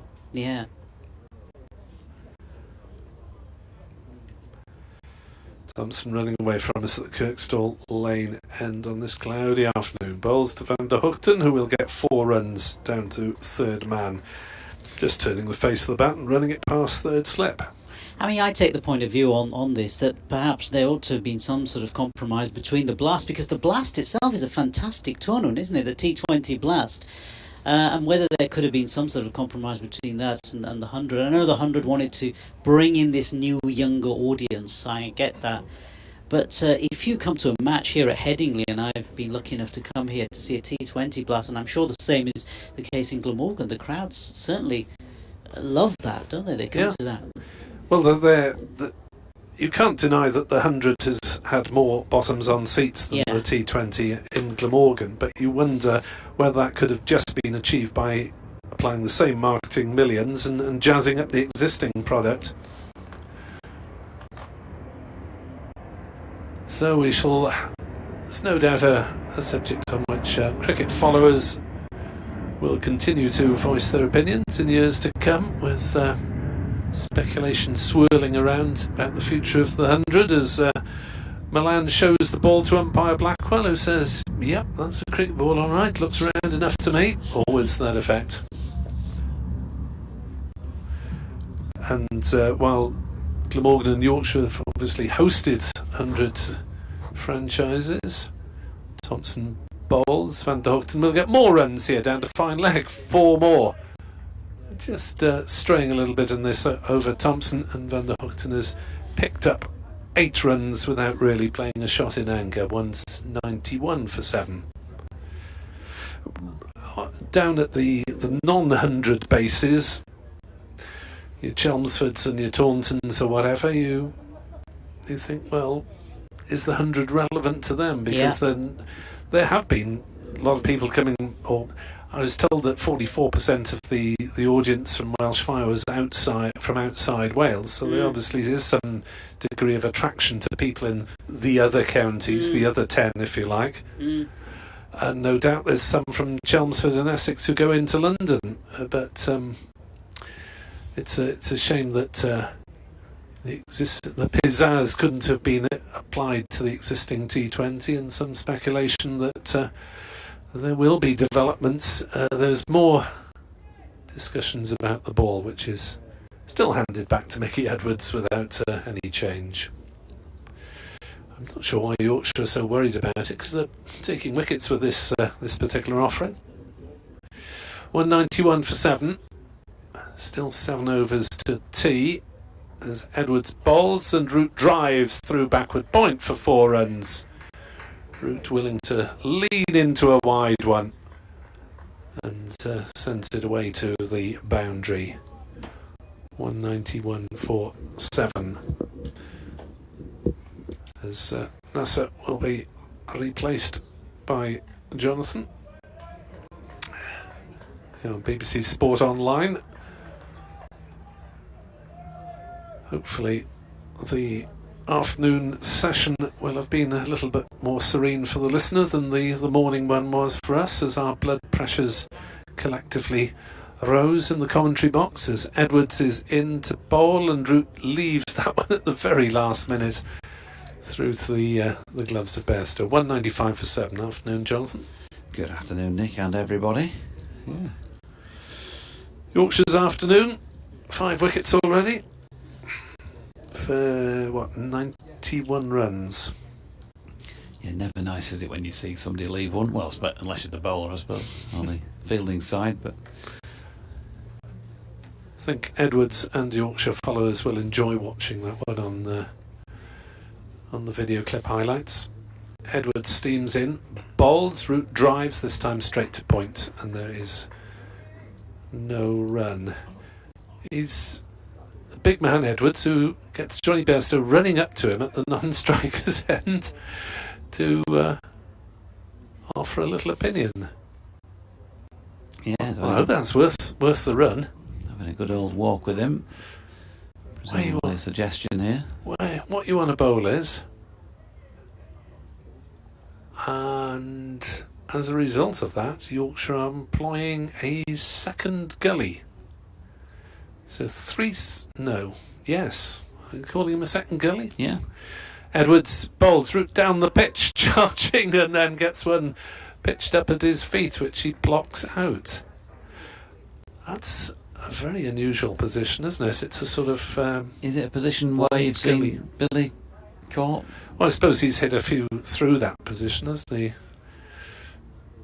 And he's willing to go after things outside off stump. So there are 3 slips and 2 gullies. One of them is almost square. There's also a point. Edwards in, bowls to Root, who shoulders arms through to a tumbling Bairstow. So there are 6 players in that quarter of the field, if you like. Only 1 in front of the wicket on the offside, and only 2 players at mid-wicket saving the single and deep backward square on the leg side. Even the umpire's given up the leg side position. Yeah, Billy no mates on the leg side.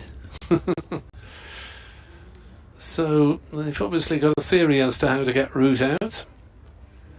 Edwards bowls and Root turns one on the leg side, thinks about the single, but he has picked out the one man who is saving a single on the leg side. And the single is not possible as Sard Shakil comes in with some pace. 195 for 7, 24 to Root, 9 to Van der Hoogten. And the board away to our right seems to put the 9 on top of the N at the end of Van der Hoogten. So just put VD Hoogten. Yeah. VDG would have done. VDG, yeah. TVDG. That's all the Glamorgan supporters will know. Someone actually asked me stopped as I was walking the way to the ground and asked for directions. It was a Glamorgan supporter.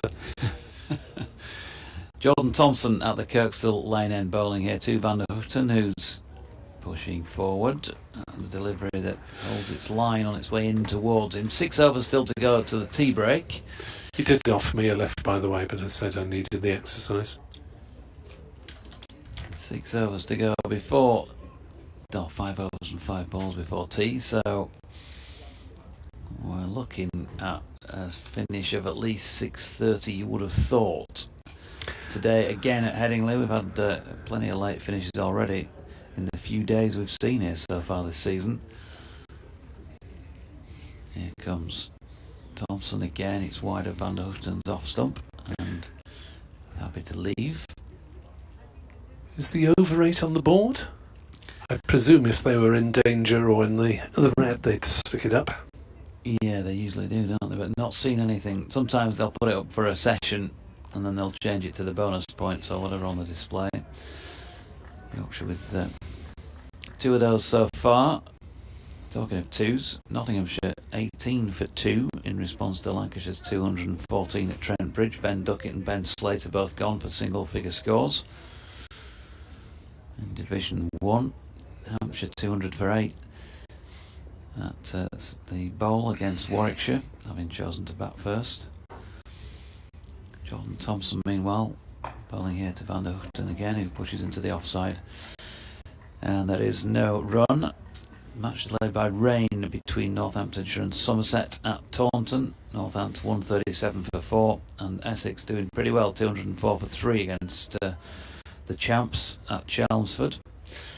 Worcestershire 264 all out eventually against Sussex, so that was a reasonably good rearguard action, having not done so well. And Matthew Waite making 59 there, and tell you what, short ball here by Jordan Thompson. Van der Houten's got 4 runs for it, he'll say that in the records, but it's gone between off stump and fine leg for 4, and he almost cannoned that down onto his stumps.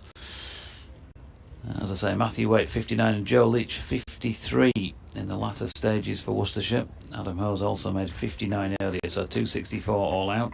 Sussex yet to start their reply. That's in this second division. Leicestershire 122 all out. Top of the table, Leicestershire and Derbyshire 68 without loss so far in their reply. And now Glamorgan 199 for 7 with that boundary. Thompson is in. That's dropped out to point, where Tattersall, who's back out there on the field, does the fielding. Ben Code, where is he? Is he the man who's gone off? He hasn't bowled, has he, since he came back out there on the field? Maybe they're just giving him a bit more time. Well, just in terms of tweaking muscles, I shouldn't imagine the temperatures are particularly high out there.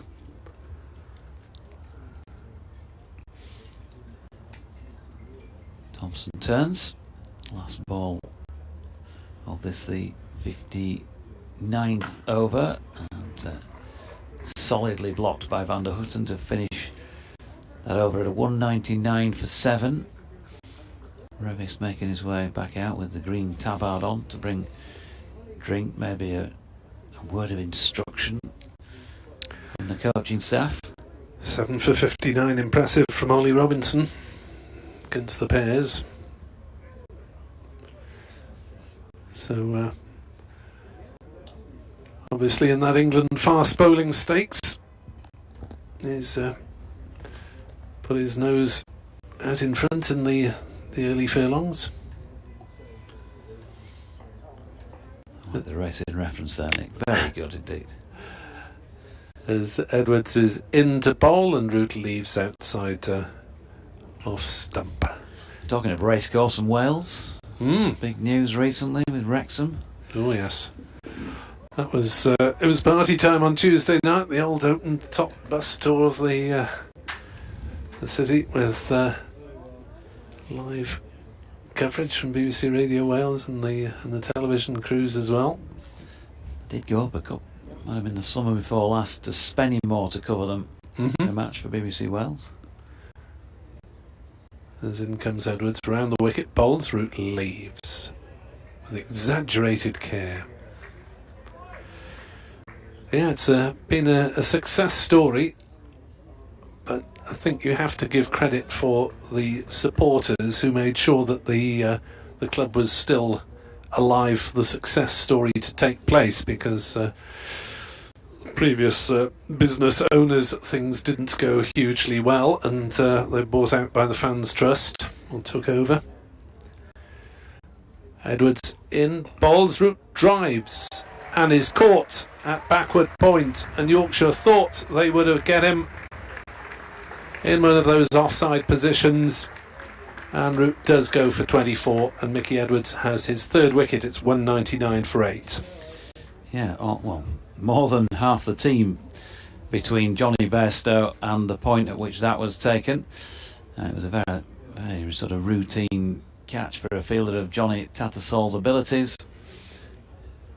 Didn't really get much on it, did it? It was a thick edge, but it was also, it felt like it was towards the top end of the bat, so no power behind it. It wasn't like he sort of got the middle of the bat on the edge, and it might have flown a little bit more. And a pretty straightforward catch. Just getting to see the replay. Fairly close to the stumps and round the wicket, and yeah, just opening the face. Thank you very much. 24 of 46 deliveries, 6 fours. So it is very much Yorkshire's advantage. 6 wickets going in this afternoon session. Glamorgan falling away quite badly, having been 83 for 2 at lunch and repaired most of that early damage, but really it's been only Labuschagne and North East who've made substantial contributions on that scoreboard. Roots 24 is the third top scorer, and at this rate, as James Harris comes to the wicket, Yorkshire could be batting fairly soon after tea. And Johnny Bairstow, I'm told, is going to bat at 5. Okay.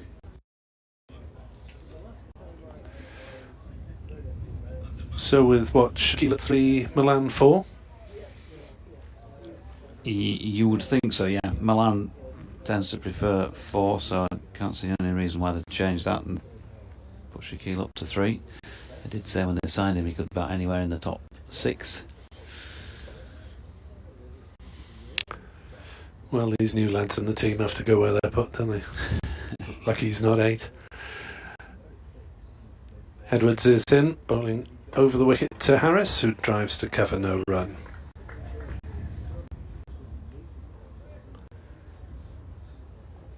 So certainly there is the potential for some runs from this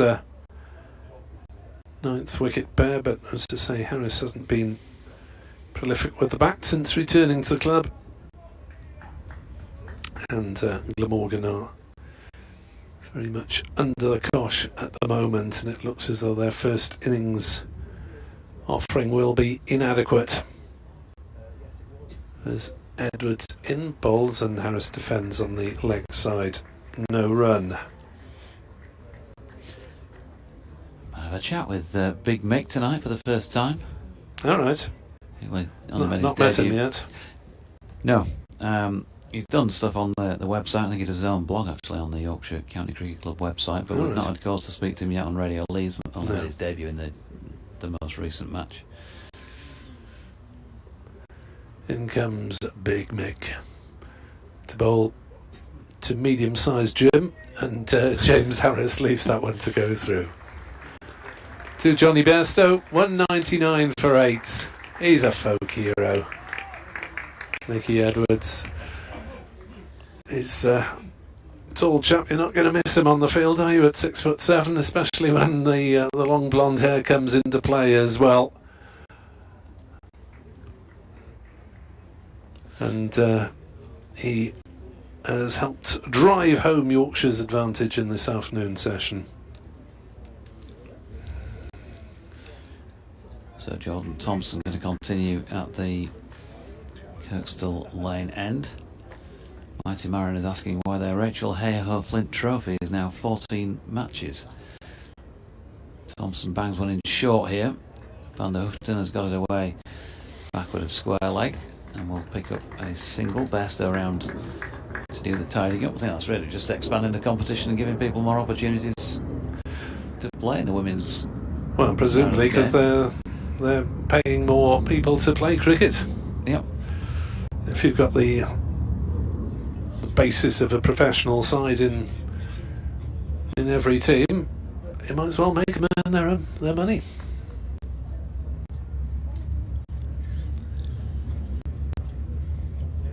Thompson bowling here to Harris, who's able to leave one. Rob Zarocki says, have a chat with the media people please. Commentary and images very much out of sync on YouTube, as always at pains to point out, Rob, as you know, listening many times previously, we simply provide the audio. How that is overlaid in relation to the pictures is at switch it all off and on again. Is under the control of the respective counties who do that, in this case Yorkshire. Thompson and Harris at 200 for 8, shouldering arms wide of off stump. Good start, says David Collicutt. Will be great to see Johnny in the runs later in the game too. Sunny in Leeds but raining this morning in Los Angeles.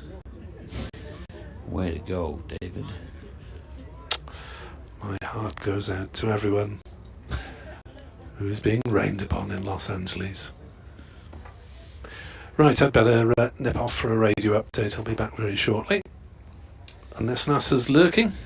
He's around. Yep. Here is Jordan Thompson, meanwhile, bowling to Harris, who will push that out into the offside.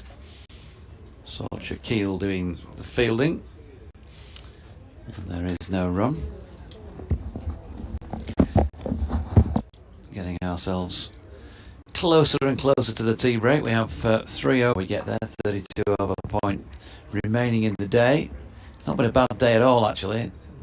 The cloud is probably a little bit lower than it has been at some points, but not as low as it was earlier on in the day. Thompson in, pushed out into the offside by Harris. And again, there is no run.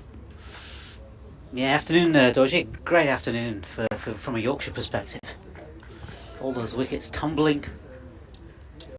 And maybe we might see Johnny Bairstow by the end of the day. Who knows? Well, that would infer that there'd be at least another 5 of them falling between now and the close of play. Yes. If he's coming in at 5, we'll see. Jordan Thompson, meanwhile, bowling to Harris, who is yet to get off the mark and won't do with this delivery either. Dropped out carefully into the point region. Johnny Tattersall doing the fielding. And again, there is no run. So yeah, those wickets this afternoon. Reminder, Yorkshire, Glamorgan even were 83 for 2 after 29 overs of the lunch break. Sam Northeast was 49 not out and didn't add to that. He was out third ball of the afternoon. Caught by Finlay Bean off Mickey Edwards. 62 deliveries, 104 minutes for that 49.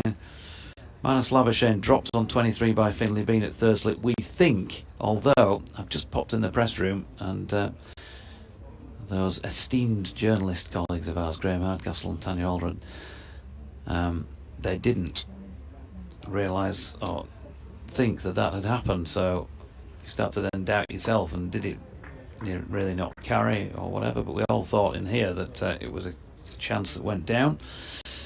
Mickey Edwards' first delivery of the over turned into the leg side by Van der Houten, who doesn't get a run. Kieran Carlson, the 4th man to go, caught Bairstow spectacularly down the leg side off George Hill for 16. Manus Labuschagne, a second George Hill victim, also caught behind by Johnny for 65. Chris Cook went when the score was on 161. He made 7 of those. Caught Fisher bowled Thompson a lazy flick to mid-wicket really for 7. Good delivery here from Edwards, which nipping back on the batter. Bairstow stepping away to his left to take that. Michael Neser bowled by Edwards, leaving a straight one. He was out for 9, and Billy Root, most recent to go, 24, caught by Johnny Tattersall at backward point off Edwards. So 3 for Big Mick, 3 for 47 in his 14th over. I think weather permitting, the perfect scenario, if there ever is such a thing, will be to have maybe Johnny Bairstow coming out tomorrow, a nice sunny summer's day as we head into this glorious bank holiday weekend. Edwards in, flicked nicely off the legs here by Van der Houten, and he's going to pick up 4 runs. And yes. Seeing him plunder some of that Glamorgan bowling to all quarters of Headingley. Yeah, we shall see. He obviously, looking at that innings, I didn't see the innings last week in the second team where he made runs doing an IPL game, but I was keeping an eye on the score to keep the listeners to the IPL match up to date with what he was doing, and it looked like he had a good bat, if you like, as it were. Here is Edwards in. Van der Houten drops that into the offside. There's no run. He had a good look at it first before we got back to the Johnny Bairstow that we've seen in recent times, part of the Baz Ball last year and all that. But then once he clearly had put his foot on the accelerator, that strike rate increased pretty rapidly. So showing himself he can do it again. Back in some nick in the twos, and here he is behind the stumps and taking this latest Edwards delivery. And they're probably already thinking about the batting side of things with just the 2 wickets remaining. Because I guess as an audience, from an audience point of view, that there's so much expectation that we look to when we see Johnny Best to go out and bat, isn't there? And we expect him almost to go from the off, because we've seen him do it before. But it's a very different game and a very different contest, because this game is so important for Yorkshire, isn't it? I've said it a few times, but it is important because they need to climb up this table and get some points on the board. I mean, they've done really well today already.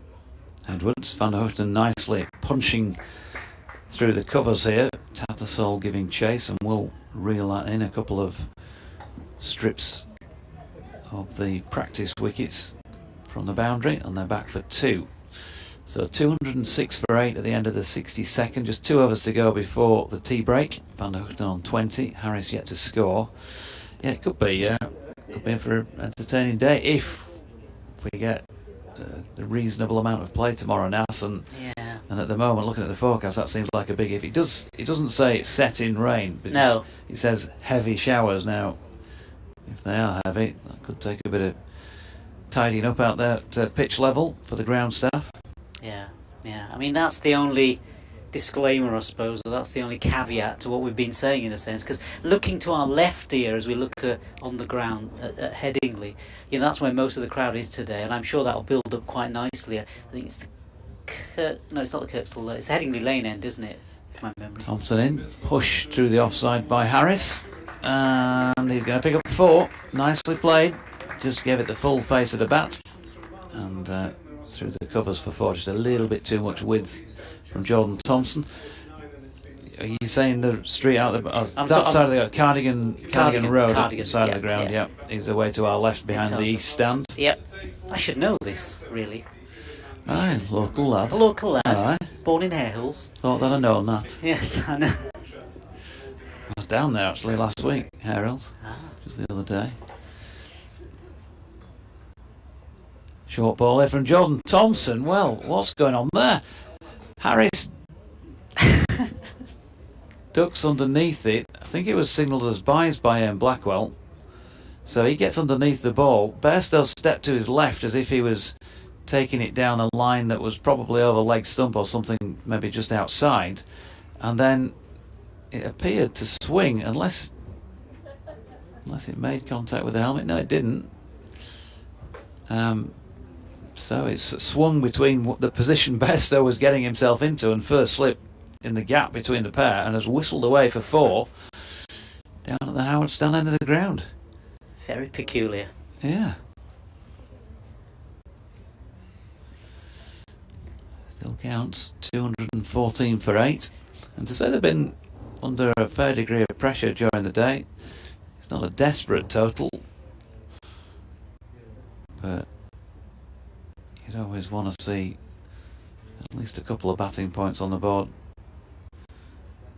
First up, may still get those, who knows. Thompson in. Harris pulls his bat inside the line of this one. Curtain rail, no run. And we have to say Yorkshire are a ball short as well, aren't they? With Code going off early in the day. Yeah, interesting that he's not bowled when he came back on the field.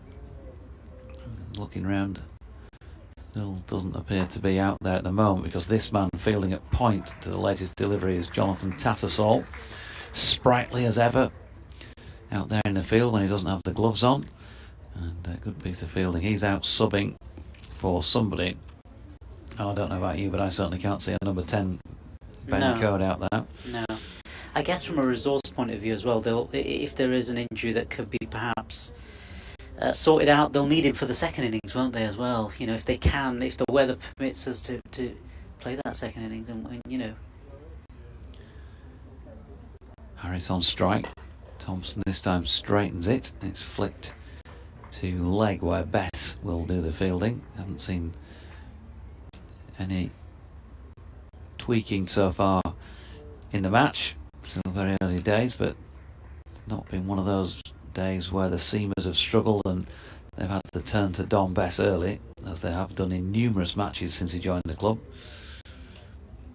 I mean, you would think from a game point of view that Yorkshire would look to build a big lead and then try to get those wickets. Yeah, try and bat once.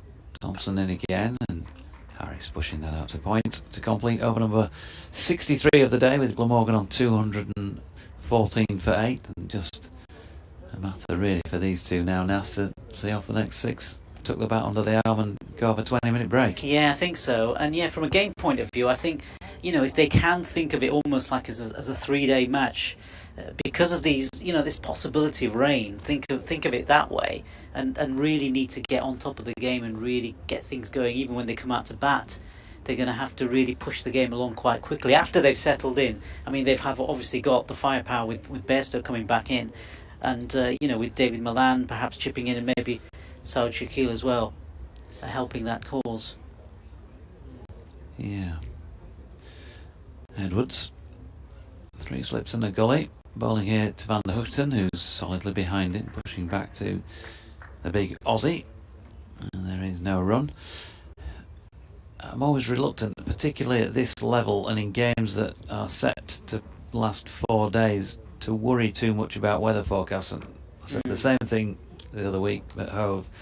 And obviously that cost Yorkshire the win really on the last day, did the weather situation.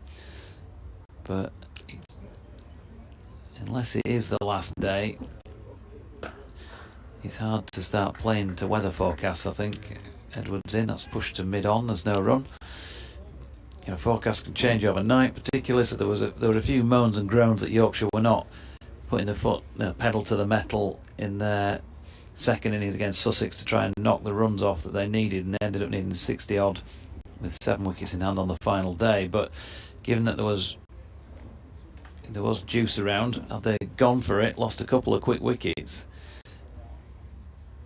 Edwards in and flicked off the hip by Van der Hoogten down to long leg for a single. Matthew Fisher doing the fielding. Weather forecast can change, can't it? Particularly, the overnight stuff. When you leave here at 7 on an evening, that sort of time, you don't start again for another 16 hours the following day. Things can change, and if there is a change in the forecast and you come back and you're 7 down, needing 60 odd, the opposition have got a bowler of the quality of Ollie Robinson in the ranks like Sussex had. End up in a very different game. Edwards is in, and Harris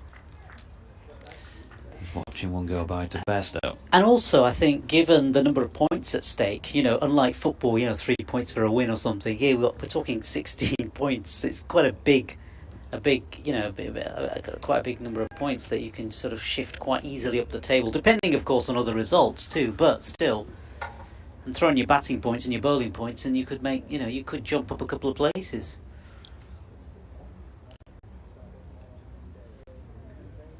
Yeah, once again is Edwards and Harris shouldering arms.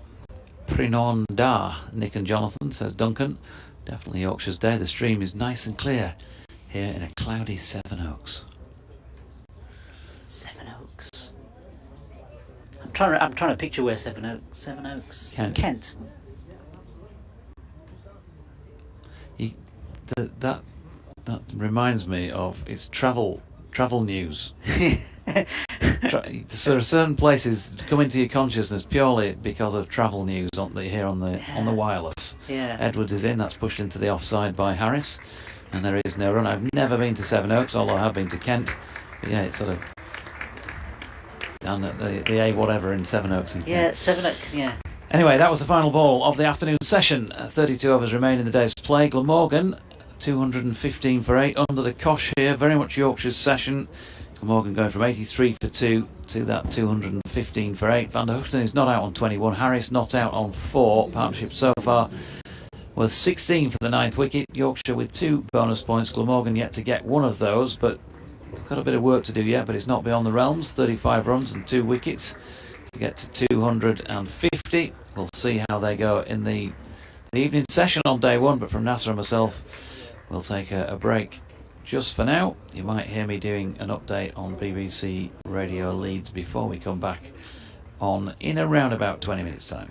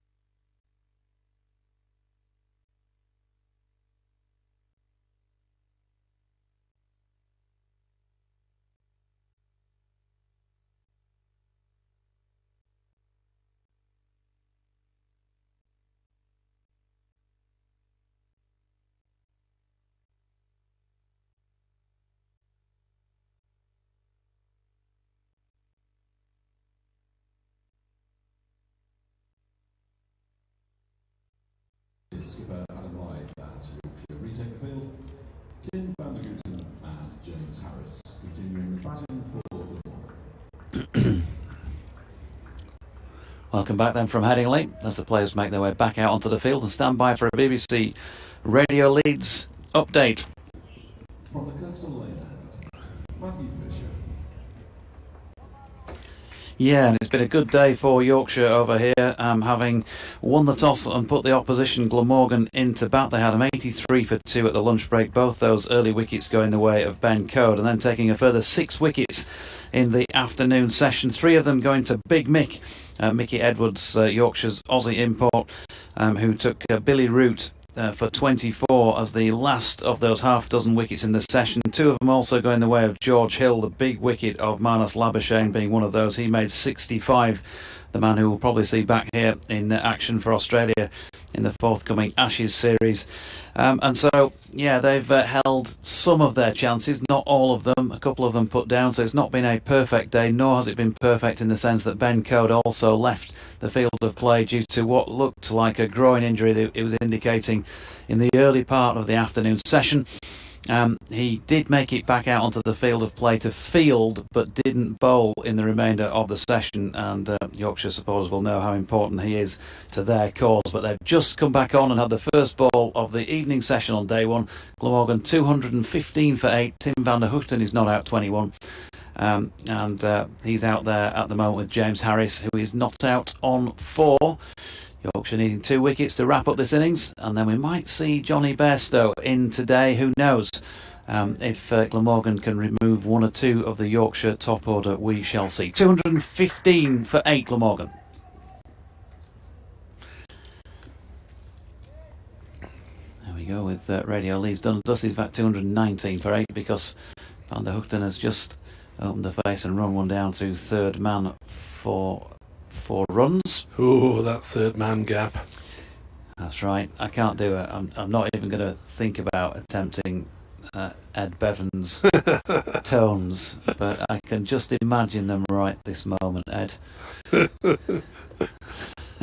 That deep voice querying the lack of said fielding position. Here's Matthew Fisher bowling to Van der Houten, who's pushed it out to point. It looks as though Tattersall is still the man there, yeah, looking at the body language. If there were an association for us BBC commentators other than the sort of loose email chain, would be called the Third Man Society, I suspect. Yeah. Just a simple thing, but dear me, gets up some people's noses, does that. Fisher, Van der Houten playing that into the leg side this time. Jordan Thompson round to field. We'll try and find out, obviously, at the close of play today, see if we can get any news from the Yorkies on the Ben Code situation. He did have some injury issues last year, one of which was a groin problem in the early part of the season, I seem to recall.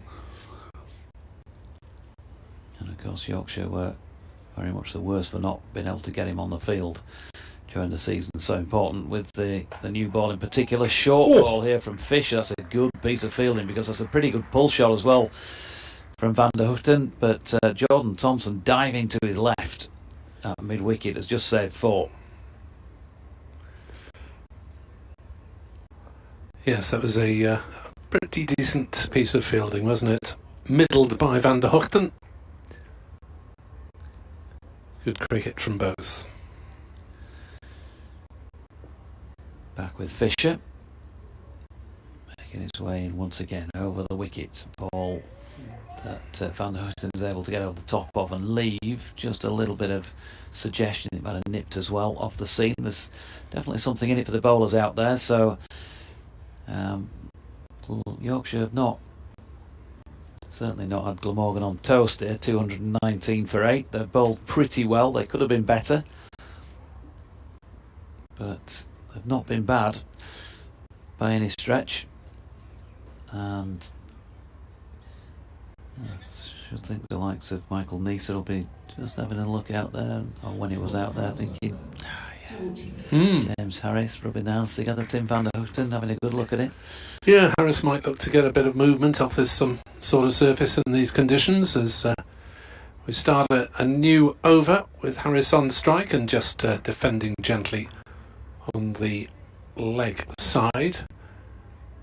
I was bemoaning the scoreboard away to our right on the Western Terrace, which has now coped with the problem of the Flying Dutchman's long name by removing the ER from de. So it's now Van de Guten or Hochten. And he's got 25 and his score is clearly visible, as is the 4 next to Harris, which remains the case as he's struck on the pad with a loud appeal from George Hill, who may be a new name to some Welsh listeners, just 22 years old. What sort of impact is he making in the side? Good. A couple of hundreds last year, a couple of big hundreds last year, and wickets when he got the chance to bowl later on in the season. Steaming in and bowling to Harris, and he defends to mid-on. It's not the slowest from his approach anyway. He really tears up the wicket, doesn't he? Yeah, one or two look like they've been delivered a bit quicker than we're normally used to, because he just a medium pace really at this level. Yeah, moving up towards medium fast maybe today. A little bit of brightness as Harris is on the back foot and defending. Hesitate to describe it as sunshine quite yet, as we stretch to see the presence of that occasionally spotted bright object in the sky. Not very often. He wasn't used loads in the first half of last season. It was pretty sparingly really, and then he got hit on the toe or the foot at Scarborough. As he runs towards us, bowls, and Harris at the last moment just checks his shot and plays inside the line. So the backroom team deemed it was too much of a risk for him to bowl again for quite a while, which was frustrating for him, I think, because it was during that period of the 50 over competition where he would have bowled quite a lot. All right. And then he was let off the leash in the last few matches of the season, and a really good spell against Lancashire at Old Trafford where he took wickets. Hill in, bowls. Harris turns it away down towards fine leg. There'll be a couple of runs as there's a sprawling stop by Matthew Fisher down beneath us, who did well flinging himself full length and getting the body behind it. 221 for 8. Gosh, the crowd are getting into that one, aren't they? It's a good stop, but it did get a really good round of applause as Glamorgan move under. 221 for 8. Harris is on 6. Van der Houten is on 25, and just Jamie McIlroy to come. Yeah, I think, and the whole thing today, Johnny Bairstow's return, he's been out for 30 odd weeks. He just looks like he's a man who's really enjoying himself out there. He's getting involved in the banter with his teammates. Just a few words there with Matthew Fisher after that piece of fielding.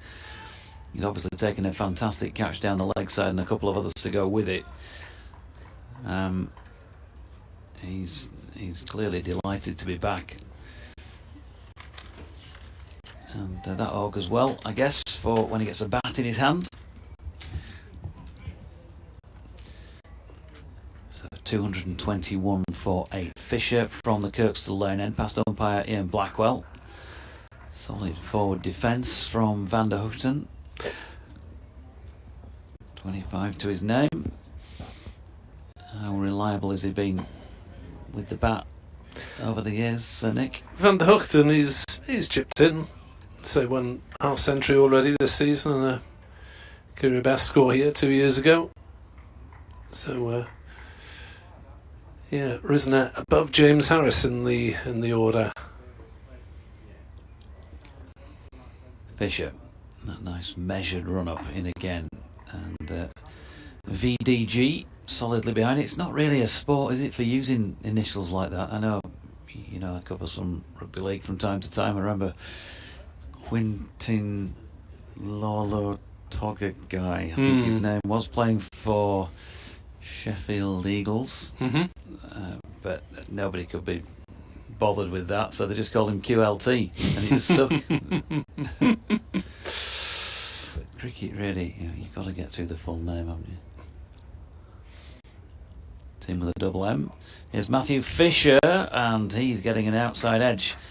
He's Tim van Houten from Fisher's delivery. It's gone for 4 through third. Matthew Fisher again, that body language. He pulled his shirt over his head there, footballer style. Oh, get booked for that. Yeah. Well, disgusted. The thing is, with commentaries going round the world these days, the British attitude used to be, oh gosh, funny names. You can laugh at these funny foreigners, but of course you can't, because people around the world are quite liable to be listening and potentially offended. Fisher. Van der Houten is attempting to flick that, but misses out through to Johnny Bairstow. Yeah, and then there's pronunciations as well, of course. Well, Van der Houten, Van der Gooten, they're both frequently, widely used, to be honest. But when he first came over, I asked him what it was, and he told me it was, with an H rather than a G at the start, so I've tried to stick to it. Fisher again, 2 to come in the over. Van der Houten has flicked it into the leg side and will pick up 1. Jordan Thompson coming in to do the fielding. 226 for 8. Michael Neser, a lot of people call him Ness as the abbreviation. Yeah. And as for Labuschagne, rhymes with champagne, he just gave up trying to get the proper South African pronunciation, I think, once he been in Australia a few years. Labuschagne, or thereabouts. Apologies to Afrikaans speakers. I've had it all myself with my surname. Dodgy. Over the years. Oh yeah, that many times. Yeah. And many more. Fisher. In and bowling here to Harris, who's withdrawing the bat from playing at that one, outside off stump. More disappointment from Fisher with the body language. None for 52 off 16.1 for him. 225 for 8. There's always that thing of, how do you want your name to be pronounced anyway? Whatever else anybody else thinks. And I still refer back to the 2 rugby league players that I've reported or commentated on matches who have played exactly the same spelling. Stephen Kearney, the Kiwi, who played and coached New Zealand, Kearney, and Brett Carney, spelled exactly the same way, an Australian who played for Bradford Bulls. Here comes Hill, pronounced Hill, and defended by Van der Houten on the offside, and there's no run. I think in the rugby world, Leinster have had a couple of that name, who've been generally known as Carney. The winger Dave and fullback Rob in recent years. As Hill is into Van der Houten, who will get runs here through backward point, probably a couple. I don't think it's going to reach the boundary. They've run 2, and that will be all as Tattersall retrieves from about 3/4 of the way back to the ropes. 228 for 8. Glamorgan, it's not a great total. It's not completely out of the match, but they'll need to bowl really, really well, given the strength of the Yorkshire batting order. The top order, on paper at least, but cricket, as we all know, is not played on paper. Hill into Van der Houten, defends on the offside, no run. You just wonder how keen these two will be to bat on. I mean, obviously as long as possible, but maybe they wouldn't say no to having a little bowl. Maybe not 26 overs as it would be if they were all out at the moment. Just a little 40-minute session would probably do Glamorgan nicely, as Van der Houten leaves outside off stump, and through it goes to Bairstow. Where are we in terms of new ball? 68th over. So 12 more to go. Do Yorkshire bother thinking about that at the moment, or they just go all out with the best bowlers available to try and knock them over well before then? I think so. I think the latter. There's not much point in conserving resources, is there, if you give away an extra few runs? Van der Hoogten defends that one up to mid-off, and there's no run. Sri Lanka I find most difficult in cricketing terms. Pronunciation-wise. Yeah, Yorkshire had Dimut Karunaratne playing last year, and I was pronouncing him as Dimuth Karunaratne to start with until I was corrected. Next delivery from Hill. Strikes Van der Hoogten, pushing forward. A quarter of an appeal. No more than an exclamation, really. End of the Hill over. 228 for 8. The partnership is worth 29. The other thing to say, Nick, is that there is available on BBC website for staff, etc., pronunciation unit definition, but a lot of the names you're hoping for, the most difficult ones, often not on there. So you try your best. There are various websites around that you can have a look at, but there's nobody saying whether these are definitive pronunciations or not. It's quite a lot of YouTubers just trying to get people to view, get their subscribers up. 228 for 8. It's Fisher bowls here. It's a good delivery as well. It climbs as it goes past James Harris, who was, to be fair to him, pulling about inside the line. Yeah, there's obviously a lot of Pacific Islanders in rugby union and presuming league as well who've gone through New Zealand and maybe had their original pronunciations a little bit corrupted in the process. Yeah, well, again, a story from the other side of the stand there, going back to not that long after I'd started doing media work. 4 slips here for Fisher, and Harris solidly behind it. I was commentating on a game between Fiji and England or Ireland. I did a few in that World Cup, 2000 World Cup it was, the doomed one where it rained all the time. I was up in the stand and went down because I saw all these Fijian names on the team sheet, and I just, could you help me with some pronunciations, please?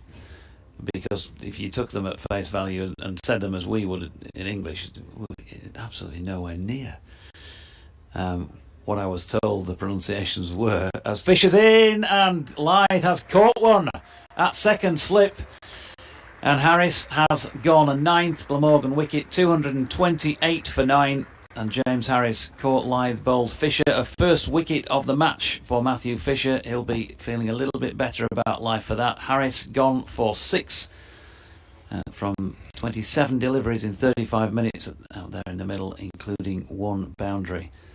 And Yorkshire on the brink of finishing off this Glamorgan first innings, having put them in on the first morning, and they have taken maximum bowling points. Yes, well, Jamie McIlroy coming in at 11 is yet to get a first-class run. And I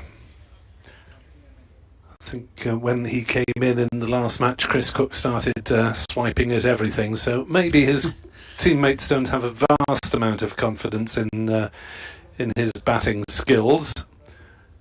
One of his previous 3 championship matches was also here. He played at either end of the 21 season. Game at the beginning here and the game right at the end against Surrey, and then didn't play first class in 22, although he had quite a useful baptism into one-day cricket. But I think it's fair to say that he's in for his bowling rather than his batting. How many balls has he got to survive? 3 till the end of the over. So back to the Fijian pronunciations. There was one particular one that I recall out of all of them, and it was spelt C-A-K-A-C-A-K-A. Ah, right. But which becomes T-H, doesn't it? So it became Thaka. Yeah. I remember asking Graham Murray, who eventually, and in fact, no, had already, I should say, been the Rhinos coach here, led them to a Wembley win in 1999, and he was the Fiji coach, and asked him for his thoughts, and he just, in this really easygoing way that he had, said, "Sorry, mate, Dan, I just call him mate." Bishop bowling here to McIlroy, who, 5 slips. 5 slips, pushes out into the offside best round from 5th to do the fielding. They had a 6-man cordon, of course, for Billy Root earlier, and it was number 6 in that cordon. Jonathan Tattersall, who made the catch to take the wicket. That was off the bowling of Edwards. So 1 wicket to wrap it up. Glamorgan still needing 22 runs to get to a batting point. He's pushing out away from his body is Jamie McIlroy. Dot ball. Yeah, it's the Fijian winger who was abbreviated to Southhow, wasn't there? In Union, there were several syllables after that.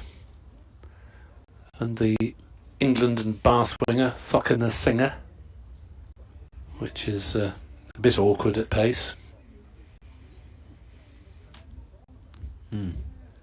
Not easy. Went slow. He's got his first class run here, Jamie McIlroy, with a beautiful turn off the legs from Matthew Fisher down to Mickey Edwards for 2. Not only has he got his first class run, he's got it from an England Test bowler as well. Do you think that was slightly ironic applause from the balcony down beneath us as well? Yeah, I think so. 230 for 9. I think it's fair to say that Tim van der Hoogten will probably look to monopolise the strike as much as he can. As we try and focus back on the cricket, fortunately for cricket commentators, there are not too many Fijians in action in the UK county game. So George Hill to try and finish off proceedings. Will Yorkshire give the single to Van der Hoogten? To a certain extent, I think, because square leg is back, point is back. Backward square on the boundary. 3 saving the single, 3 catching, and Van der Hoogten just prodding it down in front of him. Bit of an in and out field. Yeah, Don Bess was just moving out from first slip. He's covering there for George Hill, who of course is bowling. Was going off towards point, which is his usual position, but then turned tail and went back into first slip.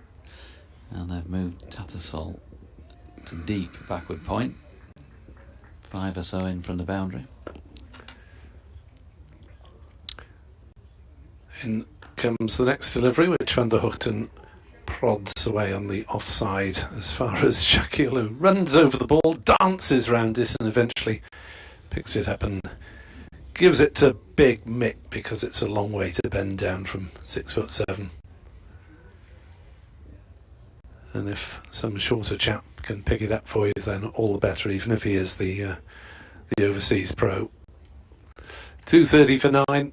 Hill bowls. Van der Hoogten will get a couple of runs here, squirming that one just past gully and taking 2 down to third man as Tattersall picks up, loses his cap in the process. Not quite under control, that one from Van der Hoogten, but just played wide of the fielder, might have reached him on the half volley had it gone directly to him. 232 for 9. Long way for Glamorgan to go to get a batting point from here, as Van der Hoogten prods that one, jabs it up to mid-on, no run. So will Yorkshire squeeze the field now towards the end of the over. Point is coming in off the ropes, as is square leg. 5th ball of the over. Van der Hoogten may well be looking to pinch the strike if he can. Just leave McIlroy 1 ball to face. Hill bowls. Van der Hoogten plays to cover. There's no run there. 232 for 9. Van der Hoogten 34 not out. The 3rd top scorer in this innings. 65 for Labuschagne, 49 to North East. The middle order falling away rather Carlson 16, Route 24, Cook 7, Nisa 9. All rather disappointing from the Welsh point of view, as Van der Hoogten is forced onto the defensive. It is a dot ball to finish the over, and Yorkshire have a complete over to aim at the number 11, possibly. As McIlroy and Van der Hoogten meet for more consultations. Not sure if the score is squeezing into the realm of semi-respectable as yet. Probably, as we've been saying, 250 would be needed for that, and that looks unlikely. As Nasser Hanif comes back alongside me. And Fisher bowls to McIlroy, who prods it down into the gully area. McIlroy playing rather stiffly with the bat. Some distance from the body on occasion. Yeah, good afternoon, Nick. Yes, I've come back for the final rights, it appears. Yeah, it may not be a lengthy spell before we have a 10-minute break at the moment. And Glamorgan will get the chance to bowl maybe for an hour and a half or so this evening. Fisher bowls, McIlroy drives. Not a bad shot. Back to the bowler though, and there's no run. Bowlers must be in two minds at the moment. Obviously they want to get him out as soon as possible, but that might mean more tricky batting for the top order, or a lengthier spell for them, which they wouldn't necessarily be too overwhelmingly pleased about. But as we've been saying with poor weather forecasts, these teams need to get on with the game. Short ball, McIlroy swats it, and it just lands short of mid-wicket. They'll go back for a couple of runs. Oh, they're not going to turn down the second, as McIlroy didn't really get on top of that, but it didn't quite carry to Tattersall there. Yeah, all these runs are going to be valuable, but Yorkshire now just hoping to close things off, and if they can, then they'll probably get the best part of an hour. Obviously, we've got a bit of an innings break, but barring that... Yeah, hour and a half if the light holds. Yeah. Fisher bowls down leg side. That'll be 4 runs of some variety. Leg buys. McIlroy just looking to turn it away, and ends up padding it to the fine leg boundary for 238 for 9. Yorkshire 3-0 up on bonus points at the moment. That takes extras 24. McIlroy has 4, Van der Hoogten 34, and well, after the afternoon subsiding, I think Glamorgan getting to 250 would be a minor consolation if they can sneak a point. Fisher bowls full length, McIlroy. Oh, what was that shot, Nasser? Any idea? I don't know what that shot was. It's very, very difficult to explain that shot. Just basically the ball whizzed past and he played almost over it. Just let it go through. But yeah, it's quite painful to watch in some ways, isn't it? That was a number 11-ish sort of shot, really. It was. What were they teaching you at Bilthwell's school, lad? Hereford born, educated in Wales, Jimmy McIlroy in the side for his left arm bowling. Fisher bowls, and McIlroy gets more runs down towards fine leg, inside edge. Who knows where the ball is going at the moment, as Glamorgan somehow creep up to 240 in the course of that over, and McIlroy has taken not only his first-class runs, but his first-class best to 6 not out. Yeah, in the context of the game, that extra 10 runs could be quite useful. Just another 10 runs if these two can eke them out. Very helpful for Glamorgan's cause. So out of adversity, and they've probably had a lot of that this afternoon, that would be the one saving grace, I think, for them.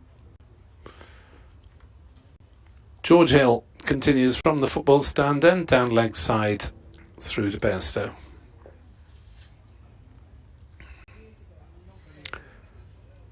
240 for 9.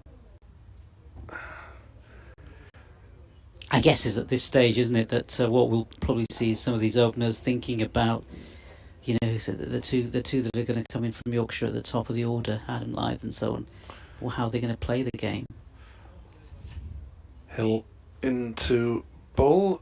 Van der Hoogten noodles it away on the leg side, and they're happy to take the runs that are on offer now.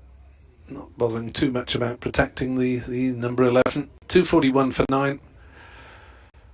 Well, if it's a 20 over chunk or whatever, as it looks like being for Yorkshire to bat tonight, you've got to think, well, we can get to 80 or whatever with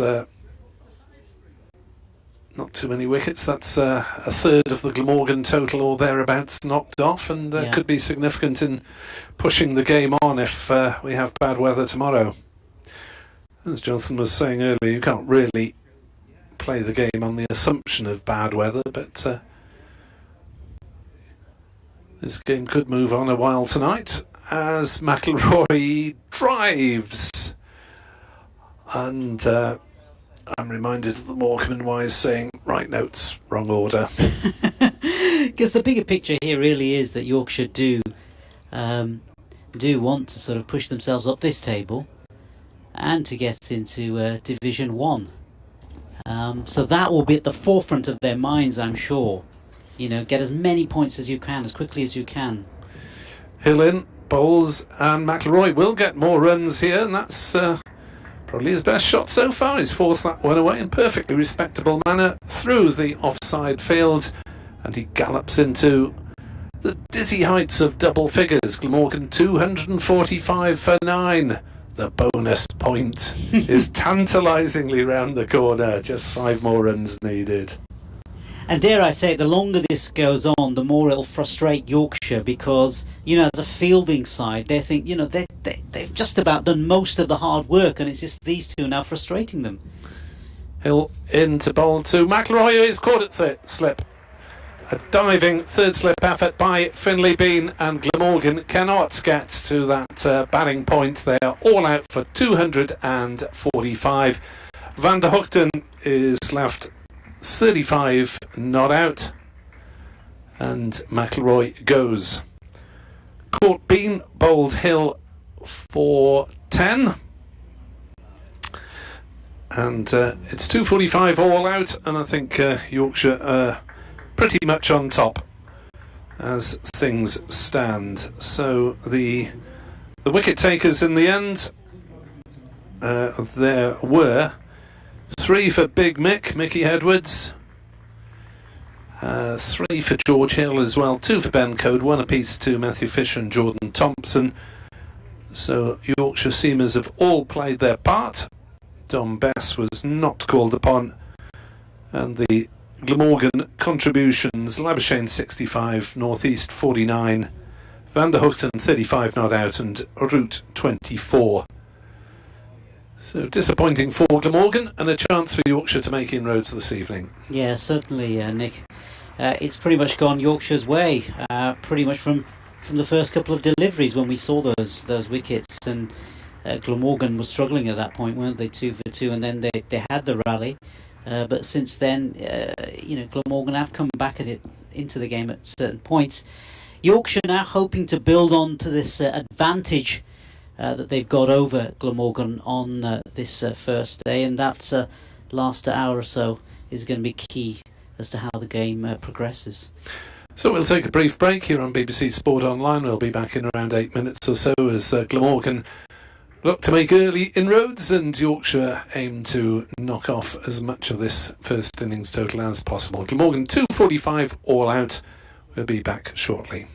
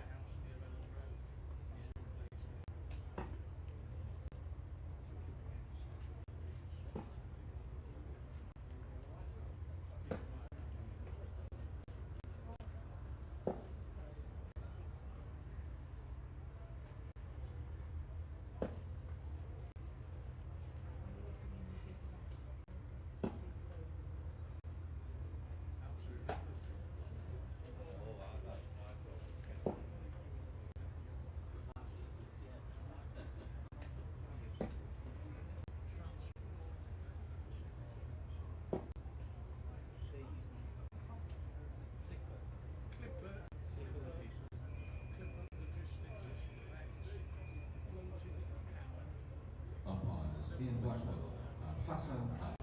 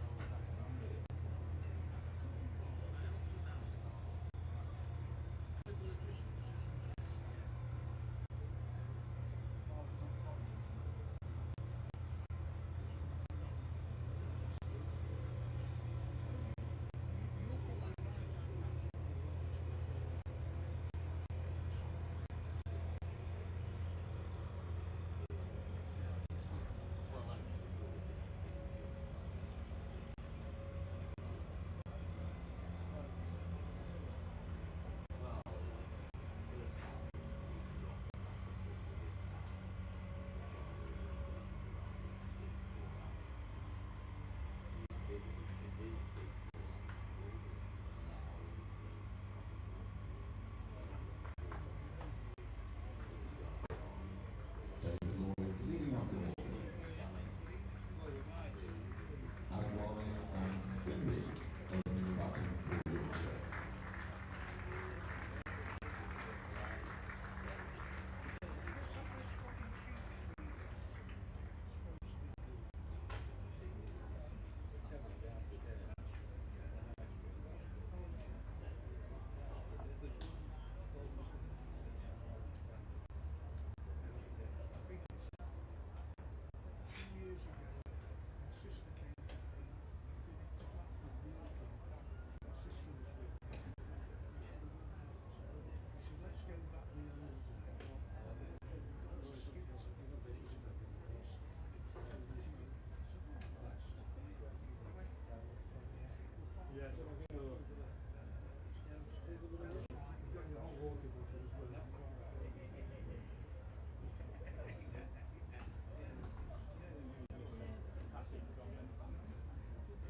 Opening the bowling for Glamorgan this afternoon from the Howard stand end, Michael Neeser. Michael Neeser will begin the attack for Glamorgan as the Welsh county try and undo some of the damage in this match that has been caused by being bowled out for 245 by the home side, who won the toss and inserted. Two left-handers opening up for the home county in the shape of Adam Lyth and Finley Bean, as Neeser is in to bowl, and that is defended by Lyth, and there is no run. Nasser Hanif is with me. Nasser, a word about Michael Neeser, just so it doesn't worry you. He falls over a lot. Does he? Ah. Doesn't mean he's injured necessarily. No. He looked that way as he was coming into bowl. I thought that looks a bit strange, but it's just part of his action. But he'll be looking to get that early breakthrough, won't he? I'm guessing. In comes Neeser. Bowls outside off stump, allowed to go through. Neil Thornycroft has tweeted, well, he's been enjoying himself during the break between innings. He says, fascinating to watch the groundspeople prepare the pitch. The guy who repainted the crease seemed to do it by eye. Very impressive, as was the chap stood up driving the heavy roller. Thank you very much for that, Neil. Edward Bevan says, 50 boundaries down to third man today. Thank you, Edward. Eddie Baton just says, oh dear. For the Glamorgan batting effort of 245. Neeser bowls and Lyth gets off the mark with a single. Down to Van der Hoogten at a fine leg. Let's turn the crowd back up a little bit in the background, because I think I turned the effects microphone down when the plane came over. Yeah, plane probably heading for Leeds Bradford Airport, not a million miles away from where we are. As Finley Bean comes on to strike, but two lefties. And they don't have to change the field for the time being. So Shaquille, also left-handed, as Bean leaves one that comes back in after it's past the stumps and taken by Cook, moving towards the leg side. Neil said it looked very dark a couple of minutes ago. They can use the lights here, as far as I know. Yeah, that's my understanding as well, is that lights can be used. And have been used in the past, definitely. I've seen them certainly here at Yorkshire, here at Headingley. Sadly, at Glamorgan, a council edict from 2004 means the lights are not used in championship games. As Nisa bowls and Bean pushes on the offside, thinks for a millisecond about a quick single off the mark, decides against. It's an interesting one, isn't it, Nick? Because there's all sorts of stipulations, and I sometimes wonder it's to do with where the grounds are located as well, and the locality, and what sort of support there is for the club in the vicinity. Now, around Headingley, in Leeds, it's known as quite a student area, and I know in other parts of the country as well. It depends where the grounds are, of how that sort of impinges on what can and what can't be done at the ground. Nisa is in to bowl, and Bean defends back to him. Well, students more likely to be asleep in the daytime. Yeah, probably. But the reason why I'm thinking about this is because I know, having spent many years in Birmingham and around Warwickshire, there used to be residents who used to protest quite vehemently about the cricket taking place and all the rest of it. So, sometimes that can be a bit problematic. But around here, I think generally speaking, I think Yorkshire have built quite a good relationship with the locals, so it seems to be working quite well. Yeah, I'm constantly surprised by the situation in Cardiff, but them's the council rules, so they have to stick by it. And lights are only used for the shorter games in the evening, the T20, as we're going to have Tim van der Hoogten opening up from the Kirkstall Lane end, who has been Glamorgan's standout bowler so far this season. 15 wickets at 21.6, by some way their leading wicket taker, with some of the others struggling to make an impact. McIlroy and Harris will be, in all probability, the first change, with Lloyd offering the extra fifth seamer option. Salter and Labuschagne to bowl spin, possibly Carlson, as Van der Hoogten comes round the wicket and beats the bat of Adam Lyth with a delivery that goes through to Chris Cook. It's a lot of suspicious prodding at the moment, and the ball has done a little bit, but it looks like quite a decent deck, doesn't it? Yeah, it doesn't look as though it's doing anything ridiculous. It's not moving hugely, so after these early couple of overs, they'll look to consolidate. That's what you'd like to think. Van der Hoogten bowls on leg side, turned to mid-wicket by Lyth, no run. But the last thing that they want to do is lose a couple of wickets here and sort of put themselves into a difficult position as well. So it's getting that balance right, isn't it? Getting the balance right.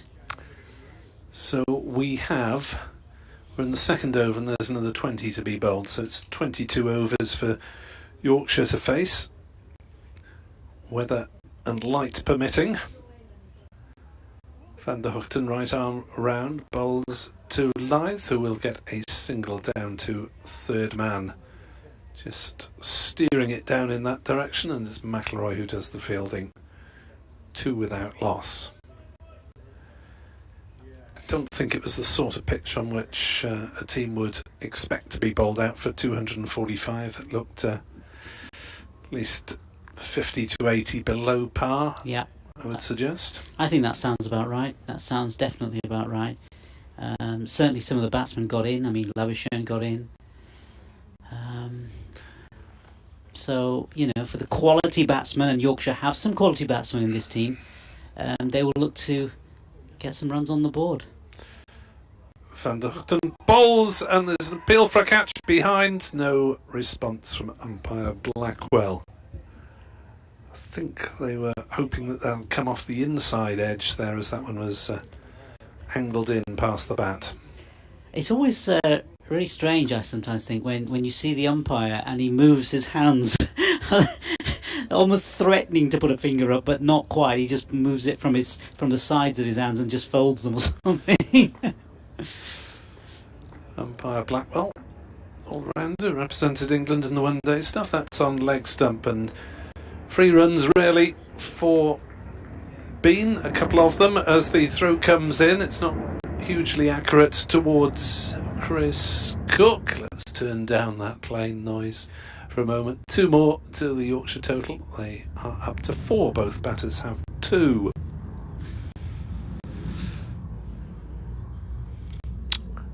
I'm sure some people who live around airports would like the ability to turn the the sound down like that. Van der Hoogten to Bean, who defends on the offside.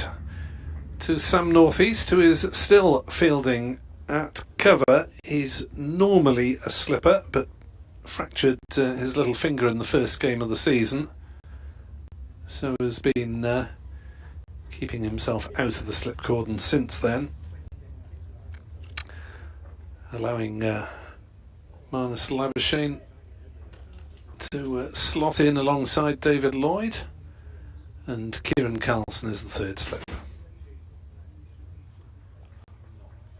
4 without loss, 2 overs, 20 more to be bowled tonight. Finish around about 6:35, 6:40ish, depending on if any of them are spin. You wouldn't have bet on it as Nisa bowls, and that one's gone through slip. Was it off the edge? I don't think it. There's a chance as such as Labuschagne hurls it back from just inside the third man boundary. It was leg byes.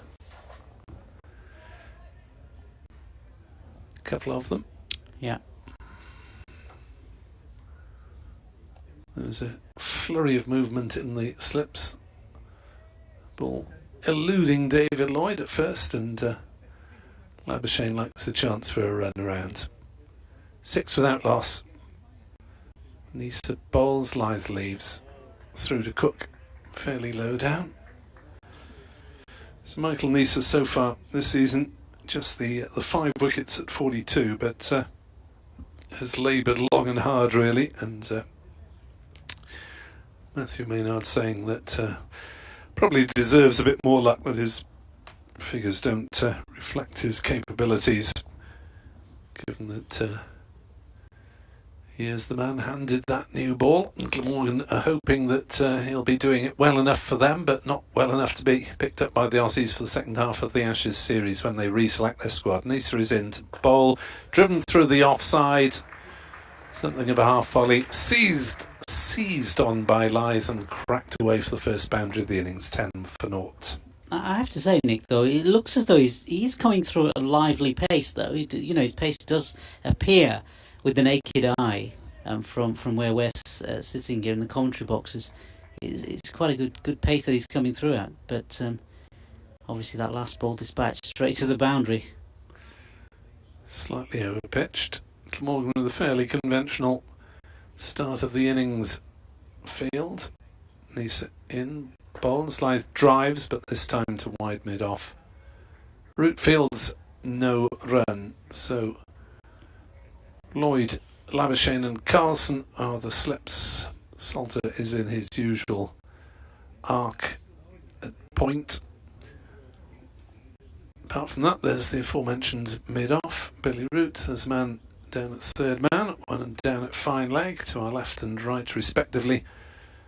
A mid-wicket and a mid-on. 10 for naught Yorkshire in reply to just 245 for Glamorgan. Nisa in, bowls, and Lyth plays that one towards square leg, where there's a diving stop by McIlroy to earn the applause of his fellows. We're a fair way up in the commentary box on the 4th floor, in case you're wondering why the crowd sounds distant. That's because they are distant, not vast numbers of them, but they're probably making a bit more noise than you get the feeling of listening at home or wherever you are. Lisa bowls, Lyth off the back foot, dabs it down towards Harris at third man and takes the single. 11 without loss, so relatively few alarms for Yorkshire in these first few overs. Yeah, definitely. And that third man area where a lot of runs have been scored, and it's where, weirdly enough, you were talking about the crowd, the lively crowd. Most of it is sat in that around that third man area, aren't they? And I expect, tomorrow, weather permitting, certainly when Bairstow's batting, that crowd to build up, hopefully ahead of this extra bank holiday we've got. So people keep telling me. People keep telling me about these bank holidays, and I look at my schedule and it's the same as any other blooming week. Van der Hoogten bowls, turned away on the leg side by Leicestershire, no run. And those signs are out there, aren't they? Because I just snipped out early when I snipped out all the Union Jacks are everywhere around the cafes and all the shops and everything else. So it's we're building up to this important weekend for the country, I suppose. Important day in terms of democracy today with English council elections. Van der Hoogten bowls, turned on the leg side by Leicestershire, no run. Rugby League over the way tomorrow night. Oh yes. So the pressure on parking will be there, certainly for Headingley, and hopefully there'll be a fair few thousand to defy whatever weather conditions might be hurled at us tomorrow in this neck of the woods.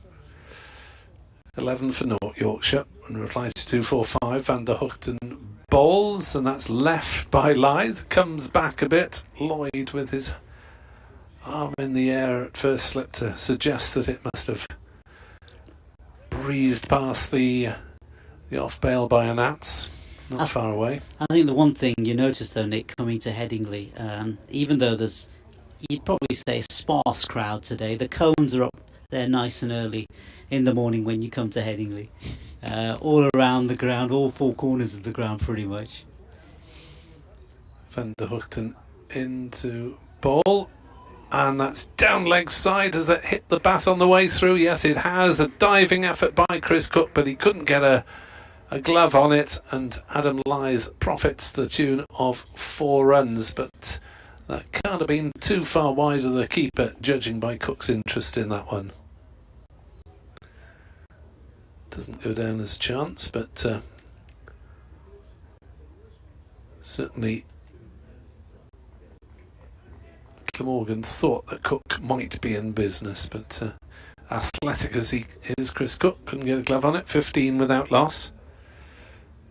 Van der Hoogten bowls, defended by Leicestershire to mid-on. No run. Just get the feeling that Glamorgan might have an extra catcher in somewhere. What do you think? Yeah, why not? They haven't got anything to lose at this stage. They need wickets. They need early wickets. Just to put a little bit of doubt into those batsmen, into those Yorkshire batsmen. 15 for North in the fourth. Has turned away on the leg side again by Leicestershire. This time he will find the fielder at fine leg, and they go through for a single. 16 for no wicket. Leicestershire has 12 of them, and he'll retain the strike. I mean, in the same way that Yorkshire will have ambitions of winning the game, Glamorgan will also look to try to get themselves up the table as well, so it's going to work both ways, and if they can pinch a couple of wickets this evening, certainly it will hold them in good stead for tomorrow.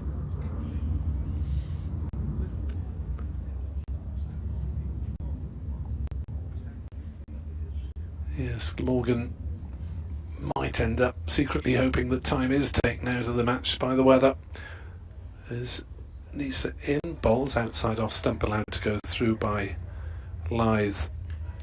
Finn McCool asks, what's the way things are going among the members? Well, shouldn't have thought they'd be too heartened by the first few weeks of the season at Glamorgan. I mean,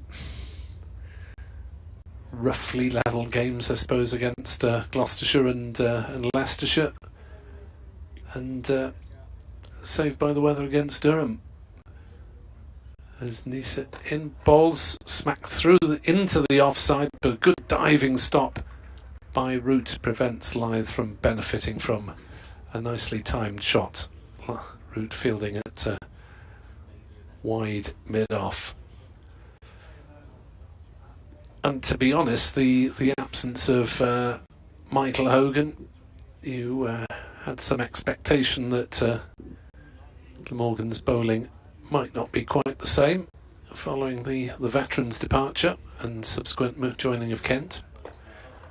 That's punched through the leg side by Leith. He'll pick up at least a couple of runs here. In fact, he's going to pick up 4 of them, because despite the chase by 2 fielders, the one of the longest corners the ground, it's nicely timed.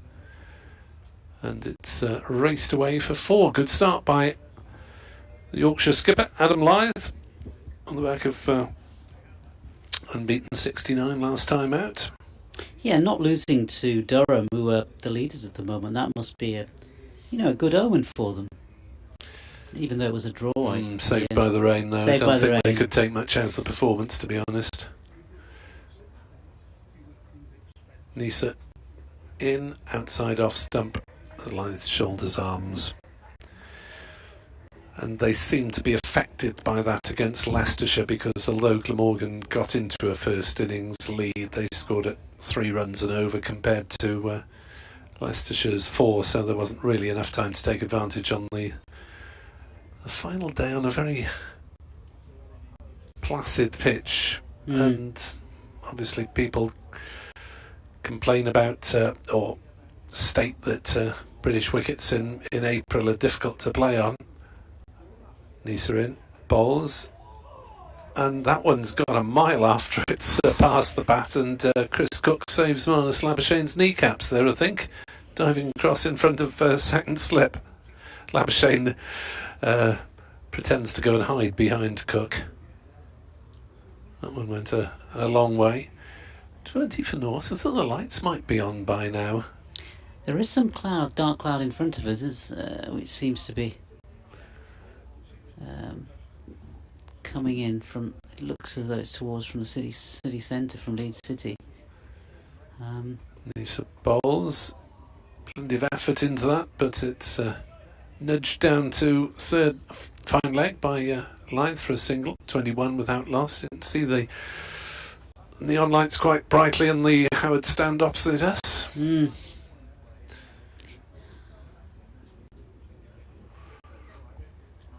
Yeah, to the left of the that Howard stand, towards the city centre, towards Leeds city centre, it does appear in parts to be quite dark. Johnson updating one of his many radio stations in the background, in case you were wondering, as Van der Hoogten will continue. Not off the longest of runs, so they might have shortened it a little. Bowls, and that's through the batter. Leith pushing forward, and the ball through to Chris Cook. If you're just joining us for the first time today, Glamorgan were inserted, soon 1 for 2. Recovered a little through Marnus Labuschagne, 65. He was 5th out. Sam Northeast, 49. But Tim van der Hoogten's unbeaten 35 was the next best contribution. And the Glamorgan card, 3 wickets each for Mickey Edwards and George Hill, who may be not the best known names in this Yorkshire side, but they were pretty effective today. Van der Hoogten bowls, big appeal for LBW out, as Leith was pushing forward, didn't get that far forward, and Van der Hoogten bowling around the wicket gets his reward, 21 for 1. Leith is gone after a promising start, and he falls LBW TVDG for 17. That's a big blow, a huge blow for Yorkshire. They really needed him to stay around today, and we shall soon find out who is coming in at number 3. Speculation earlier, will it be Johnny Bairstow, will it be somebody else? We'll soon find out. Yeah, there's plenty of international experience to choose from, with Shaquille having had Test and one-day experience fairly recently. Made his one-day debut, by the way, in Cardiff, and it is he. So Shaquille, who will come to the wicket at 3, to be followed by Bairstow and or Milan. Dancing out goes Shaquille. Yeah, Saud Shakil, he's got a century to his name in international cricket, playing for Pakistan, 125. But obviously very, very different conditions, playing in Pakistan to the conditions here. And on come the lights. Yeah, Headingley, he looks, I mean, looking at him, very similar in some ways to Safraz Ahmed, who also played for Yorkshire. Born in the same place, born in Karachi. Comes from the same part of Pakistan as Safraz. Known in Pakistan more of a test match player than a one-day or a T20 specialist. So really, really interesting to see how he fares in these conditions. Alien to a lot of subcontinental players who don't like the ball swinging and seaming and doing all sorts. And with the lights on as well. Yeah, didn't get going on debut, Shaquille. Another left-hander, 3rd in a row. Got Milan as well. Bairstow the only right-handed of the top 5. Van der Hoogten to Shaquille, who's edging that one, and did that carry to Carlson at 3rd slip? They didn't seem too disappointed with it. I think it was just a good stop in the end by Carlson. He did look a bit uncomfortable there, sort of squared him up, didn't it? Not the most convincing of shots, if I can put it that way. 3 slips, the light levels have dipped sharply as Van der Hoogten bowls, and Shaquille plays out on the offside, fielded by Northeast at cover. There's no run. Just think if it continues to darken at this rate, we might get to the mythical point where the lights take over from the natural light.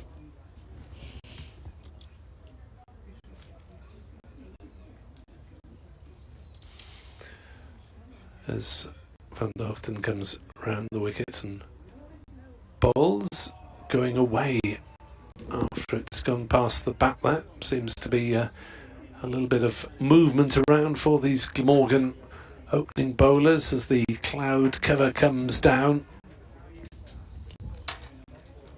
Jonathan Deutsch replaces Nasser, who will in turn replace me in a moment or so. You can't replace the irreplaceable, Nick. We're all replaceable. Van der Hoogten bowls, and that's a perler of a delivery that's beaten Shaquille all ends up as he prods forward. Didn't make contact, thankfully for him. End the over. 21 for 1. We'll all be replaced by artificial intelligence before too long, won't we? Won't need human commentators. I love the resignation about the air resignation. We'll just feed a stock variety of phrases into a chat bot and let it chunter away all day long. Thanks to the hologram that is Nick Webb. 21 for 1 then Yorkshire. Bean 2. Shaquille just faced a few deliveries, yet to get off the mark. Going through his practice leave at the non-striking end. The floodlights on in full here as Nisa's in and bowling to Finley Bean, who pushes up to mid-off, and there is no run. So he could perhaps be in for a premature end to the day's play. Let's hope not, because the forecast is to be believed. In terms of what's scheduled to be happening tomorrow. Well, scheduled, but forecast to be happening tomorrow. It's not looking great, is it, folks? Heavy showers. That's going to put some holes in the intended proceedings over the 4 days. So we don't want an early stoppage, as well as Bean pushes into the offside, and again no run.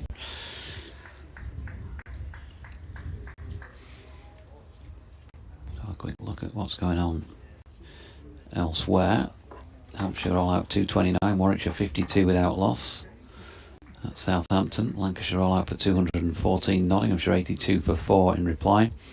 Also in Division 1, 137 for 4 Northants. That's the end of play, so they've obviously had issues down there. Just played less than 38 overs on day 1 as Bean pushes the latest Nisa delivery back to the bowler. Chelmsford 298 for 8, the home side. So they have lost wickets on the back side of 200. We're going reasonably well, but that's not the worst of scores anyway. Something to bowl at, something to work with. Bad light stop play as well at New Road in Division 2, where Worcestershire made 264 and Sussex a 63 for 1 in response. 59 there for Matthew Waite, 7 wickets for Ollie Robinson. Nisa bowling here to Bean, who's flicking that one leg side-ish, but it ends up skewing out to point. So a bit of a false stroke induced by Michael Nisa. And the only other game, apart from this, in Division 2, sees Leicestershire against Derbyshire at Derby. The visitors all out for 122, the hosts 10 runs on and just the 3 down, so a real good chance for Derbyshire to get themselves into a winning position in that first innings perhaps. Nisa to Bean, shouldering arms. No run. Still 15 overs and 1 delivery left in the day here. It's been Yorkshire's so far on balance, having won the toss and bowled out the opposition for 245, but they wouldn't want to go in these next 15 overs having lost 3 or 4 wickets, and probably not going to be that easy under the lights. No, definitely not. Nisa round the wicket, angling in towards Bean.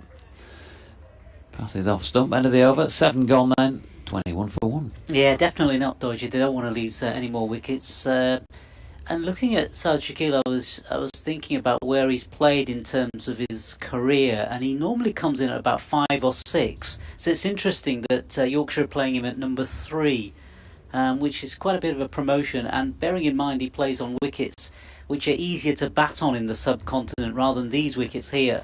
I think it's going to be fascinating to see how he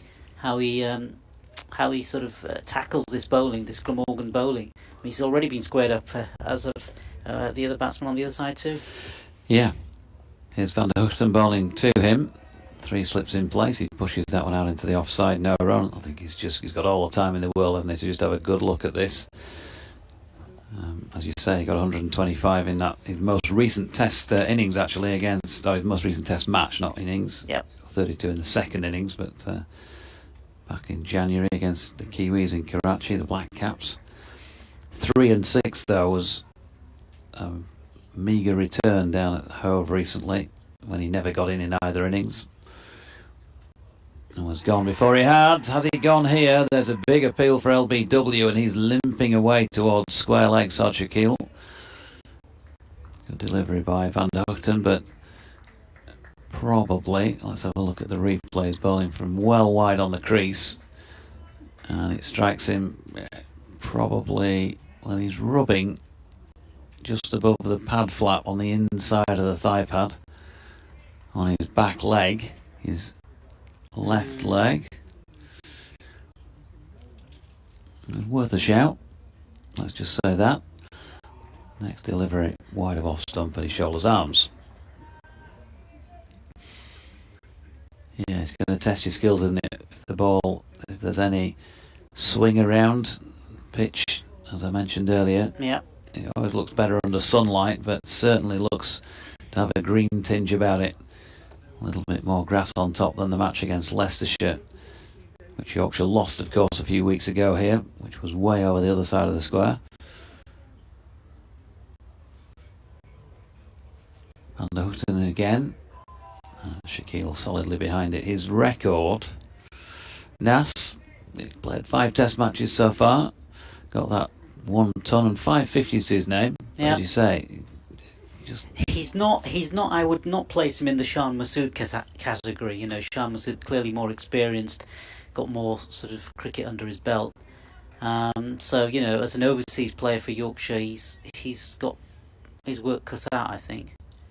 Still managed 16 first-class tons in his first 63 first-class matches. 106 innings. That's not a bad shout. As Van der Houten's in again, he's leaving this one wide of off stump. I think one of the problems is that players in the subcontinent, and certainly players I've seen playing in Pakistan, playing on those pitches, they often get loads and loads of runs, you know, tons and 50s and what have you, and they really do find it a struggle when they come over here. It's just the movement off the seam is just something that they're just not used to, you know, off cutters, leg cutters, and then the swing. Yeah, slow, low, placid pitches. Yeah. This one's wide of off stump, and he's able to watch that go through. Got an update to do for BBC Radio York in a moment or two. So apologies if you can hear a really loud cue. It's coming from my mobile phone headset underneath my commentary headset. These things. You're completely wired up, haven't you? You got more wires coming out of you. There you go, BBC Radio York. I have no idea what the music is that's being played. There was a time when I would have known exactly who it was. Many years ago. Yes. Change of bowling at the Howard stand end of the ground.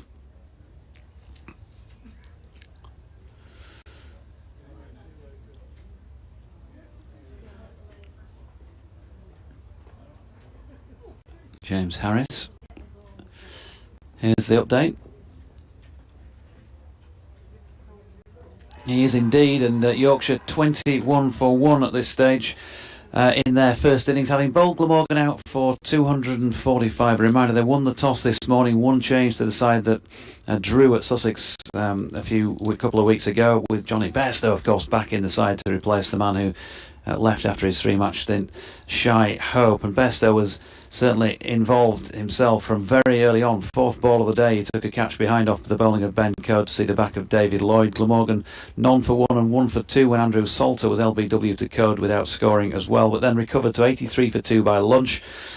Before being bowled out eventually for that 245 in 71.5 overs. 2 wickets then for Code, 1 each for Fisher and Thompson, but Mickey Edwards, Big Mick, 3 for 54 from 15 overs for the Aussie, and George Hill also bowled really well, took the prize wicket of Marnus Labuschagne, 3 for 62 from 14 overs and 5 balls for him. So a good day for Yorkshire, having put the opposition in. The one downside, and we're not sure about the seriousness of it or not at this stage, but Ben Code was sort of feeling the groin as he walked off the field in the early part of the afternoon session.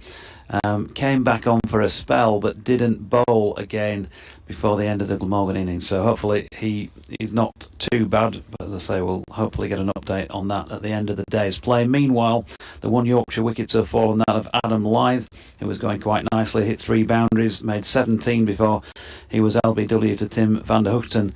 After 5 overs and 2 balls, and Finlay being out there, not out 2. Saud Shakil is just playing his second game for Yorkshire, the Pakistan international, and he has yet to score a run as they've just moved on to 22 for 1 in the 9th over of the day. We've still got quite a lot of play left here at Headingley today. 13.2 overs to be precise, although floodlights are on. It's a bit gloomy overhead, so I'm not sure if we'll get all of those in. But 22 for 1 Yorkshire in reply to Glamorgan's 245 all out. And the thing is, Dorji, the other thing is you don't really want to be giving wickets away in these conditions if you can possibly help it, as it gets darker. Yeah, here's Shakil then to face up to Harris. Good delivery, because Saud Shakil can get neither forward nor back, and does have a little bit of a fish at that. The bait thrown up by the bowler, and looking at the replay, that deviated quite sharply off the seam. These conditions are certainly helping, aren't they? They're helping the bowlers.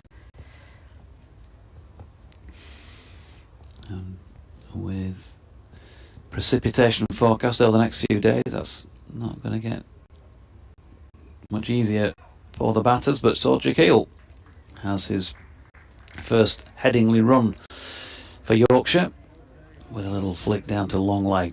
End of the over. Harris 1 over for 2. Yorkshire 23 for 1, having having faced 9 overs so far, and 13 remain in the day. Now, whether it's a case, Doji, of some of the batsmen employing the tactics of Labuschagne of maybe actually batting slightly outside the crease to try to counter some of that movement, may be an option. Just have to wait and see if that's what they do. But a number of them have been squared up so far, and that's not a good sign. Now, still looks chilly out there as Van der Hooten's in and bowling here to Shaquille, right over the top of it. Not the tallest of figures, is he? No, he looks quite... Makes you look taller than this. I know. Makes me look a giant. Yeah, South Asian players generally, or players from the subcontinent, history of shorter players generally. Take Tendulkar. Tendulkar onwards, of course, he graced these particular ground in his time. Shaquille runs one down to third man for a single. Bit of width from Van der Hooten on this occasion. Javed Miandad, Sachin Tendulkar, all the great batsmen that have come from the subcontinent have always tended to be quite short. Gavaskar, another one. Interesting that you said Gavaskar and not Gavaskar. As we probably grew up, both of us, listening to Test Match Special. Yeah. With that pronunciation used. Van der Hooten coming right arm round the wicket to Finley Bean, who can't get bat on this one. The ball drops out into the offside. There is no run. Of course, completely different era that when Indian cricket and South Asian cricket was pretty much on the back burner, to the point where we now, the RPL pretty much leads the world in terms of cricket, whether we like it or not. Some people find it controversial, and it's a constant subject of discussion. Its impact on the game itself. Yeah, what a turnaround. Van Hooten in, and Bean didn't play that one where he wanted it, really. It's gone down to third man off the pad, or thigh pad, for a single. He was trying to flick it away to leg, and that's going to be interesting as we see him develop. Finley Bean as a player, he looks a player with some talent, but he does have that tendency to want to play leg side to those straight deliveries. Ollie Robinson worked him out pretty quickly down at Hove the other week. Oh, it's a beautiful shot from Shaquille. And it doesn't really matter too much about whether the ball's swinging or not, or whether you're playing on a slow, low, placid pitch. If somebody throws you up a nice, juicy half volley outside off stump, if you play Test cricket, you've got to deal with it like that, and he did it well. He did it fantastically well, didn't he? Got right to the pitch of the ball.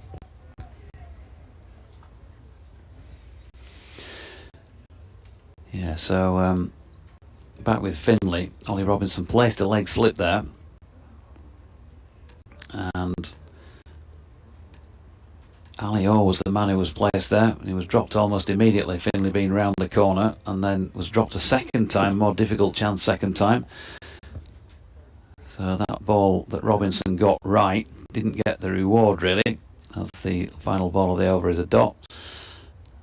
And so yeah, you just think, well, if you're watching from the side and you're thinking, maybe he just wants to flick it to leg sometimes, or maybe he might play that a bit straighter. What are the opposition thinking? 29 for 1 then Yorkshire. Finley Bean, he's still there,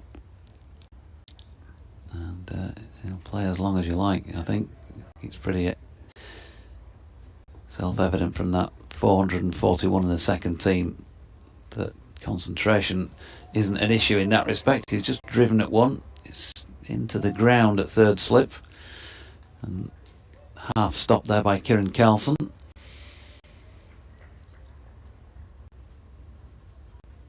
I think from a Yorkshire perspective, they'd really want these two to stay now to pretty much the end of the day if they possibly can.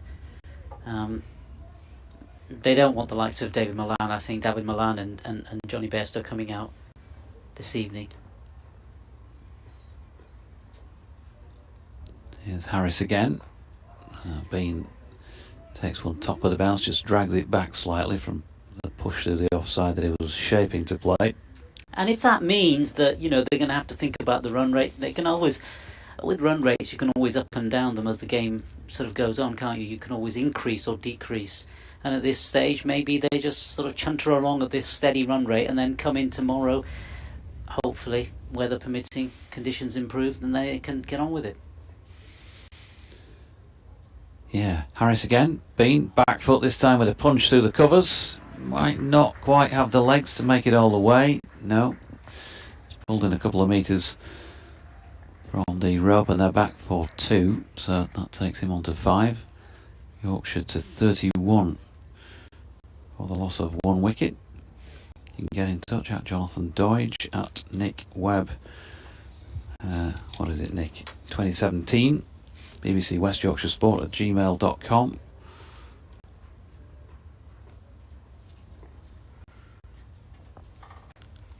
And here again is Harris, being solidly blocked. We've been talking about pronunciations. Kate Holsworth has tweeted 10 out of 10 for your pronunciation of Van der Hoogten. Maybe you can teach Tim himself, question mark. I'm not quite sure to what you're alluding there, Kate, unless you've had some discussion about that with him yourself. David Collicutt says, good start at Headingley. Great to see Johnny in the runs later too. He's hoping. Sunny in Leeds, but raining in LA. That's a rarity, isn't it? Punched into the offside this time by Bean. Fielded at point, no run. In fact, I think that's ringing a bell from earlier. So apologies if I repeated that. Not quite as gloomy right this very minute as it was a little while ago. But the floodlights still very much in evidence. Here's Harris and Finley Bean shouldering arms. And there is no run. Bean already got a first class ton to his name in his relatively short career. That came in the first innings of the season against Leicestershire, 118 and 11. He made 49 and 3 down at Hove recently. Harrogate born, 21 years of age, just his 6th first class match, averaging 31.9 so far, and doing it at the top end of the order. Doesn't get much tougher, and particularly in these conditions. No, absolutely. Bowden in again, and that is pushed down into the offside by Shaquille. Yeah, in the context of the game, if you can get through these difficult periods, you know, when the conditions do improve, you know, you'll find it a lot easier. A hell of a lot easier.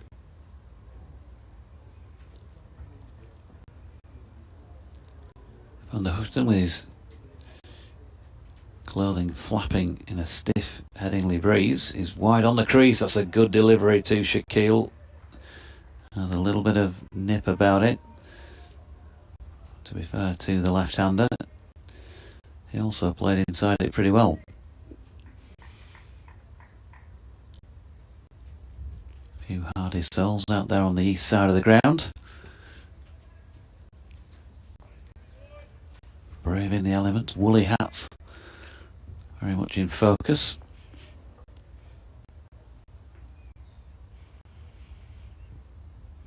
There's Van der Hoogten again, and with an open face Shaquille runs it out to point, no run. Haven't seen, I think I mentioned this morning, the Western Terrace never open, but apart from to the photographers, and you see a snapper. I don't think I've seen one actually placed in the stand today. No. One of them down at ground level on the grass beyond the boundary. Don't know where they all are now.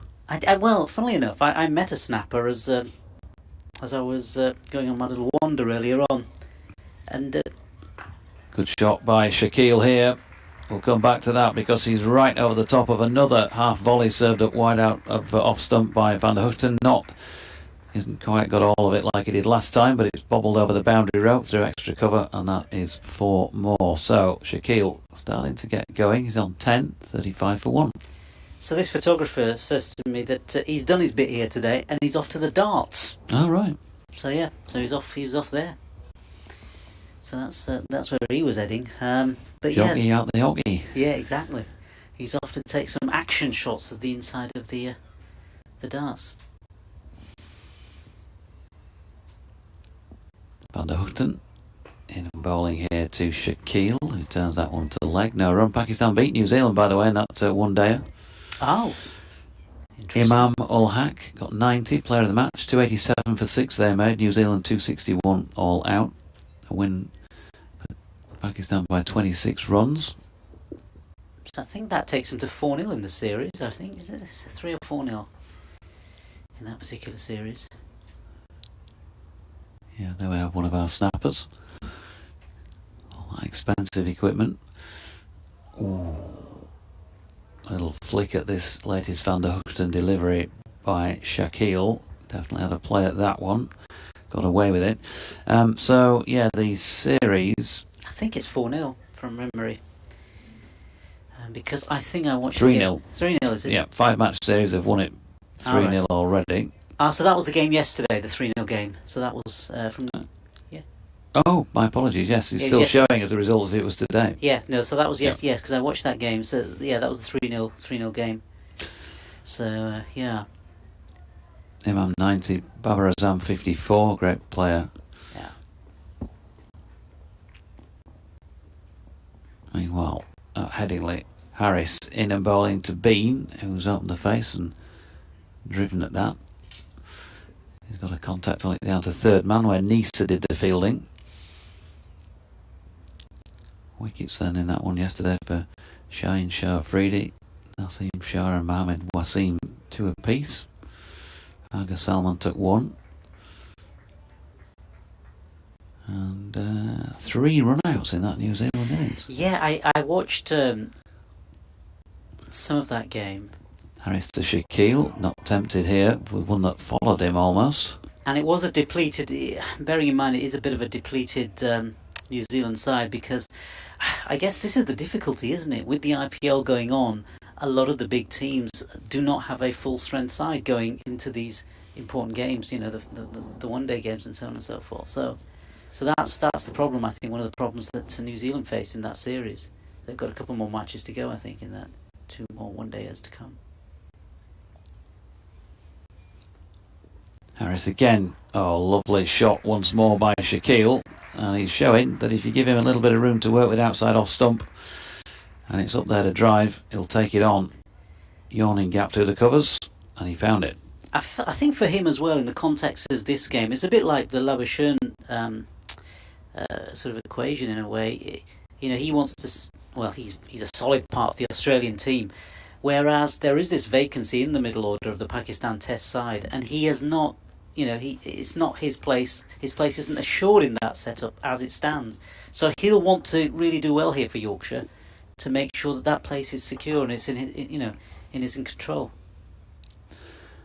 Boundary took him on to 14, Yorkshire to 40 for 1. Harrison and bowling to him again, and this time lengthwise and line-wise he chooses to play a pretty easy leave. Doesn't seem to be that sort of feel of a buzz about the Glamorgan fielding side at the moment that you could feel or hear from Yorkshire a little bit earlier. Don't know if that's because the effects mic had turned down or if it's not the same buzz. Shaquille dropping one out into the offside and scurrying through for another single, 15 to him. Partnership now worth 20 at 41 for 1.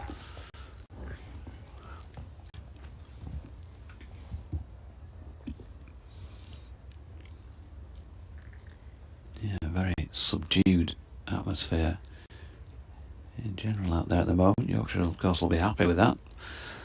Without the noise ringing round your ears as a batter. Can't do any harm with the concentration levels. In comes Harris, and that's worked off the hip down to long leg by Finley Bean to take him on to 7 with that single. 42 for 1 after 13. 9 remain in the day. I'm saying that, of course, Nas. Not every player enjoys it when it's quiet. Some players thrive off a bit of banter from the opposition. Absolutely, absolutely. It almost sort of winds you up, doesn't it? It almost sort of gets you going. So, you know, they need that. They definitely need that, and they thrive on it. But I guess it's just the nature of this match, isn't it? There's a lot of pressure here on Yorkshire. I think you could argue more pressure on Yorkshire because they definitely want to climb a few places if they can secure a victory here. Van der Hoogten to continue at the Kirkstall Lane end, bowling to Finley Bean, who pushes into the offside. There is no run. I used to say that about Steve Waugh, wasn't it? I think when they got in his ear when he came in, he kind of played better, redoubled his efforts, wanted to show him.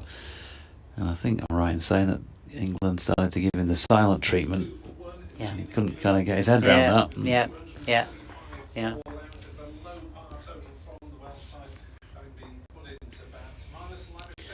Van der Hoogten in again, nicely played by Finley Bean. This is a lovely shot, just lent on that through the covers, and he really did time the pants off it. And a lovely boundary from him takes Bean into double figures. He's on to 11, 46 for 1 now. Yeah, there are definitely cricketers who thrive on that. I remember watching, I think it was Freddie Flintoff once, and it was one of the West Indian batsmen. Yeah, we'll come back to that in a moment, Nas, because Radio Leeds coming over for an update. Football on there tonight. But here we go. Here's Van der Hoogten pushed into the... Oh, he's bowled him! Finley Bean has been bowled as you join me by Tim Van der Hoogten, and Yorkshire are 46 for 2. Bean has been bowled for 11 just when he looked like he was getting going. Played a beautiful shot through the covers a little bit earlier in this over, but he's been taken. Van Hoogten with 2 for 21 to his name, and Yorkshire then 46 for 2 with Saud Shakil on 15 not out at the other end. The other Yorkshire dismissed batter was skipper Adam Lyth, LBW, to Van der Hoogten for 17. Having hit 3 boundaries, he was out when the score was on 21. It's very much feeling like bowling conditions at the moment, Catherine. The floodlights are on, it's grey and cloudy above.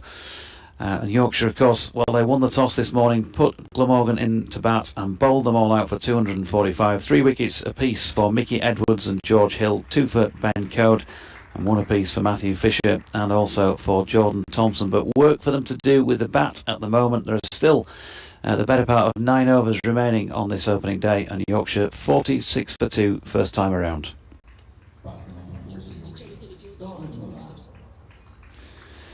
So David Milan makes his way out to the middle at 6:07 p.m.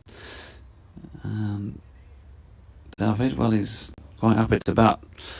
I think he was batting at 3 when he first arrived at the club, but given the choice, he's dropped down to 4. A little bit longer, a little bit more wear on the new ball, but probably not ideal when it's only 13.3 overs old. You walk out to the middle under floodlights and cloudy Headingley skies. Yeah, not good conditions to come out and bat in. Definitely not good conditions. And I think what Yorkshire will be looking at here is just consolidating and just seeing if these two can hang around for a bit. Okay, they don't get many runs, so that's the way it's going to be. That's fine. It's absolutely fine. As long as they can come back in the morning, you know, and start again, I think that will be the best strategy, I think. And that's what Yorkshire will be thinking back at base inside the changing room. So Finley Bean, just to wrap up that knock, 11 off 29 deliveries, including 1-4 in a 54-minute stay at the crease. Van der Houten bowling to Milan, who plays inside the line of one, which got the cordon at least a little bit excited. Yeah, it appears to the naked eye these are the best bowling conditions of the day so far, without a shadow of a doubt. You know, when you've got these floodlights on and you've got the ball doing a little bit, you know, no matter how good a batsman you are, you're going to find it tricky. Sure are. Here's Van der Houten bowling to Milan, who gets a straighter delivery and flicks it to leg. There's a shy at the stumps at the non-striking end, which wasn't too far away. But Shaquille back in his crease. And definitely Glamorgan will not want to leave the field of play before these 8 overs and 1 delivery that remain are bowled, because they'll be sniffing an extra couple of wickets here. Yep. And could get themselves right back in the game. Not that they're out of it. Anyway, as Van der Houten's in and Milan opens the face and runs it to point. I think what you're hoping for if you're a Yorkshire batsman out there is perhaps the two umpires maybe coming together, having a chat. You know, let's go off, boys. Yeah. Sorry, umpire, I can't quite see where he's coming from there. Is he bowling round the wicket or over?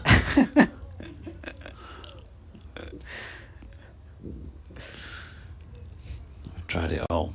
Mind you, having said that, I remember England's famous victory in Karachi in near absolutely pitch darkness. You couldn't even see the ball. No. Oh, I think that was all to do with Steve Bucknell, wasn't it? Exactly. So Shaquille on strike, facing Harris and shouldering arms. It's to do with, I think, Pakistan sort of faffing around themselves, wasn't it? Yeah, Pakistan were trying to delay the game at the time, and they were just basically trying to make, trying to extend it. So at which point it was they were trying to compete with Sunset at the time, I think, and hoping that Sunset he would take over and you'd absolutely no chance of playing. And Bucknell just kept saying, "No, we're staying on." Yeah.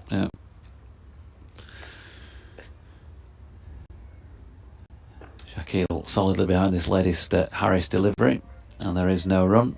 Yeah, sometimes when you do that sort of thing, sometimes it works in your favour, and sometimes it doesn't, and you can't kind of moan, can you, when it doesn't? No, and all teams have done it, I'm sure, delayed a bit, try prodding the pitch now. I remember the 1990s, I want to say something like 89-90 or 1991 series when England played in the West Indies. And Shaquille on strike again as Harris is in and shouldering arms to this delivery. That's Graham Gooch tour, was it? I forget who was captain. But anyway, off they went to the West Indies, and one of the test matches, the West Indies were bowling at something like 12 overs an hour. Yeah. And England were on the chase and didn't manage to make it. They managed to drag it out long enough. And you always feel aggrieved, don't you, when you think your team could have won and something like that happens. But I suppose it's just like anything. You'd probably have done the same yourselves if it was a reverse situation, as Harris's latest delivery sees Shaquille shoulder arms again.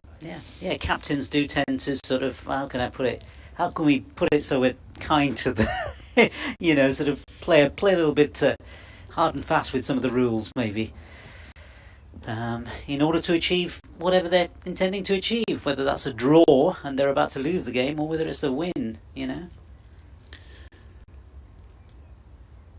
Harris in again. Shaquille, slightly turned this time, but gets enough of it to divert it to Billy Root up at mid-off. And there is no run.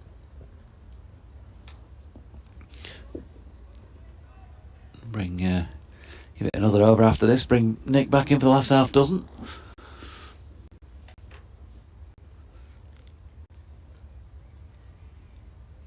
Here's Harris again then. Sweatband on his left wrist, bowling to Shaquille, who drives through the offside. That's a beautiful shot once again. And it's pretty evident, isn't it? If you overpitch to Sword Shaquille, you're going to go for runs. That's a lovely off drive for 4. Yeah. I think that's what we're learning from the early part of this innings and the early part. If you bowl in the right areas, which is the rule, not the right areas, right? That's it. That's a one game. That's a 1 day ban from the commentary box. Is it? Oh, is it? Okay, okay. Oh, yeah. Well, yeah. If you bowl in those areas, right areas, wrong areas, you will succeed. Because we never use cliches, Nick and I, do we? Do we, Nick? Never. Yeah, absolutely avoid them like the plague. Shall I put them in the back of my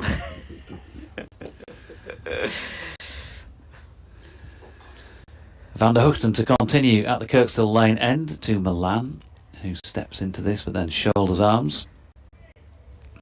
And a nice quiet evening for David Milan. He'll be hoping just, let's make sure I'm back here tomorrow morning. Yorkshire supporters will too. Obviously a very, very dangerous player when he's got the opportunity and he gets himself in. Some big hundreds on this very ground. Good record against, well, he averages 40 against first division sides here and a lot more against the lower division sides. Yeah, Van der Hoogten passes the outside edge of his bat. I think moral victory for the bowler there. Milan was at least dropping his hands. He's got a test average of 27.53. Milan, he's got a first class average of 38.53. And if he gets another one of those big scores in this match, he might just be capable of passing 13,000 first class runs. We'll see. Long way off that at the moment, and not with that shot, which was a bit of a slash to one wide of off stump. Dot ball, but 29 first class tons to his name, Nasser. Yeah, I've not mentioned his name quite, in the same way as we've been talking about Johnny Bairstow, but he is a class act when he gets going as well, isn't he, David Milan, when he plays to his full potential. I mean, when I've watched him for England, he's sort of fallen short a little bit of that. A bit like quite a few players when they come to the test match level, they certainly found them out. Van der Hoogten bowling to him here, has the beating of him as well, the stifled appeal. Had the feeling of going down leg and also the way that Milan shaped to play it. Going to get a replay from a different angle for those watching on the streaming. Thuds into the pad flap. Leg side-ish. 50 for 2 Yorkshire, trailing by 195. This is the first innings, of course. Milan solidly behind this latest Van der Hoogten delivery.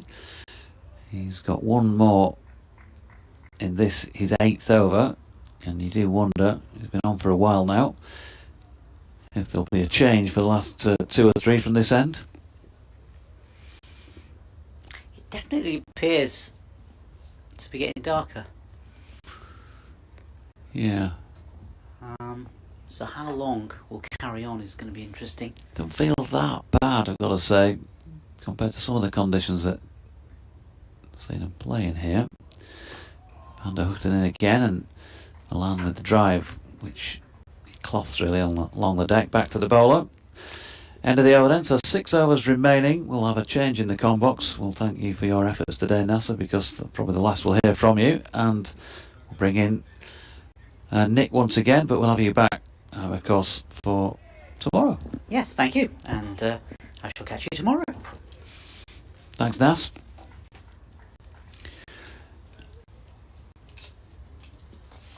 So Harry's going to continue. 4 overs for 15. Van der Hoogten, 8 overs, 3 maidens, 2 for 21 so far. As well, very nicely from Glamorgan's point of view. Shaquille shouldering after this latest Harris delivery. I'll let you pick up on the over if you like, Nick. Yeah, I wonder if McIlroy will get a couple of overs this evening. The left armour, just to pose a few different angles for the home batters, and possibly get a little bit of swing under the lights with a cloud now coming down, and people very wrapped up in the football stand by the look of it, as Shaquille shoulders arms to one that goes through just outside off stump. 50 for 2 Yorkshire in reply to Glamorgan's 2:45 all out. I think it's Yorkshire's day just about at the moment, but if Glamorgan were to claim an extra wicket in this evening gloom, they might have cause to say it was 50-50. As Harris to Shaquille, 19 not out, and he pushes forward and defends it back to the bowler, no run. Begs the question, of course, as well, with him sitting there with his pads on to come in scheduled number 5 for Yorkshire, would they send Johnny Bairstow out with fewer than 6 overs remaining on day 1, or would they send in a night watchman? Not something that I'm particularly in favour of, as a general principle anyway. As Harris is in to Shaquille again, and he turns it on the leg side, but McIlroy fields it mid-wicket. Or will Bairstow bring a few of the England principals back to the Yorkshire dressing room and have a night hawk padded up? I'll ask Stuart Broad, someone whose mission is to go out and slog, which I really don't understand, to be honest. It's taking hubris to the extreme from England. Yeah, same principle of not understanding the night watchman, really. As Shaquille shoulders arms to that one. If it's tricky out there, then what logic is it that sends in a player who's inferior to another player to try and get over the trickiness? Quite. Tim van der Hoogten does quite a decent job of it for Glamorgan, to be fair. I rarely see him dismissed before the close of play if he's sent up. Harris bowls outside off stump and allowed to go through by Shaquille. James Harris then has 5 overs, 0 for 15. Generally has been bowling a little bit more tidily than on his previous appearance, so he'll be pleased with getting his radar right on this murky evening. Are the umpires going to come together again? No. Is this glass tinted at all in the box? Is it making it look darker than it is, possibly? Well, not too much. No. Okay. No, if you open the window, you can take your headset off if you like and go test it by opening the window next to us and having a look through that. Works well on radio, but I'll give it a go. Michael Neser is who's coming on again, but this time the Howard stand end. So there you go, Nick. He's having a look out of the window. Can you see an obvious difference between the two? There's a little bit of tint to the glass, but yeah, not a lot. Well done. World-class radio there. As Neither is in, and Milan flicks to mid-wicket to get himself off the mark with a single. It's very slight. There's not much difference, but I have managed to leave the window open and drop the temperatures. Yeah, we'll freeze for the next few. You can go on. You can go back and close that now. Go on. He hates the stewards here, and he now hates the commentator as well. You just pull it up and then you twist the handle. There we go. You see? Well done. Bravo. 51 for 2. Shaquille on strike and Nisa round the wicket. And driving Shaquille back to the bowler. I put it on record that I don't hate the stewards here. I just found one particular application of the regulations a little too exacting. We know, folks, there are on-the-record conversations and there are off-the-record conversations. I don't hate anyone. Life's too short to hate people. I may not have been entirely grumbled. I'd be interested to be a listener when Wales are playing England at rugby and you're commentating as Nisa is in. Good delivery here as well, and he's got the man. Shaquille has gone. LBW to the bowling of Michael Neser, so the change came. All 3 wickets have come from the Kirkstall Lane end, 2 for Van der Hoogten and now Shaquille. His pretty ordinary start for Yorkshire continues. Didn't manage to make double figures across 2 innings at Hove, and in tricky conditions here, it has to be said. He played some nice shots, but he's gone for 19 LBW. Yorkshire 51 for 3. There's your even, Stephen. Yeah, Glamorgan getting back towards parity. That might be parity if Yorkshire don't slog an extra 30 off the next 4 overs, which seems very unlikely. And in front of us, number 90, it's Big Mick.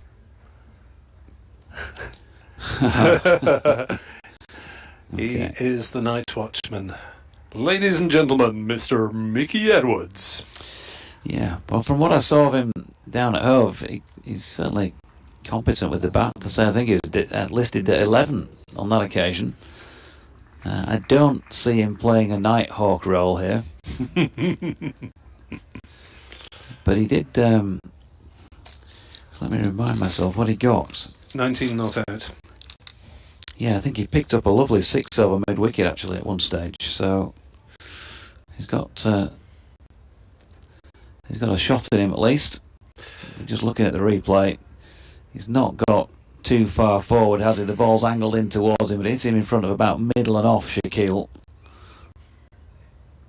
And going on with the direction, the angle from which it was bowled, you'd have to say it was a pretty good shout.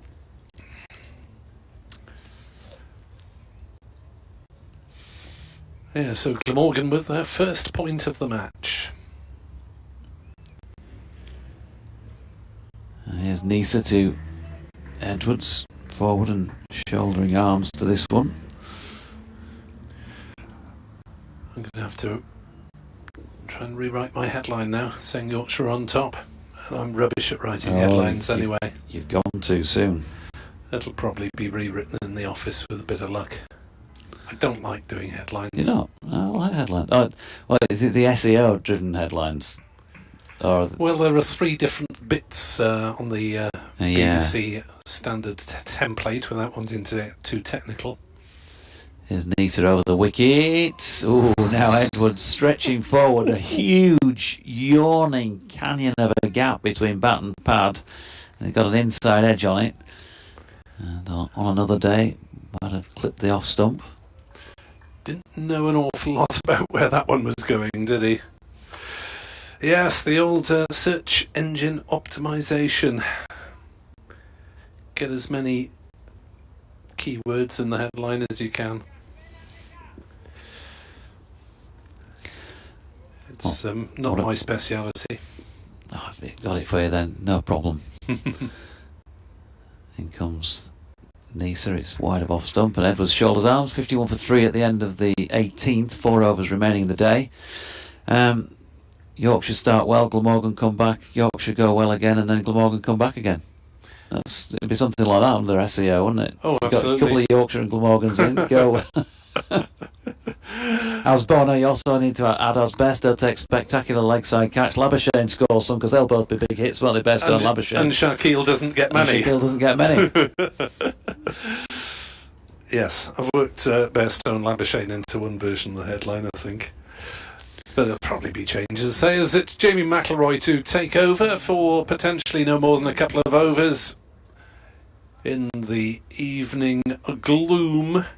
Just wonder if there's been a little bit more of a directive of umpires this season to try and stay out there, because notice that in the Leicestershire match we had a 2-hour delay after tea on Monday as McIlroy is in to Milan, who plays one rather uncertainly down backward of point and goes through for a single, 52 for 3.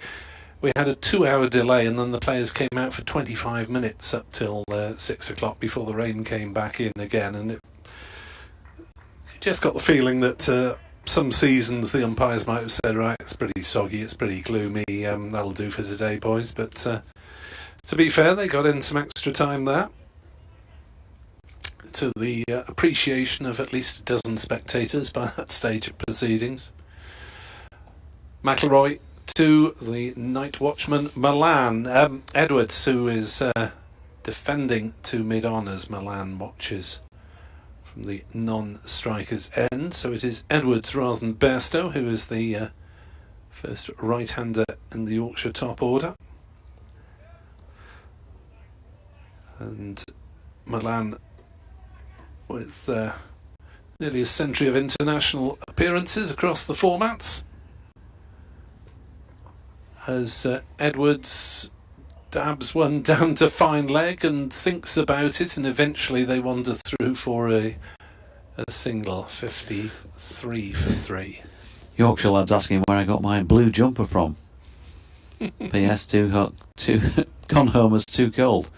Well, you need something bright to stand out. I'm not sure I should tell you, Yorkshire lad, because you're probably going to sue them, aren't you? I know. I think it was a well-known retail park, not high street store. McIlroy bowled, slashed away on the offside. Nice shot from David Milan at any time of the match. Just a little bit of extra width offered by McIlroy in his first over, and Milan moves on to 6 and Yorkshire to 57 for 3. Trouble is, if you say one company, you have to throw in the traditional BBC caveat. Other purveyors of very bright knitwear are available. I should imagine it was somewhere like McIlroy bowls to Milan, who defends on the leg side, and there's no run. 57 for 3. Where can I put it? I'll give you a clue. I would imagine, anyway, I can't actually remember. But jumper purchases are often made, in the cricketing sense, how could we put it, former test player by the name of Laxman, rhymes with the first part of that word.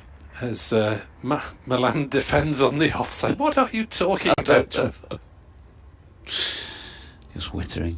57 for 3. Under the Headingley lights, there are 3 overs to go on this bowling day here in the depths of winter. Oh no, it's the beginning of May. Maybe it's just seemed like the depths of winter. Don't you start talking about the weather. 20's plenty. There's more sunshine here than there is in Cardiff. More sunshine hours. Yeah, that's because Cardiff, in a selfless manner, mops up the rain for the rest of the UK. Must have taken quite a bit a few weeks ago, because when we were down at Bristol, everything was blowing up that Bristol Channel thing, as not that it's on the Bristol Channel obviously, but that's pushed out into the offside by Edwards for a single, so the night watchman takes a single off the first ball of the over. Don't know what's going off out there. And there was a very loud appeal from Labuschagne at second slip, obviously hoping the ball had nudged the pad before it hit the middle of the bat there. I can't understand it at all. 58 for 3, survival mode for Yorkshire. But yeah, if you send a night watchman out, why are they taking a single off the first ball? My dear. Well, night watchman. Nisa bowling to Milan, who is going to take a single, maybe 2 of his own here. He's going to settle for the 1. Get back where you should be, Edwards. At the striking end, with just 16 deliveries remaining in the day. Enthusiastic chase as always from Salter, backward from point. Now he's in a position to come in again. Oops, he'd forgotten that the night watchman was on strike Salter for a moment there, or didn't notice that his bid to deter them from coming back had been successful. Here's Nisa. Right arm over. Mickey Edwards solid, pushing that one back. Yeah, he shared in a really good last wicket partnership for Yorkshire down at Hove with Ben Code, who was crashing the ball to all parts. and much fun for a while. Just keep things on in one of those partnerships that just change the dynamic of the game. Looks like we're the only place playing at the moment. Everyone else has had enough for the day. Nisa scurrying in again from the coastal lane end, and he's got his night watchman. What a waste of time that was. 59 for the loss of 4 wickets, and Edwards has gone for 2, caught at slip by... I've lost track of it in the bloom. If it's second slip, it's Labuschagne. Yep. Yep. It is Edwards, caught Labuschagne, bowled Nisa. And who do you send out now? Is it another night watchman, or is it YJB?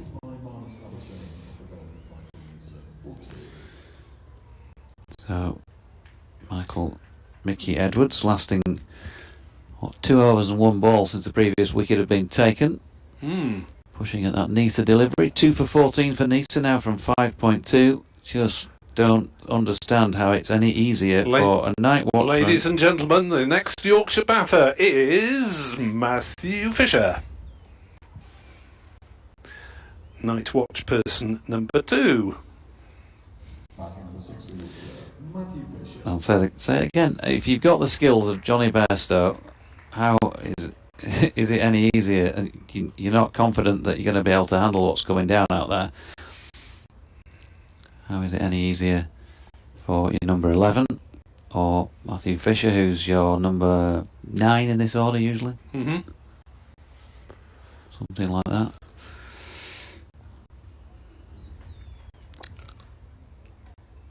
Yes, I think I'm going to have to change Yorkshire on top to bowlers on top.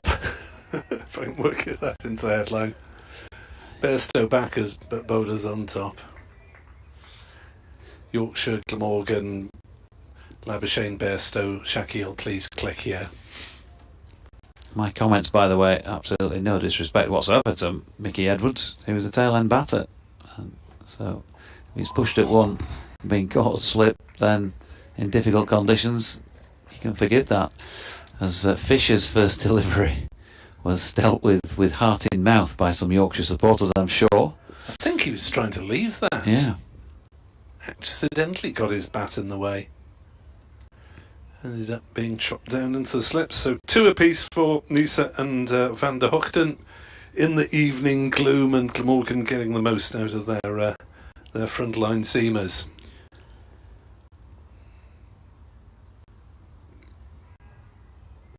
Here is another wicket. There you go. 2 night watchmen in, 2 night watchmen out. Yorkshire 59 for 5. Fisher gone for a duck, and Glamorgan on top at Headingley. Wow. Well, Fisher just deflecting that away into the hands of 4th slip, and it was James Harris on a very rare visit to the slip cordon, who got everything behind it and took it tumbling back. Called Harris bowled Nisa, so it's 5 down, including 2 night watchmen. And, well, do we see YJB now?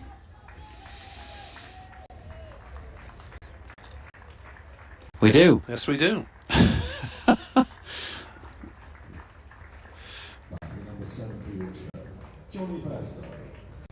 Here we are then, Johnny Bairstow in his first class innings since last August. And Yorkshire tried to protect him, but they couldn't. Bairstow at 7. Nisa with its tail up. 36 weeks out of the game. It's tricky out there, it clearly is. But if anybody's going to handle the trickiness, it's got to be 2 test players, not 2 tail enders, surely. Your point is somewhat being proved here today, I must admit. They may not be able to handle it, but they've got a better chance, surely.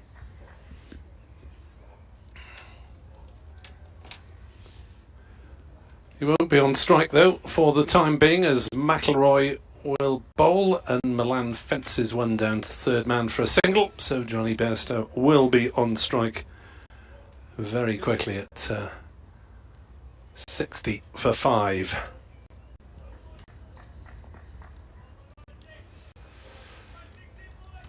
Yeah, not many have stayed, you'd have to say, to greet him on his way out to the middle. Yes, it's somewhat of a low-key surround for Johnny Bairstow's return to the crease, isn't it? It's probably about 100 left in the ground. And the left-armer Jamie McIlroy to bowl to him. And there are 11 balls to navigate in the day's play. As Bairstow, wearing 21, sleeveless sweater on, takes guard. Jamie McIlroy to bowl to Bairstow, and he allows that one to go through outside off stump. Knew where his off stump that was there, despite 36 weeks out, because that looked a fairly tight leave. Just having a good wander down, a chat with David Milan. A pair of them probably know each other equally, well, better from their England appearances together than they will anything they've played together for Yorkshire. Johnny's last appearance back in 2021 for Yorkshire. As McIlroy bowls, Bairstow is forward. There's some sort of appeal for LBW, but it looked as though it was inside edge onto pad from this distance. In fact, in Johnny's last appearance for Yorkshire that I can recall, it was at Trent Bridge during COVID. Nobody therefore in the stands except me, who took a stint off, when somebody came in and took over as third voice, and went and sat in the stand. And Johnny was batting at the back to the pavilion end, came wandering down to talk to me. Next ball from Bairstow is pushed on the onside, and there's no run. So he's advancing down the pitch. He walks past the stumps at the bowler's end, and he's waving. And I'm looking and thinking, well, surely he's not asking me to move. I'm the only person here in the entire stand that I was well away from being straight on. It was an advertising board at the foot of the top tier that he wanted moving because the light was reflecting on it in his eyes. But I then got moved on by the officials when they realised I was sitting there. McIlroy bowls. Bairstow is off the mark with a single down to fine leg, and Yorkshire are 61 for 5 in these murky conditions. Well, Glamorgan have got another 7 balls to break this illustrious pairing of Bairstow with that one's allowed to go through outside off stump by Milan. No shot played, end of the over. I can do some approximate maths. Bairstow with, 240 international appearances, I think, across the 3 formats, and Milan with nearly 100. So there's plenty of pedigree out there, but there's also plenty of pedigree in the bowling attack in the form of Michael Neser as well. Yeah, 61 for 5. Glamorgan, despite the fact that it wasn't easy for them at any stage out there, 5th wicket to fall was Marnus Labuschagne when the score was on 154. And that felt tough enough at the time, but 61 for 5. Admittedly, 2 of those wickets are from 9 and probably Jack in your batting order. Here is Neser then. He's got an enthusiastic feel about his run-up, hasn't he? Galloping in as Bairstow, happy to watch that go by. 5 deliveries to negotiate. Had a good wander down and a bit of gardening. It was wayward compared to 1 or 2 of those that he bowled in his previous over that saw the dismissals of both Edwards, caught by Labuschagne for 2, and Fisher caught by Harris without scoring. Second ball.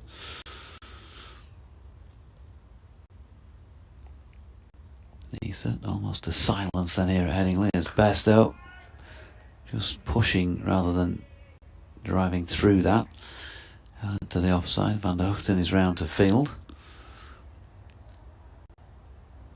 A bit more gardening from Johnny. Yeah, it's strange to read this scorecard because people look at 61 for 5 and think, well, Glamorgan are way on top. But as you say, since those 5 include 2 of the lower order, it's not as complete domination as you'd see from at first glance. Neither in again. Bairstow. Soft hands, just opens the face, runs it wide of the cordon down to third. And he'll probably be hoping that's the last ball he'll see today. Yeah, sit there, David. Don't want to know. No singles, please, in the next 3 balls. Yeah, David Milan, good lever of the ball, just be hoping for 2 or 3 that he can watch go by. Well, 3, preferably, I'm sure, for him. Now then, they've brought in a leg gully here, Kieran Carlson. Maybe not wide enough to be a gully, but about second slip on the leg side, really. 3 orthodox slips in place. Long leg, third man, point. Gap through the covers. Wideish mid-on. Nisa switches to bowl round the wicket to the left-hander. Who's over the top of that, pushing into the offside. No run, Milan on 7. He's faced 18 deliveries now. 1 boundary. Been out there for over half an hour. Just last minute or 2. Might have got slightly brighter.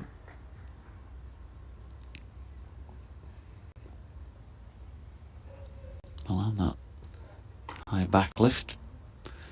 Straight delivery, ran about leg stump, dropped into the leg side this time by Nisa. So 1 ball remaining on this opening day.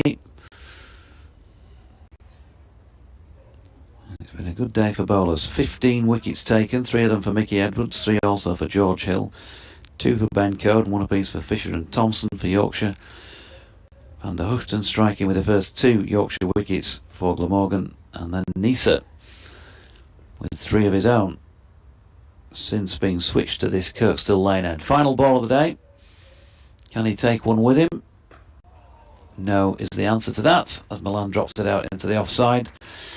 And Johnny Bairstow, back after 36 weeks out of the game at the non-striking end, tucks his bat under his armpit.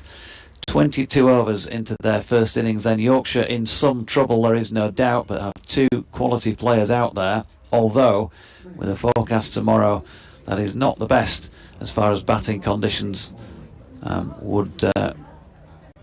concerned. 62 for 5 Yorkshire at the close on day 1. Be happy with that, Nick? Yeah, I think Glamorgan will be pleased with the way they've fought back in this evening session. It has been a decent performance from the bowlers, even if the batters probably left a few runs out there. Credit to Yorkshire's seamers for bowling in disciplined fashion, and then for Glamorgan's frontline operatives in taking those wickets. But still Bairstow, Milan and Bess to take Yorkshire forward as and when we get back on the pitch, which may or may not be at 11 o'clock tomorrow morning. Thank you, Nick. We shall look forward to whatever play we get tomorrow with interest and see how these 2 go with the bat. Glamorgan, though, tight with the ball in that first spell this evening. From Nick and myself, Jonathan, also from NASA, who'll be back with us tomorrow. Thanks for your company today. And with applause all round from the fielding side here at a chilly Headingley, we'll say good night with Yorkshire on 62 for 5.